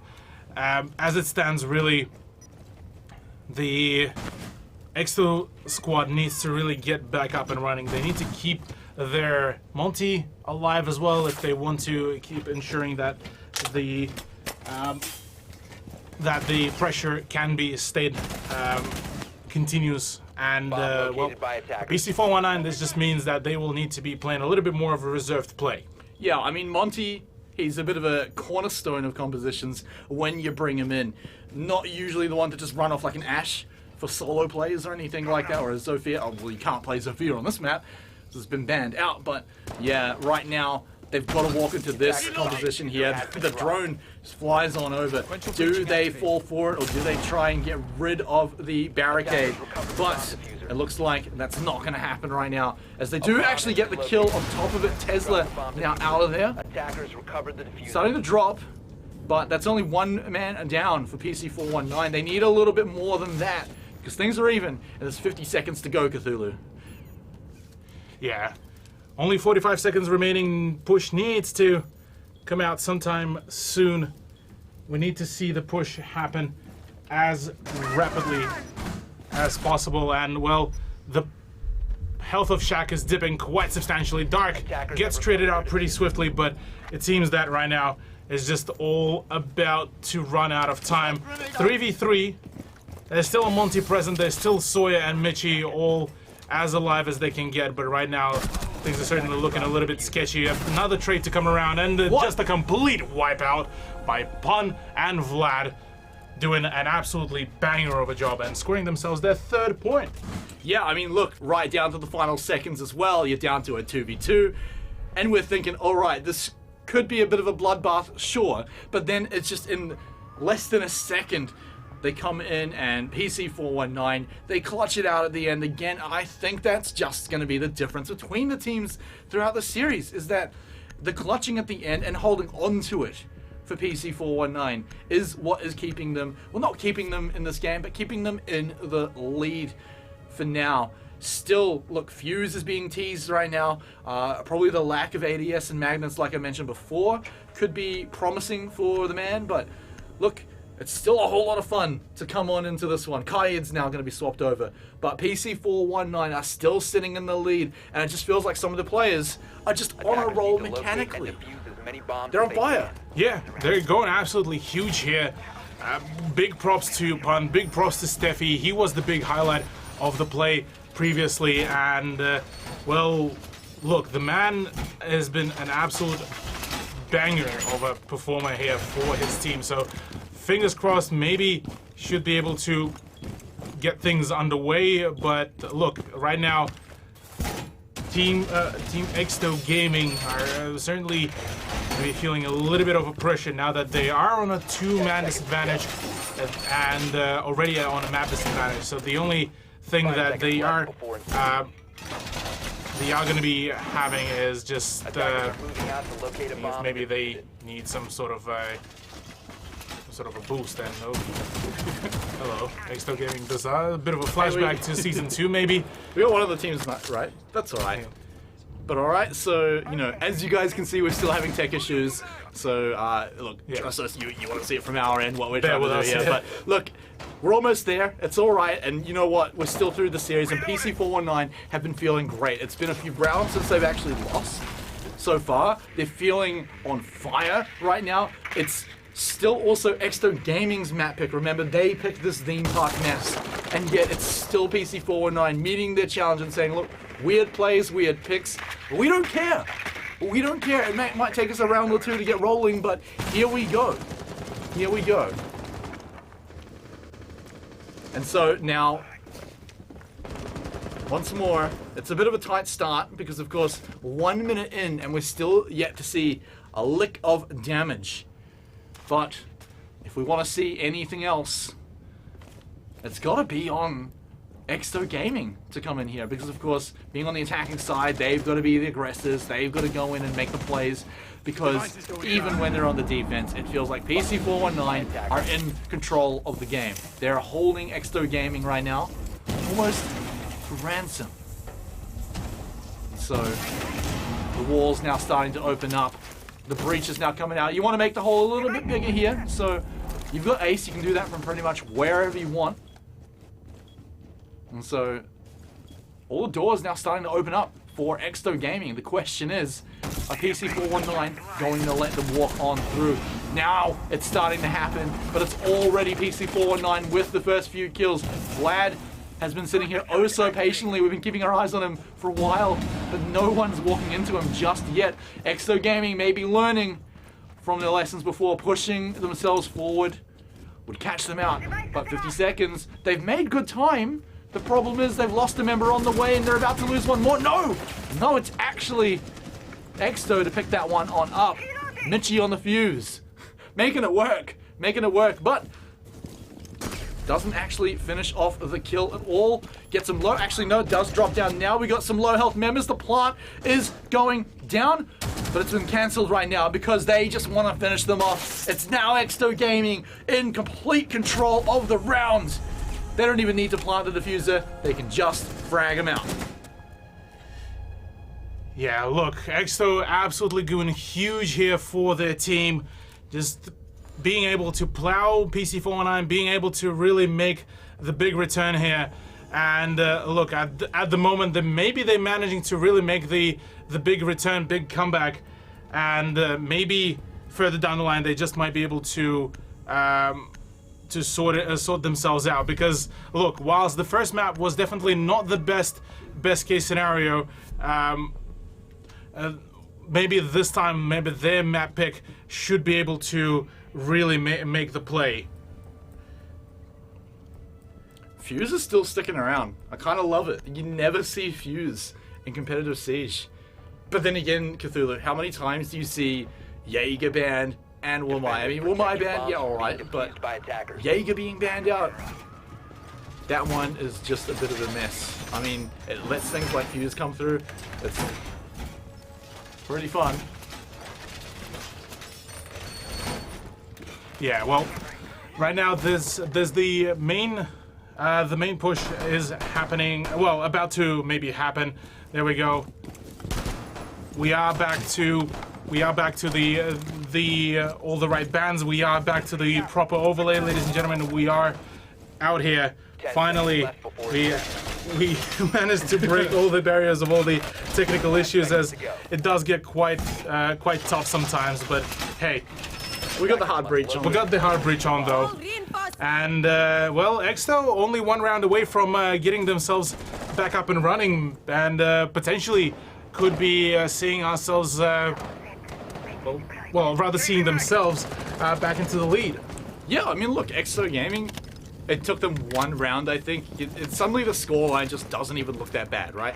1-3, you hate to see it. 2-3, you're like, all right, just one round behind. That's all right, boys, we got this. So, look, it's just got to feel a whole lot better, but I also want to say the round they won was solid, right? You know, we were saying PC419, they're in control of the game. They're making these rounds look more and more one-sided in their favor. But EXO Gaming come back and just crap all over that and say, look, no. Like, we are certainly not out just yet. I think it's a good example of why they're a team that did so well in the round robin last season. But that said, they're still behind, and PC419, they got a one round to prove that that last one was a fluke. Yeah, they definitely need to flex their prowess in being able to reset themselves mentally right on this very map, because otherwise they are looking at a potential loss here and lack of even more points. Sawyer right now is having a little bit of a rough time trying to return fire to one of the defenders, but right now it's just not looking very well. Both him and Jordy did take quite a hefty amount of damage, and with Shaq also getting himself a swing onto Sawyer, that is the sledge off board, and now it's the Valkyrie that is keeping an eye out on that vertical play and could potentially find Dark, I believe, as well, which could be absolutely nuts, but no, it's Vlad who is denying the Selma charge, and oh my sweet goodness. Definitely need to ensure that we will be seeing a return here. There we go. Are we going to see it, though? I mean, look, they've lost their smoke, which is really annoying if you're on the defense here. So, sorry, my apologies, it's not a smoke at all. Sorry, the icons were a little bit small for a little while, but look, Steffi T doesn't care how small anything is. He hits those pixels, but he was traded back, knocked on his bottom.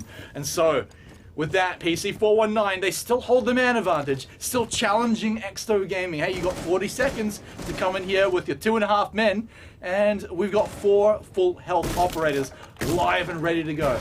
Maybe he's hoping for a big fuse play. And Shaq, I think he's ready to get out of here. Yeah, Shaq wants to get out and keep on fragging, though, as his position has been already expended. His position is very well known, so now it's all down to his prowess and cunning play, but it seems that Dark was able to shut him down. Shaq actually gets rid of Dark. Tesla, fantastic peek as well. Now it's all down to the fuse, and even he cannot do anything. Shaq, once again, bringing the heat. The first half is going to end in a similar fashion as it was on map number 1.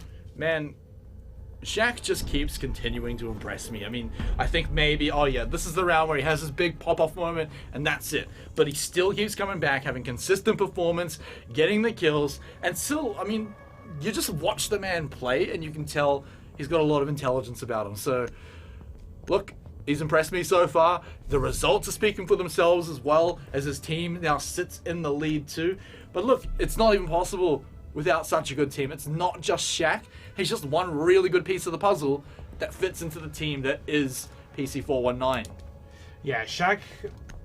Funnily enough, when I first saw Shaq get added to the PC419 roster, I kind of was thinking that he was just a temporary stand-in that because the man did kind of take quite a long hiatus from Siege, and we've seen quite a few of the pros kind of leave the scene, or rather just return to a bit, something, well, try to find something a bit different in their professional life. And kind of was thinking that maybe he will be playing a bit more of a passive kind of play, but now he is back to his ultimate shape. He's able to frag it out as crazy as it can get, and I don't think he will be planning to let go of that ability, that skill, anytime soon, really. Now we swap sides, Cthulhu. Now we swap sides, PC419 gonna hit up the attack so far. Had a solid round on the defense. Going 4 and 2, although did let 2 slip away to Exo Gaming. I say slip away, but Exo Gaming solidly grabbed at least one of them. The first one, though, that they won was right down to a 1v1. Speaking of 1v1, Geordie's ready to take on the world, but all he needs is Shaq. And that, my friend, could be a very high-value play. Yeah, finally being able to, at the very least, get the satisfaction over revenge. That is a good night to Shaq. Poor man didn't really expect that run out, but, well, paid with his life for that, the very thing. And, yeah, gotta give it to Geordie. That was a very good opening, because now PC419 are definitely going to be contemplating as to where do they want to push and whether they want to peak, and whether do they even want to make an entrance into the building. And, well, oh, straight away, Dark and Oblivion actually find a kill each, but finally will be traded out by Pun. It's all down to him and Tesla, but Tesla can't really endure all of that onslaught, and that is a very huge power move there by Exto to nearly get a flawless round. Yeah, who was on attack that round again? Because Exto made that one incredibly quickly. They pinned down a few members very quickly. Of course, you know, you saw the run out immediately to take Shaq's head off. That's just a big ballsy play right there. I mean, straight away they go for it, and without any hesitation, gets back inside without any damage returned. Beautiful start to that round, and then after that, it was a play like that from everyone on the defensive squad. So props there going out to Exto to pick up that round on defense. Very, very solid one, but PC419, that's their first round, okay? And that one was a bit weird, right? They started off with 4v5, and then probably didn't expect such an aggressive defense. So things could be very different now that they've worked it out. You throw out the term, you know, warming up. Again, I feel like that applies to when you swap sides as well. Yeah, a bit of a warm-up is definitely needed, and, well, Exto sure as heck pretty much got it for themselves. They're only back to being one round away from drawing it out to potentially get themselves that very needed draw, because PC419 sure as heck could not make an entrance into the building safely and pretty much got punished for each and every step. It seems maybe if Exto do continue the similar trend, they just might be able to win out this round, but that's still quite a long road, as they need at the very least 4 rounds in a row to get themselves that dub. Attacker's objective is to locate a bomb and Well. Look, Exto Gaming ready to wrest this one back away from PC419. All it takes is this round right here. They can even up the score. They can stay roughly where they are on the leaderboard, no major changes. Or they can let PC419 steal away that 2-0 victory. Shoot themselves way up the leaderboard. Right up to first. Would be an excellent position for them, but if Exto Gaming can deny it, they'll take it for sure. Shaq, this man's been the target of, well, pretty much everyone from Exto Gaming so far. Oh, Dark, I think he heard someone sneak by, but he's been very patient. I wonder how quiet they actually were. No, he hears it now, and he goes out right for the head. Will be blinded for his troubles, but hey, he's already made it out. I'd just say that, but he's been sent to heaven, and so now it's just ending up being a trade, but a nice little heads-up play, and I get Shaq out of the way. Yeah, with Shaq out of the way, PC419 are likely to get a little bit more passive, but it doesn't look like it, because they're still planning to keep on pushing through the armory onto the initiation room. And this is where they're going to encounter Oblivion, albeit with his back turned directly to the IQ. And well, with that said, all of the roamers are now out of the way, although Jordy has to say something about that, and will be trying to maybe go for some of the late roam here. Yeah, I mean late, but we're only halfway into the round so far. And Exto, look, if he's still alive at this point, some late roaming would be very valuable, but it's against 4 people. You got Vlad who's camping the stairs. He's in a bit of trouble, and there it is. He had too many lines to keep check, and so with that, he'll be taken away. That Habana now gone is going to be kind of annoying. If they need any hard breach, though, they still have Pun. So not all is lost at all for PC419. Not all is lost because they still have 1 minute. Also, they just need to now spend some extra time in reclaiming the ground floor. Now that Jordy is now in full control of that positioning, but that doesn't really take them as much time as probably would have been expected. And well, that's a really nice room clear once again for the second time. Although with 43 seconds remaining, now PC419 are going to be forced to really play pretty much right in the face of their opponents, because otherwise they will not have any time to go in for the push. Interestingly enough, Tesla is actually just rushing over to try to maybe push out through the rooftop on the hatch, or maybe try to go in for the push through the cafeteria, which won't be a bad idea per se, but there's the smoke grenade coming out. There's the smoke play about to happen. There's a shotgun that does manage to find 1 down, but no kill confirmation. Already 1v2 with Mitchie still alive. But it's basically a kill because they've got no time to get Steffi back up. They're going for the plant here. Maybe they can find some time, but Mitchie, if he's quick, can maybe catch them off guard. The plant now down. So he's going into an actual 1v2 situation. They got Steffi back up though. That's the big deal because now it's a 1v3. And it's going to take a real hero to get through this one. Mitchie, 30 seconds to get the 1v3, and he's already been spotted out. This is now an all but impossible situation. He's going out, he's spraying, he's praying, and he's pushing forward. He's lost half his health and only traded nothing back. So he's praying with a shotgun now. If he can maybe get a one-shot, will drop down and give up. Yeah, I think at this point he realized that, oh heck. It was one of those moments that is just, oh well, I guess, well, that's the round gone. Yeah, he still gets hunted down by Tesla, so PC419 are certainly not planning to really give away any more frags or any more points, so well played to them. But look, PC419 are making an even bigger return here, and now on a 5th point, certainly looking at maybe grabbing themselves a 6th point, maybe. I mean, this is really close to what they were before, right? They got to about here. They snagged the match point pretty quickly after this. It wasn't too long, moving from 5 to 6. I think, yeah, Exto didn't even pull that one back. 3 to 5 is now pretty awkward. We saw, again, the Chanka toyed with. Stop playing with my heart, you guys. But yeah, jumping now into this one. This is where Exto have to bring it back. No more excuses. No more, okay, the round was close, but we can bring the next one back. It's got to start being these rounds. Otherwise, you're facing overtime. Otherwise, you're facing no chance of overtime. PC419 very close to getting that 2-0. This will be huge for them. Yeah, this could be absolutely nuts for PC419. If they're able to run away with 2 more rounds, this is it. This is their first 2-0 and over a pretty big opponent. The team that was on the first place for pretty much the most of the round robin season of season 2. Yeah. And you know what? Cthulhu, is 4 a big number? 4. That depends on the scale.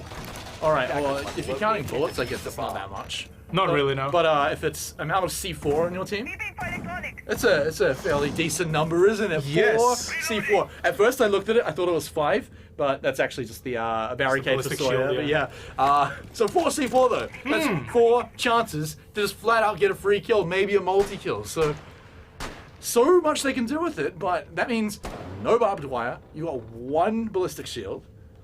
There's not a whole lot they're going to be able to play with apart from these explosives. Yeah, so Exto are basically just relying on the fact that they should be able to get a few very nice explosive kills and just go in for the vertical play, which, I mean, that could be done, that has been done on the previous seasons of LPL Pro, so I wouldn't be surprised, at least to the full extent, but if all those 4 C4s will be used up and there will be plenty of kills, then this will be a really nice surprise for Exto Gaming. They've got a few ways to play it, right? They can play the C4 off the mirror window, they can play it through knowledge from the Valk cams. I mean, look, even the Mozzie pest drones, right? They can find out where you throw the C4. So maybe they find something. But the good news is that anyone can play with the mirror window, right? So anyone can hang by that and get an easy C4 kill, you know, if you find a good moment. Now we're down half the round here. I mean, we talked up C4. They also bring a whole lot of other stuff as well. So Smoke's going to be able to run the clock down. Here's the first of the 4 C4. It will not find anything yet, but look, you know what? Let's line up the next one. Let's line up, you know, Dark, he's probably got one in his pocket too. Oh. Glad we'll take out Mitchie though, but we just saw Mitchie through his C4, so at least that one wasn't wasted. Yeah. Although quite unfortunate for Mitchie to fall without being able to deny those X-Kairos pellets, at the very least, the remaining of Exto lineup is still going to be able to play back. Another Selma will be flying in from Pun, and well, that should be able to open up that mirror window as well. A flashbang for Jordy will be ensuring that he's going to be staying nice and blind for quite a long while, and well, now the breach has been done, although not ridden of the mirror window. At the very least, the canister will be popped open. So now PC419 have an even bigger avenue to really play off. Here's the tricky bit though, because now there's all these lines of sight that are being held down by Exto Gaming. Although picking off Sawyer is going to open one of them up. Oh, what a time the timing! The C4. His finger was on the button. His finger was on the button. He got it done in his dying breath. Jordy gets the C4, but hang tight though, because Exto Gaming still have 12 seconds to get this 2v4 done. The plant goes down in his face. In his face, and Oblivion and Dark are gonna pull this one back. Maybe Oblivion on his lonesome gets one. No, he doesn't. He doesn't finish it off. And PC419, they stay alive and they keep away the overtime. No, they don't. They move on to match point. Sorry, that was a whole lot happening there. I can't believe he got the C4 kill. That was beautiful. Yeah. That's the Shaq we're used to. Oh, man. Oh, boy. That's one way to roast your teammate, but hey, look, for what it's worth, Shaq has done his job as a Lion main, funnily enough. He did the button. He pressed the button, he used up his whole 50-round mag to try to kill a single defender whilst he was dodging the bullet. So, yeah, it's all the functionality of Lion has been utilized in all the proper ways possible, quote-unquote. But apart from that, hey, it's a match point. Only potentially one round for us to see this matchup to really happen. And, well, right now, Exto are looking at a little bit of a grim picture, gotta say. Yeah, I mean, look, you're always on a grim picture when your opponents are on match point, especially when there's a big difference. Like, 3 rounds is always super uncomfortable. Even 2 rounds is really uncomfortable to win in a row with that pressure on you. It's only really when you're like 5-6 that it kind of matters, but even then it's hard to get to that point. So, yeah, Exto got a lot on their plate right now, especially after a round like that. But we also saw they were throwing out some ideas. They were throwing out that chunker, but it is Clash that ends up getting picked up. Now, we've seen a whole lot of bans for Clash tonight, but here we go. Clash now in the flesh. Been a while. Been at least a map or 2 since we've seen the Clash. So Jordy, gonna see if that is what we need for Exto Gaming to stay alive here. Remember, this is the do or die rounds. Yes. No more chances for Exto to really mess around with some of the strats. This is the final, well, potentially the final countdown, the final attempt at finding themselves some frags here, some openings, and maybe some rounds before PC419 will just run away with yet another dub. And actually, if PC419 close out the rounds right here, right now, they will actually be able to surpass, I believe, Ferox. But Tesla, he's just a gamer. Oh, absolutely. I mean, he just walks in, gets to pop off, and just slowly vaults back out like it ain't a thing. And so now, this is a terrifying moment. You're a man down in your must-win round. Oblivion's out of the table. No alibi tricks are going to be available for anyone anymore. So, look, you're a whole lot less confused if you're PC419, and it looks like they weren't even that confused to begin with. Yeah, look, right now, this might be a bit of a calm before the storm here. Exto, whilst being on a single-man deficit, they should still be able to dish out quite some damage back onto PC419. We've seen a few times when a 3v5 could turn back into a 1v2 in favor of that defensive side. So I wouldn't be surprised if all of a sudden we do see a turnaround by Exto within this round.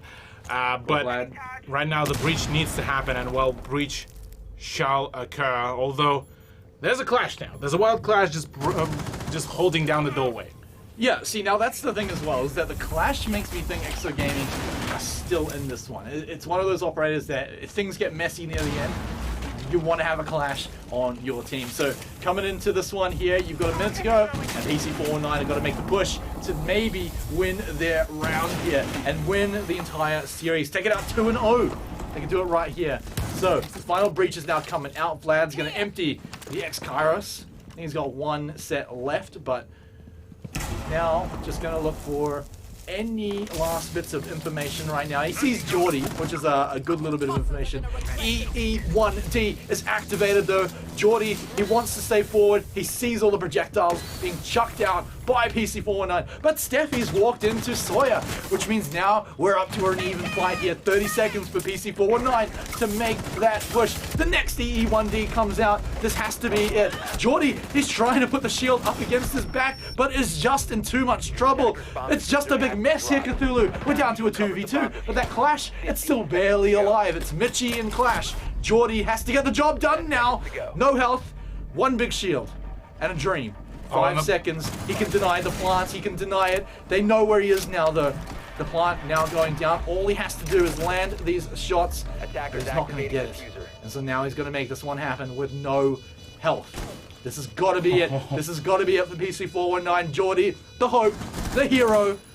Will he be the downfall of PC419? Or will they rip his head off? Gonna go bash his shield and bash his team's hopes. 2-0 to PC419. 2-0 indeed, and what a play, what a turnout, and what a dominant play from PC419. The addition of Shaq has certainly played and paid its dividends, and my lord, it was just such a phenomenal performance by them. But also not to discredit PC419, those guys were able to really bring in the heat on a fair few of these rounds. And well, with that said, it is PC who just managed to run away with a 2-0 for themselves as well. Yeah, a 2-0. I mean, look, we looked at this matchup, and in fact both matchups for today, and said, yeah, totally likely we're going to get 2 draws here. It could very well happen, but that was very much possible. I mean, we saw 2-0s. I mean, PC419's one looked pretty insane with how they managed to pull that one out. I mean, like we said, back in Clubhouse, some of the rounds, yeah, sure, came a little close. With that said, it still ended up being, what, 7-2? 7-2. Yeah, 7-2 on Clubhouse. And then, obviously, we just saw, what, the 7-3? Yep. Yeah, and so, look, with that, 2 very dominating maps, and you got to believe that they've got to shoot right up to the top of the leaderboard now with that. But now the funny thing is that the most difficult probably matchup for PC419 that was against Ferox has also passed through. So That's now true. It's pretty much just a downhill technically ride for PC419. If they are already dishing out L's to teams like Exto who were on top of the leaderboard for quite a long while, it's only a matter of time before PC419 are going to be maybe dominating the leaderboard as well further down the line. So quite a whole lot of things to really mention here and look out for as the season will be progressing. But I mean, results page says 1-0. Trust me, it's a well worth 2-0. PC419 just did an absolutely phenomenal play, and look. Yeah, of course. I mean, and we talk about what it means for the leaderboard. We also talk about the questions we had that were going to be answered by the matches today about the leaderboard. So I believe we're going to take a look at it right now. Hopefully it's ready. Ready to go here. No. No. So not quite ready here, but this is what it looked like earlier, but we won't pay too much attention to that because I can tell you right now, you got, after that, PC419 right there at the top of the leaderboard, along with Ferox there, who I believe are on the same score line. Or was it PC419 got the 2-0 last week? No, PC419 were on a draw. So now it's so more so of a question of a round differential here. And the fact that, well, PC419 against Ferox, they did end, I believe, with a 1-round differential, technically, in a draw. The thing is, though, right now, because Ferox ended their game with Skyfire in a 7-5-7-5, whereas PC419 ended their game in a 7-2-7-3 fashion, it does put them up on the top of the leaderboard, which is, perfect scenario right now for PC419, all things considered, really. Yeah, look, I mean, PC409, they're going to be stoked after that one. I think we've been, well, not just us, but they've been waiting for this moment where they start off the season strong. And, they've had these big names, these incredible players under their belt for a long time. And finally, it starts to pay off. And I am personally very proud for them. So, look, I'm keen to see what they bring out in the future for Exto Gaming. Look, I mean, they did show some pretty big chops here today. PC409 just happened to be the team that stood above them. But it also means I'm very keen to see what does Exto look like against Skyfire? What does Exto look like against Ferox? Is it going to be the same, or is PC409 maybe just really good? Yeah, look, I mean, at this point, we're just going to be seeing a whole lot of revenge stories building up. A fair few rivalries, really, or rather newer rivalries to be ignited here. Main question also being is, can Ferox keep up their championship title and can they reclaim it once again, or whether we will be crowning a whole new champion for Season 3. So yeah, there's definitely quite a fair few things that are slowly shaping up here. Yeah, however, of course, we've got the matches tomorrow to round out the leaderboard as well, so really keen to get into those. Are you going to bring them up on the screen for me? I think we actually have Oh, yeah, no, I don't believe we do have them, so I know that they're going to be a really good one. It's going to tie up, in a way that today's match has tied up the top end of the leaderboard, tomorrow is going to tie up the bottom end, so we can find out where that's going to look like, who's going to be contending for relegation, who's going to be inching their way into that top 4. Is there going to be maybe a big gap between the top 4, top 5? Well, maybe we'll find out tomorrow. We'll definitely have to find out and see how things will really work out. But yeah, I believe that's about it. Yeah, that's about it from us as well. Oh, well, another thing is, gotta thank our wonderful sponsors as well. Oh, look, mate, look, you listen here, all right? I've already got that right on my mind here because, guys, esports is hard work, so we can't do it alone without a little bit of help from our friends. So, got to shout out Conquer, Vodafone, Sky City, WD Black, and of course, the big one to Extrafly, who've got their gaming mice and keyboards out in stores right now. So you would have seen them in some of the ads. They look pretty sweet. Make sure you go out and go take a look because, guys, we can't do without them. But what we can do is be back here tomorrow, Cthulhu. So, ladies and gentlemen, we'll see you all tomorrow for the second half of week number 2 here in season number 3. Peace out.